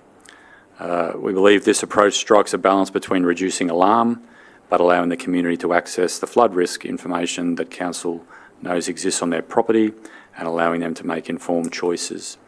So if, I guess the first question that I can preempt, if I may, where does the PMF sit in all that? We're not proposing that it's a mapped layer within the portal, but the information will still be available. So if you have a developer, for instance, a private hospital developer who wants to locate something like that in the city, and knows that they are going to be subject to a level of immunity that far exceeds what a residential house will need, there'll be a reference on the portal to say, contact this part of council and we'll send you the information around PMF. Simple as that. Happy for questions. Thank you, Dave. I have Councillor Lane, then myself, then I'll wait for future questions. Thanks very much. Mr Mayor, if we're looking at the flood mapping portal site, I would love to see a person goes in, they put the address of the property in, they do land in the 1 in 100, absolutely, but there are a series of tabs up the top, and the tab should be the 1 in 200, it should be the 1 in whatever we want to go to, but we should also actually include an evacuation map. I think that the evacuation maps are probably the most important part of this. We talk about, do you know if a map's coming? And the answer is no, we don't know that sort of flood is coming. But what we can do is we can point to safe passages out. New South Wales has gone to that, and we recently learnt that through the Department of Planning, Housing and Infrastructure. And their concentration is on the evacuation maps, and that's something that I think should be included in those portals, not as a separate thing, just so that people, when they are purchasing, they go, okay, I'm high and dry, but the power goes out and it's going to be out for a while. How do I evacuate? And there's no mapping to tell them that. So I'd like to see the tabs up the top that give you the options, so you can do the 1 in 100, 1 in 200, and a rare event maybe, but mostly the evacuation maps that New South Wales is concentrating on. Thank you, Councillor. That's not something we've included. I'm not against it. I'm just trying to clarify. It's not something we've included before, but is it something that we could source? Like, is that information possible to source? Because we haven't really done that sort of work. It'd be a piece of work separately, but could definitely be considered. And I'm not sure whether it would land in a portal, flood portal like this, or a disaster dashboard, but great aspiration. I would think in a disaster dashboard. You would think, yeah. Thank you, Councillor Lane. Good question. I'm sitting somewhere, I just want to express my view that I'm sitting somewhere between option 2 and option 3, noting that the next biggest flood that we have not experienced yet in the city is a 1 in 200. The flood beyond that would be a 1 in 500, and the advice specifically from Restore Blue and WRM is that the PMF isn't helpful, and then the 1 in 2,000 is subjective for councillors to decide whether or not you want to share that information. My preference would be that whatever councillors determine is the appropriate level of information to share beyond the 1 in 100. The 1 in 100 should be a landing page, because that is the defined flood event. It's what everyone expects to see. Beyond that, to Councillor Lane's point, if there's a tab that says emergency planning or disaster planning, I think all the other maps should sit in there. So it's clear that you're using this when a disaster comes, because what we know from Tropical Cyclone Alfred is that 66,000 people, I think it was, used it in the lead up to Tropical Cyclone Alfred. Normally there's less than 5,000 people a month that use the flood portal. So in that little 2-week window, 60,000 people use it, which shows they are switched on during a disaster. That's when they will go and look to my risk. What is my risk? And I think some of the maps that are in there now, that are on the front page, are incredibly valuable for that disaster planning. Things that let you check that you've heard on the radio, or you've heard the mayor say, or you've heard on the disaster dashboard that we're getting a 1 in 20 flood. What does that look like on my property? How deep will that be? All of that information should be accessible through a very clear disaster or emergency preparation tab, so that people can find it easily when they need it. But it's not something that they're landing on every single day and thinking there's no way. I think the direct one is if my property floods, then all of Brisbane is underwater, is the most common response I get to people who land on the current flood portal, because it has the low risk in it. So I'm comfortable and open to councillors convincing me somewhere between option 1 and option 2 and option 3. I don't think the PMF, with how remote it is helpful for anybody for any purpose, because even if you take it at a 1 in 1 million chance, I don't know how people would prepare for that, even if you told them it was coming. But I'm open to suggestions, because it is an emergency only piece of information. Councillor Wilcox. Thank you. We've just voted a couple of motions ago to remove rare and extreme events, so I don't know why we're trying to put back into the mapping system a 1 in 500. I agree that we should land on a 1 in 100, possibly with some work around what a disaster page would look like. I think that's quite valuable, but I also think that we should probably have in there what our 22 flood looked like, 2017 because it was so bad for Division 12, and possibly 1974 if we have that data available across the city. That's what I think we should be showing, what floods have actually occurred, not floods that are sometime in the future, who knows when. I'm going to need Noah's Ark. You could retain those historic maps in your disaster portal. They're in there now, and you could retain them in part of the portal. It's just a matter of where do you want to retain them becomes the question. That's the only questions I have. Councillor St. Ledger, then Councillor Stem. Leaning towards probably option 3, or even land on the 1 in 100 and the 1 in 200, and even have a tab there if it's a link to go and request all maps, all awareness maps or predictive maps, and then have them give people the option to have access to them and see them, because we've got that information, but without putting people landing on that. We know that now with the flood portal, they open it up and it just goes bang, and it creates real unrest. So give them what we've got, what we're working to, and then have a really easy option if they wish to access any others, that they can just click on that and either receive an email with those or the link to go there, something along those lines. But the KISS theory, Mr Mayor, keep it simple. Thank you, Councillor St. Ledger. Councillor Stem. Thank you, Mr Mayor. Just a suggestion of having a pop-up when you hit on flood planning, area 1, 2, etc., to give a definition. Is that going to be taken into account of this? With this? It absolutely will. I should have mentioned before, we have left in the recommendations a delegation that the CEO and the Mayor would be working together on what the actual detail is on how the portal is constructed or reconstructed. So we've heard loud and clear that there needs to be more descriptive elements that sort of are front and centre in people's face when they interrogate these maps. Councillor Bannon. Thank you, Mr Mayor. I might have missed the ending to it. I love Councillor Lane's idea. I'm pretty sure I'm the only first responder that's actually rescued people in a flood before. And the people that you rescue are usually the ones that they're not stuck at the house, they're doing something stupid, getting caught and getting the cars underwater. So I probably missed that. Like I kind of like option 3, but what do we land on where Councillor Lane was saying, for a new resident to click on the disaster, go, okay, this is how I get out of there. Look, remember, firefighters can't just go in the water either. I can't. It's got to be swift water rescue. So people think that a firefighter can, if I go in the water, I'm liable instantly, and I get sacked. Well, I haven't been there in 8 months, so I'm probably going to get sacked anyway. But I don't know where we got to with council, because I think that's, as a firefighter, I think your idea was brilliant. It's and it's essentially a good idea in principle, and happy to hear from councillors their views on it. It's not information we have now, though, so we'd have to do a body of work to build it into either the disaster dashboard or something else, so that when you did have a situation where you might need to evacuate, you could go look for that.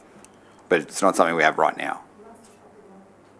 Oh yeah, no, you can tell me. I'm writing them down. And to be clear, when we get to recommendation 8, which is that the CEO and I deal with the detailed layout of flood portal options, it'll be based on the things that you're saying now as informal feedback, and I'll bring it back to councillors for consideration once we've found out what we can and can't do. But the main thing we need a decision on is what's your landing page and how much information do you want available just by clicking through, whether that's 3, 4 clicks, doesn't matter. And it's just, what do you want to go to? Do you want to keep the PMF, or do you just want to go 1 in 2,000, or do you want 1 in 500? That's what you're going to be voting on today. Does that make sense, Councillor Bannon? Councillor Russell. Oh, thanks. I didn't think I was going to be next. We're right there. There's no more questions after you until you trigger somebody. I really loved what Councillor Lane said about having, we can have the landing page and then multiple tabs, because I think that the more information people have access to, the better.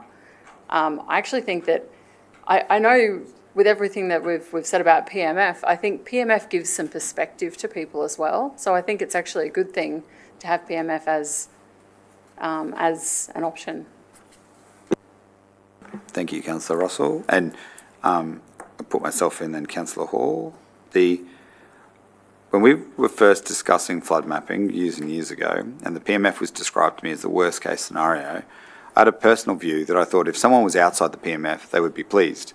Because I could say hand on heart, if we're looking at a map and you're outside that orange overlay, you will never flood. Like, it is impossible, right? But because it's beyond a 1 in 10 million chance. That's why I thought would be good. It'd be really good communications to be able to say to people, if you're outside the orange, you never need to worry about flooding. We can't even imagine a world in which you could flood. But what I've seen since then in the practical implementation of it, even people who are nearby orange are worried that it could get to them one day, because they still have this fear that that's a flood that could come to me.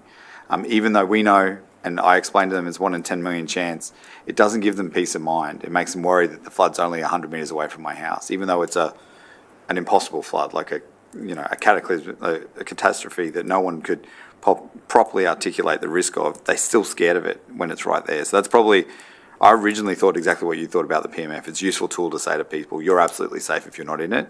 But I see that people, A, don't believe it when they see it because it's so big, and B, if they do believe it, they're still scared of it because it's right there. And it's right there for a fair part of the city. So that's why I have shifted my view slightly on sharing the PMF, but I'm not against it. I'm just concerned about it. Councillor Hall. Thank you. Yes, look, under the right circumstances, it could pretty much flood anywhere. And we've already been over that.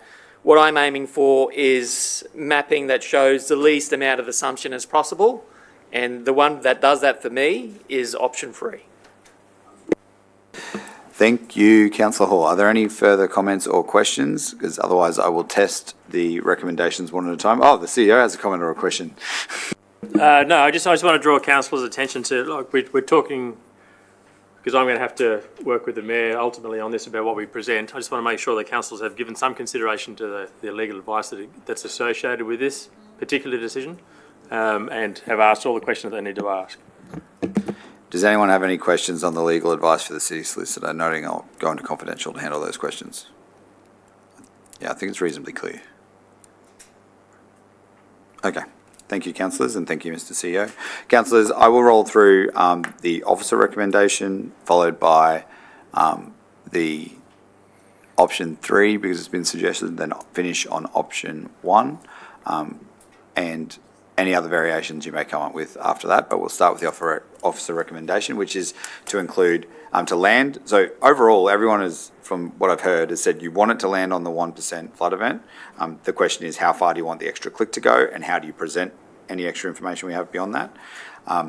So this has landing on the 1%. In fact, all options do. This says that you will, with extra clicks, be able to find the 1 in 2,000 event without having to go anywhere else, whether it's in a disaster tab or it's just a tab that says 1 in 2,000. We will determine based on consultation with councillors afterwards, but this means that the 1 in 2,000 can be found easily in the flood portal. Would someone like to move this motion? Councillor Jackson has been seconded by Councillor Lane. All those... question for you.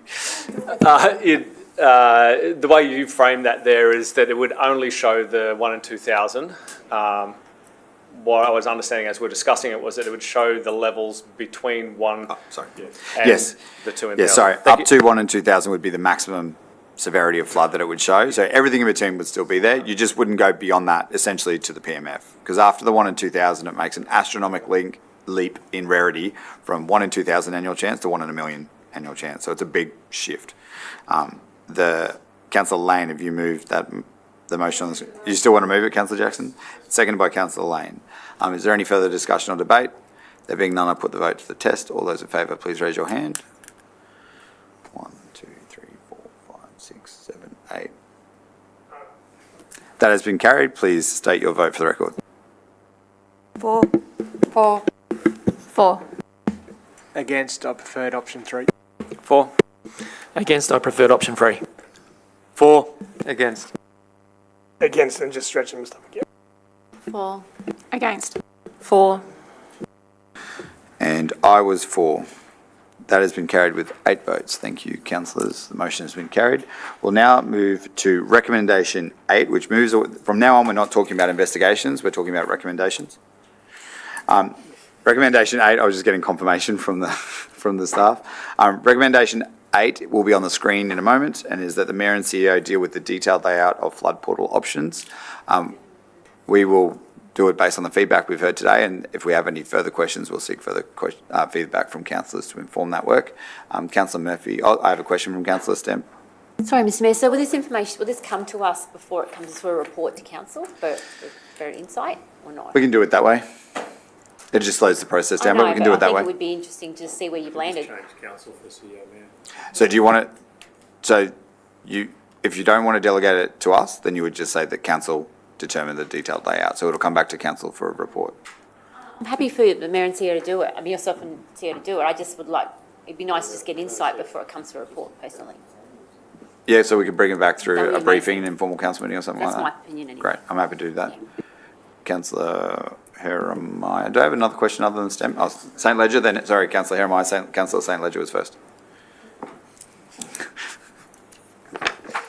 All due respect, Mr Mayor, I think this should be something, and it'll slow it up, because as soon as you put 13 of us in a room of an opinion, it's going to slow things up. But I actually think this should be something that there's input on from all of council. As you are yourself, we're all out in our communities hearing from our residents about different things, how they'd like to see things. So I just, it also takes a target off your back of being the only one that could be perceived as coming up with it. But I believe it should be something that we've all got some input into. I'm happy to make sure the councillors are consulted through the process, but if you want to change it, just let me know how you want to change it, and happy with that too. Councillor Jeremiah. Thank you. So what happens a lot with government websites that affect stakeholders is that when they do the wireframes and design up the draft of the website, they actually do a roadshow with stakeholders who are affected by the website.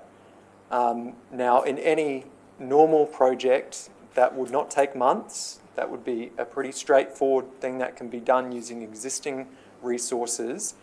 All it would be is identifying community stakeholders and inviting them to an after-hours event at council saying, this is what we think the reformed website should look like. What is your feedback? I think that would be a great thing to add to this motion, to require that it consults the stakeholders who are affected by it most in the community. Happy to consult, but if we're going to put a consult in, we also need to tell people what their consultation will be used for. So consult, and then you get, say, 80 people come, you get 60 different views on what you should do. How are we going to use that information then? That's what I think, I'm open to a consultation clause being put in, but just will it be used to then inform changes so that people know if they're coming, it's meaningful. It's not just Clayton's consultation, it's actually going to make it so that when they give us feedback, we're going to use it, or are we just going to consider it and then do what we want anyway? Because that's what I hear from community regularly. And yeah, that makes sense, but it doesn't change the decision maker. So the way that this normally works is stakeholders provide feedback that has to be written down and addressed by the project team, and then the decision maker makes the decision as to what feedback is adopted. So there's not an obligation to take on every single idea, but there would be an obligation to at least receive them, consider them, and respond to them.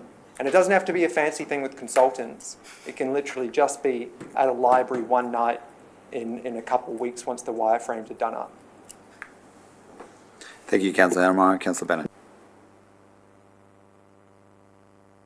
Thank you. Just on that too, I just don't know, I'm not sure what we mean by stakeholders. Like, are we talking, is this something I can ask Councillor Jeremiah? Yeah. So with stakeholders, do you mean like, is it residents or experts or flood mapping, like? Yeah, I would put out a public invite. Yeah. So that since this affects so many people, residents, businesses, all that, I'd put out a public invite so everyone gets an equal opportunity. And then those who attend will have a stake in it, so they're a stakeholder. Yeah. And council staff too, invite them along. Just not sure on how there was almost 5,000 submissions. So, I mean, to me, I'm sort of leaning with Councillor St Ledger. I think you both copped enough of a kicking. I think that we've pretty much given a direction here with the flood portal discussion just before on what we want to see in it. Like, I don't speak in behalf of other people. Personally, I loved Councillor Lane's idea with the evacuation stuff, which is sort of shaping that. It's just, I do think it should come back to take some pressure off you, that the councillors can have some input in it and make a decision on it. That's all. Consulting with the community, consulting with us, but at the end of the day, if it's just a decision, it falls on two people's heads, which I don't think is fair. Understood. I'm in your hands, councillors. The motion would need to be amended in one way or another, whether it is to remove the Mayor and CEO as authorised and change it to a council decision, and if you want to add consultation to it. And I'll test the current motion first, and then if it fails, I'll test amendments or variations to that motion. But Councillor Hall? Oh, sorry. I can just see it in the corner of my eye. Okay. Councillor Hall? Yeah, I'm supportive of Councillor Hamai's idea. I believe some members of the community feel like they weren't engaged enough, and this may actually help some of those people to connect again, because they can have a role in shaping how that flood mapping's going to appear and how it's going to produce, and I think that'd be incredibly important to them, and I think the information that they'd have and the suggestions would be valid. Thank you. Thank you, Councillor Hall. Any Councillor Stamp and then Councillor Murphy, were you wanting to go next?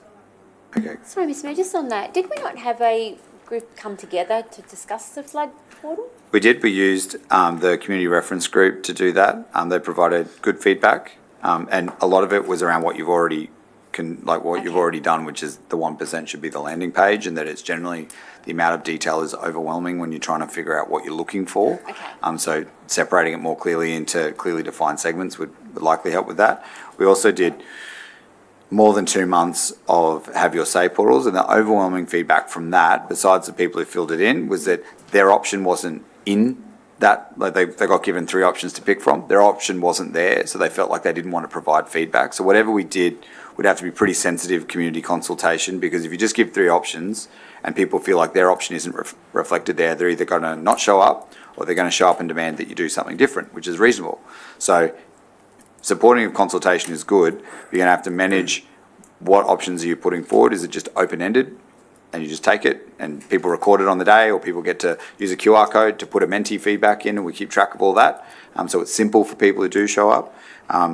But that'll be, because there has been consultation on this, but it was really challenging consultation. Yeah, because people wanted open-ended consultation. They wanted to be able to give any and all feedback, and most of their feedback was, I don't agree with the flood maps. That was the strongest piece of feedback that I got in emails, because when someone said, I can't give what I want, I said, just email it to me, and overwhelmingly it was, I don't agree with the flood maps at all, don't publish them. So if you're going to talk to people about the portal, getting really good, meaty feedback will require pretty sophisticated consultation, that's all. And then councillors will get good information to consider afterwards. Councillors, I will test the motion as it said. Oh, sorry, Councillor Bradley and Councillor Lane. Thank you. I've stated this before, I'll state it again. I believe whenever there's any sort of consultation with the community, I think there should be a subject matter expert there, being a flood mapping engineer, not, no disrespect to anyone in this room or anything. It's not targeted at anyone. It's just, I believe that the people who are qualified, that's their baby, that's their knowledge skill. I think they should be there with any consultation. Agree, but for the portal, Councillor Bradley, because the flood model is separate from the portal, and whatever's in the model will inform the portal. So do you have, the technical expert would be the person that's done the wireframe up, who could essentially answer questions about what can and can't be changed? Is that what you're thinking? Because the conversation's been steering towards having consultation, I believe any consultation we have as a council, there should be a subject matter expert there. Yes, and I'm asking, so that should be the person who designs the portal, what's technically possible, essentially. Okay. Councillor Lane. Thanks very much. I never decide what my residents might or might not want, but I like the idea of some consultation. I think when it comes to the consultation, it's not about specifically, like we've already talked about what's on it, it's about the ease of actually using the item. Now, things like you look up a property, and if the property has two numbers attached to it, sometimes it will do it with a space. Like the ease of actually using this should be the thing that we're actually looking at. So when we go out to, and if we do include community consultation as part of this, I would love to just have it, the ease in which people can find the information and whether they feel like they've found the information that they wanted.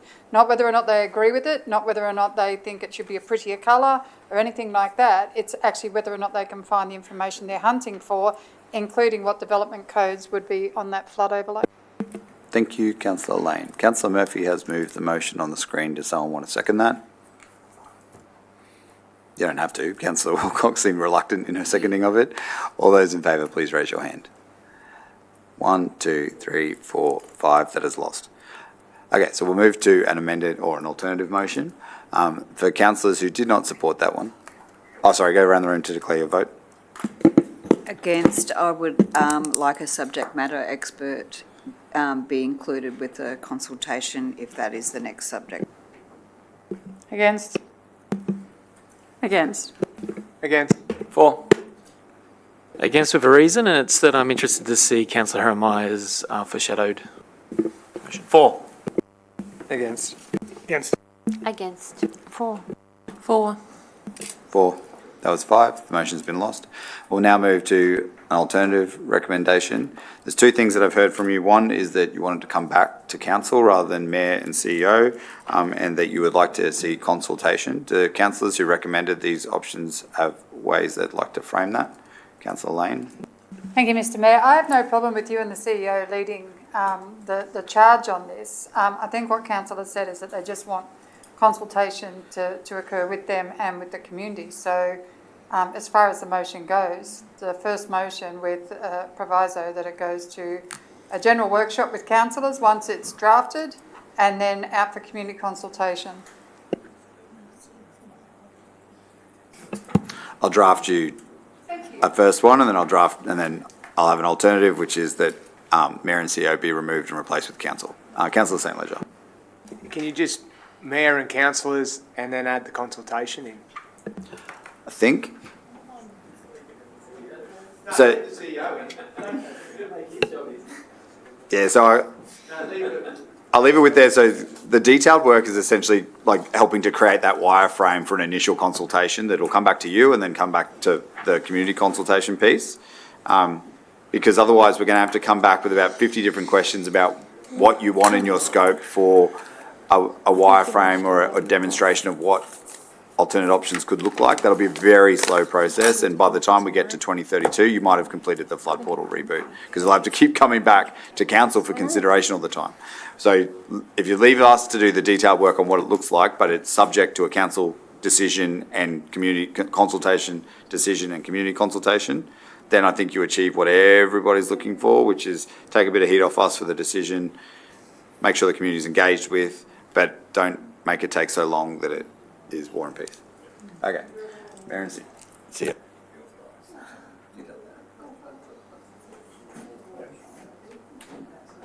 We've got another report to go yet. Aquamarine.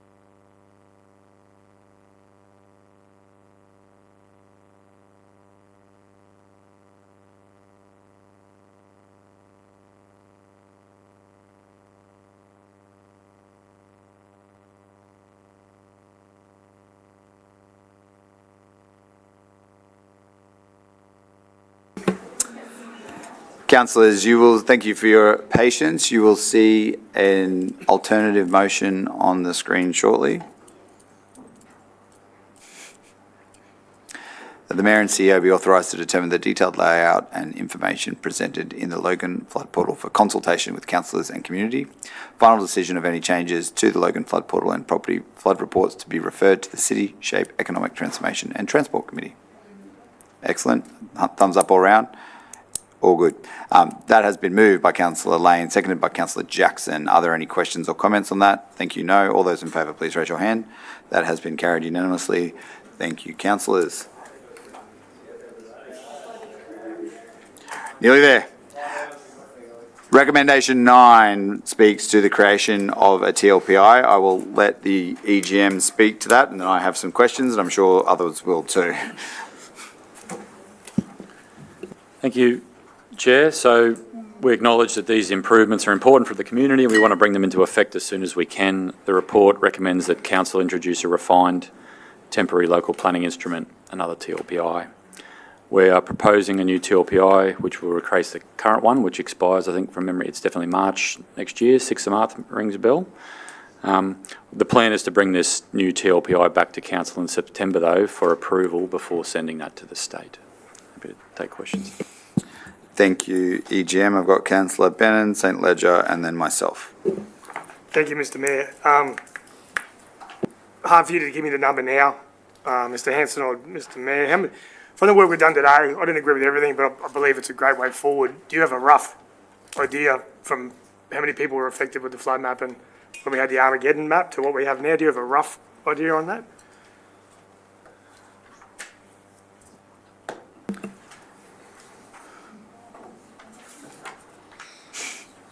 I know I put you on the spot, mate. It was in the, those numbers were in the confidential presentation on the policy work that was given during the informal com. So just through the Chair to be clear, this is based on the decisions we've made to remove PMF 0.05 and 0.5, so reduced back to the 1%. So the properties removed as a consequence of that decision is 27,960. And please, there's a degree of error.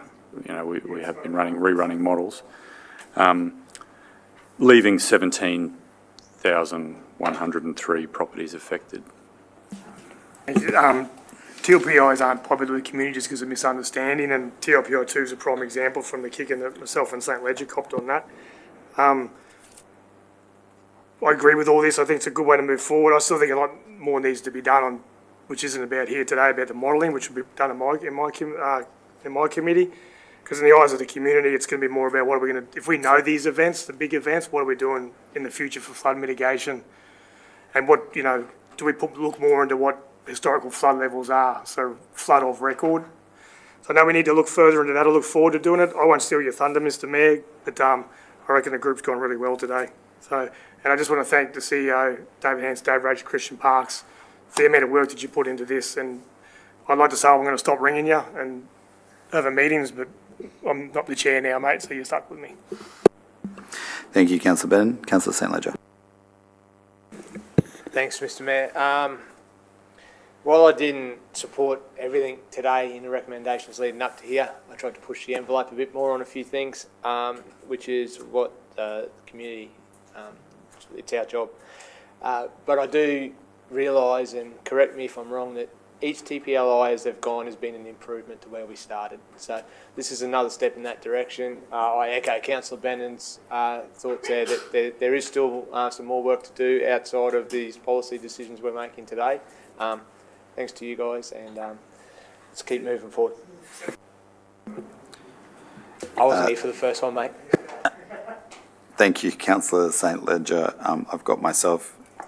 Dave, on that number, that 17,100 roughly, did you include the 2,800 properties that are removed as part of the FPA 4 in that, or is that the Creek stuff? I don't believe it does.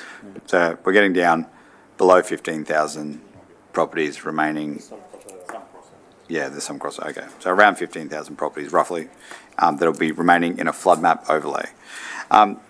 Dave, I've got two questions that I know the community will ask after this meeting and have been asking me in the lead up to it. Why have you recommended a TLPI? Why is that the path forward? Why not just wait until the Logan planning, an amendment, or until the draft Logan plan is endorsed? Through the chair, so you'll see from the next report we have to deal with that the time horizons around that draft Logan plan are looking to stretch out for good reason, in our opinion. So there's no way under a normal and conventional plan-making process that you can bring effect to these changes anytime soon unless you pursue them as a TLPI. That's the mechanism. That's what they're contemplated to do. They're designed to put in place much-needed critical policy in the shortest amount of time frame. Thank you. And councillors have heard this answer before, but I don't think the community's ever heard it from officers. We've done a lot of work today on sort of trying to remove as many people from the flood overlays and the flood maps as possible while minimising the risk to life and property to a reasonable amount, trying to strike that common sense balance. Why couldn't we have just repealed the current TLPI? Would it have been faster? Or is there other reasons why we're sticking with this mode of trying to get that balance right? Why couldn't we have just reverted back to the 2015 maps by ditching the TLPI out? Through the chair, so the 2015 Logan Planning Scheme maps, they came out of studies that were sort of pre-2014. They don't consider climate change, which is one of the state imperatives, nor the impact of recent events. They don't include updated LiDAR or rainfall updates. They just don't meet, it just doesn't meet current requirements. We have new mapping that we've obtained since that time. We've got a legal responsibility to use it in some form and to make it available. But probably the biggest issue is we know that there are properties at risk of flooding which are not on that 2015 map.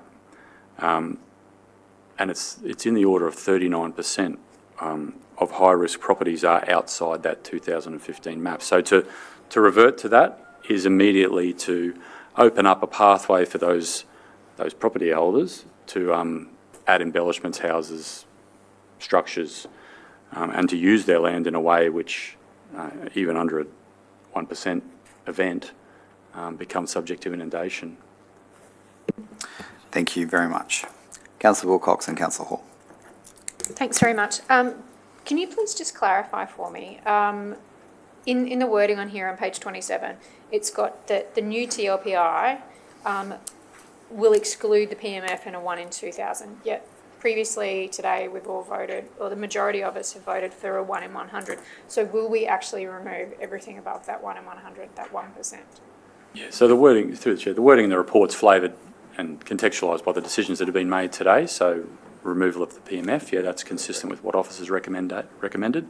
But going back to the 1% will have to be reflected in the new TLPI as a consequence of the decisions made today. So yes, these decisions today will roll all the way through into a TLPI you'll see in September.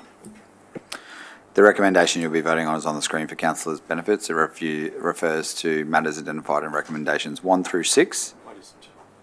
Turn them to resolutions. Resolutions 1 through 6, there we go. That'll be fixed in a moment, which is what you've decided on today.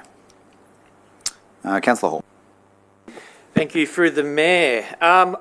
I sense through my community that there's a fair bit of TLPI fatigue for some residents.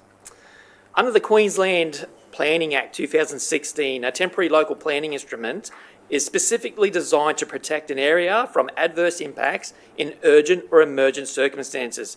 It is used when there is a risk of serious harm or when normal long-term planning amendments would take too long. What is the specific reason we are putting forward the TLPI? Through the Mayor, as I said before, that the ability to get it into a planning scheme, the reason's no different now than it was when the first TLPI came in.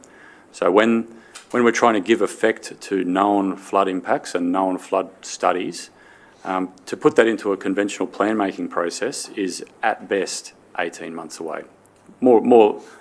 There's much evidence throughout all of Queensland that planning scheme amendments take 2 years, 3 years. That was a decision made then, And as stated previously, every refinement, including this one to that original TLPI, has been made to make them better, to make them more responsive to the realities of how the modelling needs to hit the ground. So the original reason that we used around needing to have that critical element of natural hazard management put into statutory effect, it's the same reason now. Okay, I don't have any further questions, just a statement. Personally, I hope this is the last TLPI that we put through before we do the planning scheme, simply because TLPIs do create a sense of unease in the community, and I think they'd much prefer we get towards the planning scheme as soon as we can, but understanding that, I'll leave it there. Thank you. Thank you. Councillor Hall. Are there any further questions? Councillor Stem. Mr Mayor, is there a reason why we've removed 10, 11 and 12 from this recommendation? Because they don't inform the TLPI. So the resolutions are the policy decisions you made. That's what impacts it. In the same way that 7 isn't in there, which is the flood portal decision, doesn't get put into the TLPI. But this was the future report we brought back to council to endorse the planning to submit it to the minister. That'll be the next set. Oh, okay, so it's still So coming. I'm just doing TLPR on its own. Sorry, that's fine. Sorry, I thought it was. Just doing TLPR on its own so we could discuss it clearly, and then the other 3 will all be together in their own little bundle. All good. Councillor Murphy has moved. Would someone like to second that? Councillor Jackson has seconded that. All those in favour, please raise your hand. That has been carried with the exception of Councillor Bradley. How do you vote? Against. Councillor Hall, how do you vote? Against. And Councillor Heremiah, how do you vote? Against. Thank you very much, councillors. Councillors, we now have recommendations 10, 11 and 12, which we'll put on the screen together for your consideration. This is that a future report be brought back to council to endorse the TLPI. That's the process where we will send it to the Deputy Premier for consideration and approval, that the proposed policy and mapping changes identified in resolutions 1 to 6 be included in the draft new planning scheme, and that the confidential attachment remain confidential. Would someone like to move those 3 motions? Thank you, Councillor Jackson. These are motions exactly as they're presented in your report. Thank you, Councillor Murphy has seconded that motion. All those in favour, please raise your hand. That has been carried with the exception of Councillor Bradley. How do you vote? Against, except for number 12. I don't think you can you do that? No, sorry. So you're just against. Councillor Hall? Yeah, there's one that I really like, but it's mostly of them have been lost, so I'm against. Councillor Heremiah? Against. And was there anyone else who wished to record against? There being none, the motion has been carried. That is item 5.1. Well done. We now move to item 5.2. I'll let the EGM speak to this report. Thank you, Mr Chair. This is essentially an update report, but it does seek a few things from councillors. The program around the Logan Plan has sort of had many headwinds in recent times, and I'd just like to quickly touch on a few of them because we're heading towards a later delivery of that piece of policy. Obviously, the public submissions that have been received have been, the system works. You go to the community and you get an overwhelming amount of feedback. That's what we want. We're still working through those. That time frame has pushed back our delivery substantially in its own right. But there's a few other factors as well. So as we're starting to work through those policy positions, it becomes evident that there's some good ideas. There's whether they're from the community or from peak industry bodies or the development industry. There's things that we think we'll be putting in front of councillors for you to consider. Now, there's a test around how the knock-on effects of those ideas, and if we choose to draft them into the scheme, it becomes so different from what was publicly notified to the community last time that we would have to go for another round of public consultation. Now, we don't want to sort of in any way limit the good ideas coming forward to councillors in the interest of avoiding further notification. It's not of interest to us. So we're forecasting the fact that there'll be a delay through that additional consultation. Since starting this draft scheme and now, Transform Logan Phase 1 has been approved with a range of ambitious goals. I've said a few times to councillors through that process that we will need to check back in on the aspirations in the draft planning scheme to see whether they're enough, because we've heard loud and clear from councillors that in some regards, for instance, transport around density around transport, that's a focal area that we're going to have to revisit the scheme, and we need time to do that. The two state matters that I think have dropped since, or in very recent times, and we still don't have great clarity around. One is the review of the state planning policy, where, for instance, the need to do risk-based flood mapping exists. So there's a project at the state level where they're going to review that SPP. The time frame around that is a bit rubbery, but it looks like it will land at some point towards the end of this calendar year. And that could fundamentally, so all of the work we do on a planning scheme has to go through the filters of an SPP through the planning making process. It would seem like false economy to rush to finish a scheme just to get it back to the state for second interest, only for them to say, listen, we're changing the goalpost to a certain point. So that seems like false economy. The other one is we're up for a review of the regional plan again, which seems quite amazing. Only a couple of years ago, we went through that process under a former government, but this new government is looking at refreshing the patchwork of regional plans across the entire state. So South East Queensland is obviously a big part of that. We are not expecting formal consultation on the draft to hit until the end of this calendar year. But what is happening already is the engagement between the department and council team on what that might look like. We would like to get an early sort of position, which is no different to the positions we've had previously, really, around we want greater infill in the city to rebalance the shape of the city. And we would like that if we're going to get any expansion to our urban footprint, they should be for employment generating purposes. So that's what this report seeks to do. You'll see the time frame. That's a very conservative time frame around on page 36 of 38. At the bottom of that page, it looks like, by the time you build in the work program that needs to be done over the next year, then you build in the impact of caretaker periods through state elections, local government elections, and you build in that final, the additional public notification period and that interest check process. We're headed towards a 2030 delivery timeframe. The endorsement of the scheme is likely to be a year before that, so sometime during 2029, and then it's really just getting processes and people in place here to deliver on the expectations of a new scheme. So I'm hoping that is a conservative timeframe. I believe it is, and I hope we can deliver it earlier than that, but happy to take questions. Councillor Heremiah, Councillor Bradley, Councillor Wilcox. Thank you, Mr. Mayor. I have a couple of questions for the head of the planning department. What was the original schedule for this new Logan Town plan to commence? What date was the original deadline? Yeah, through the chair, it was a late 2025 commencement. And now the proposal that is recommended for councillors to vote on is for that deadline to be August 2030. Is that correct? We're asking councillors to note that revised deadline, so that's we're not putting a hard shape around it. As I said, I'm hoping to do it sooner than that. Okay, but there's a project schedule, and the project schedule is August 2030. That's correct. Okay. See, that's a significant delay, and what I'm going to be asking for is some details around the project management of this project. It's a unique project, town plan, doesn't happen a lot, but it's a project like anything else. What project methodology is being used to manage this? I can't answer that, Councillor Heremiah. I'll have to come back to you. Okay. Is there a project control group? There's a PCG at officer level, and then there's also what we've called the project board, which involves the chairs and deputy chair of planning. So that hasn't, since the public notification period, that hasn't been convened, but there's a number of governance layers to the project. Okay, and does the project control board with elected members make decisions regarding this project?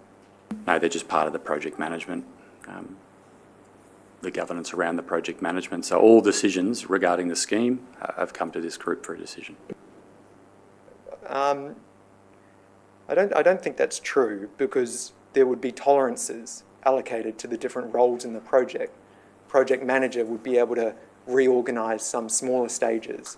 The project control group would be able to have a tolerance where if one bit of the project goes over budget, that is okay if another bit of the project is below budget.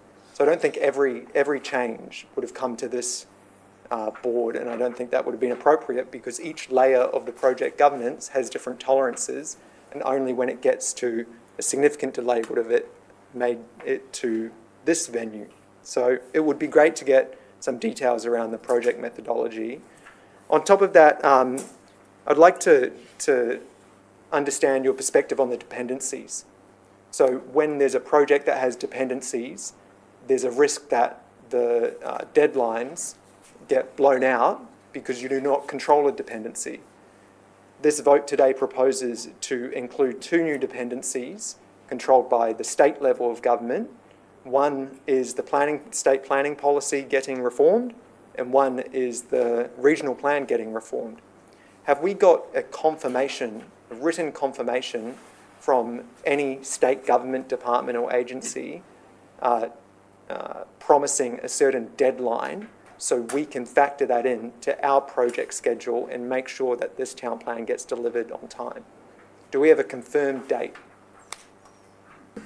Through the chair, no, we don't. So for those 2 pieces of state work, they've definitely forecast, like I said, out to draft consultation on the regional plan by the end of this calendar year. What we've seen in the past, though, is that can slip quite dramatically to a point where it could even go beyond a term of government. So there's no commitment that they give to us.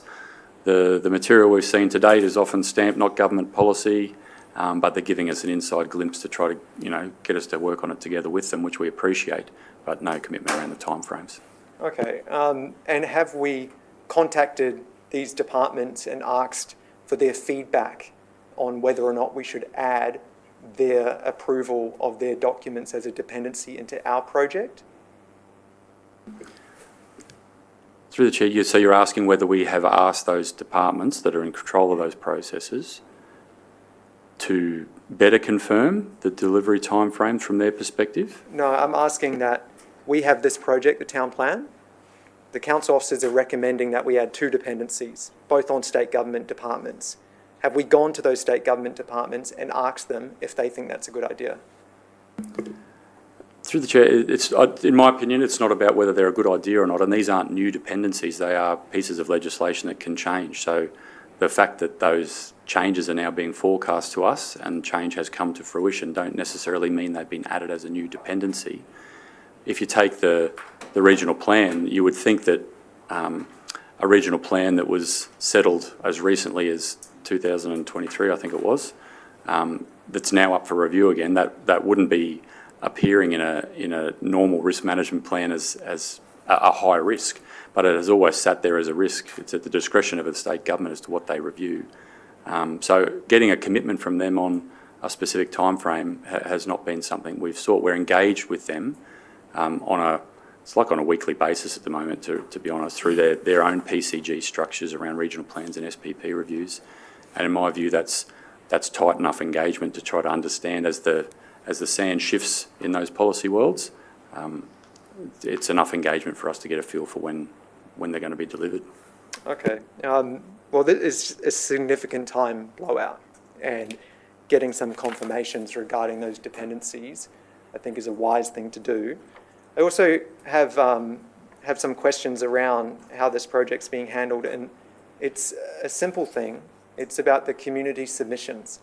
And last year, the council officers recommended that councillors go out and ask their community to put in submissions to the town plan, and I thought that was a good idea, so I did that.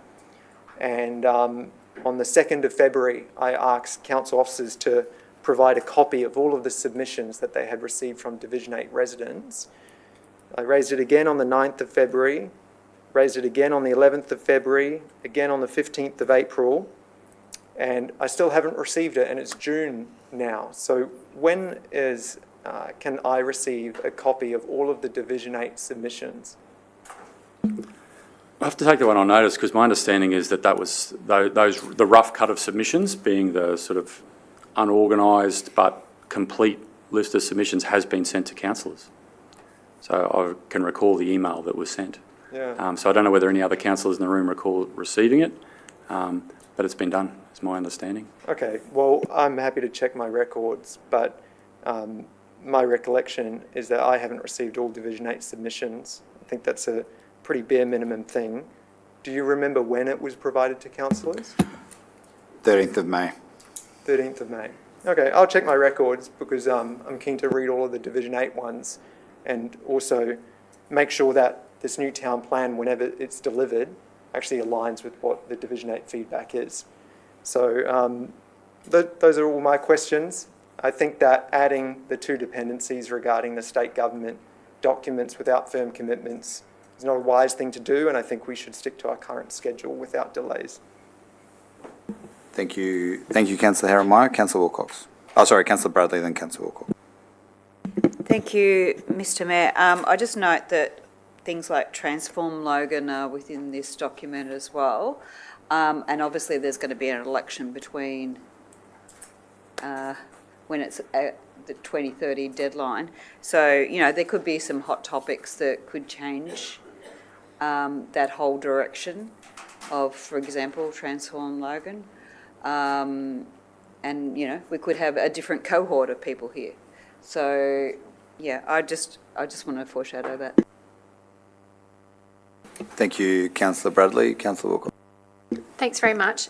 Just wondering, so reading through the recommendation on page 38 of this, and especially point 4, Council in its advocacy to the Queensland Government described in clause 3 only support changes to the urban footprint where they unlock and secure the supply of competitive jobs and serviced industrial land. I'm just wondering, can we please add in there, if they're talking about doing a review of the state planning schemes and the Queensland Regional Plan and the planning policy, can we please add in there that they provide infrastructure funding in there as well? Because they've just announced that there's $2.4 billion in a housing deal to unlock 51,000 homes in the Cairns, Warraba and Southern Thornlands, both with state LNP MPs in them. Can we please put in here to advocate for some infrastructure fundings for roads, water, sewage, all the rest of it, so that we can actually deliver this?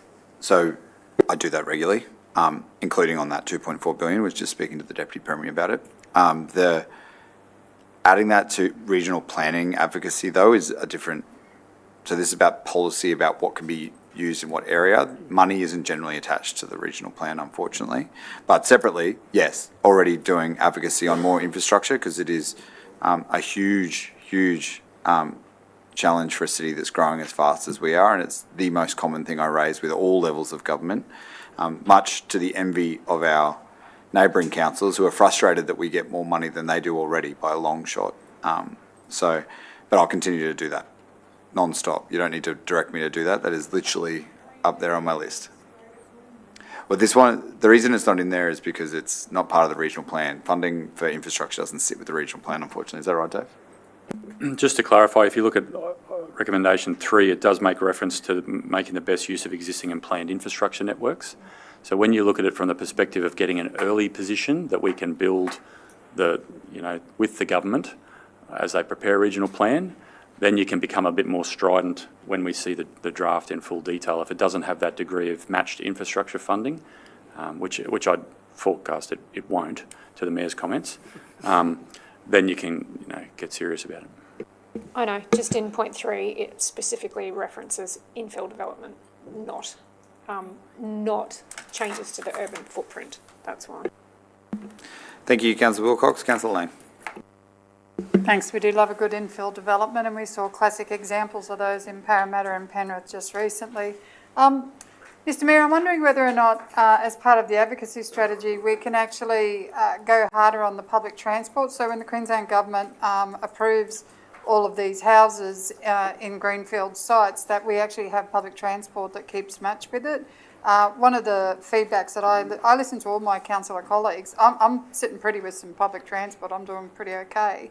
but they're not. And most certainly that advocacy strategy on bringing public transport into those greenfield areas is probably one of the highest priorities to get people off the roads and get them moving to work.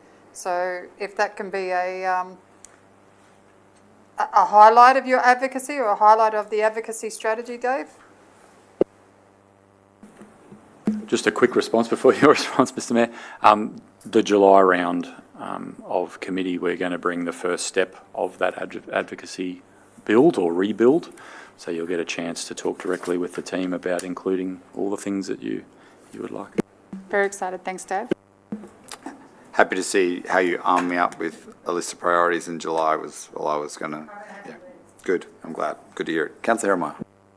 Thank you. I have a question for the head of the Town Planning Department. I've reviewed my records regarding those submissions, and I have this email from 13th of June here. Now, looking at this email, the submissions have been filtered and sorted by topic. My request was for a copy of the original submissions from the residents. Has that been provided in this? I believe it has, yeah. I believe that all of the submissions that are relevant to your division have been included. So in this, the matter raised, that text is a direct quote from the resident? I don't know what you're looking at, Councillor Herrmann. I'm happy to take this offline. My understanding is that it's come to you in a format that actually gives you the submissions, so you can look through them all and see them directly.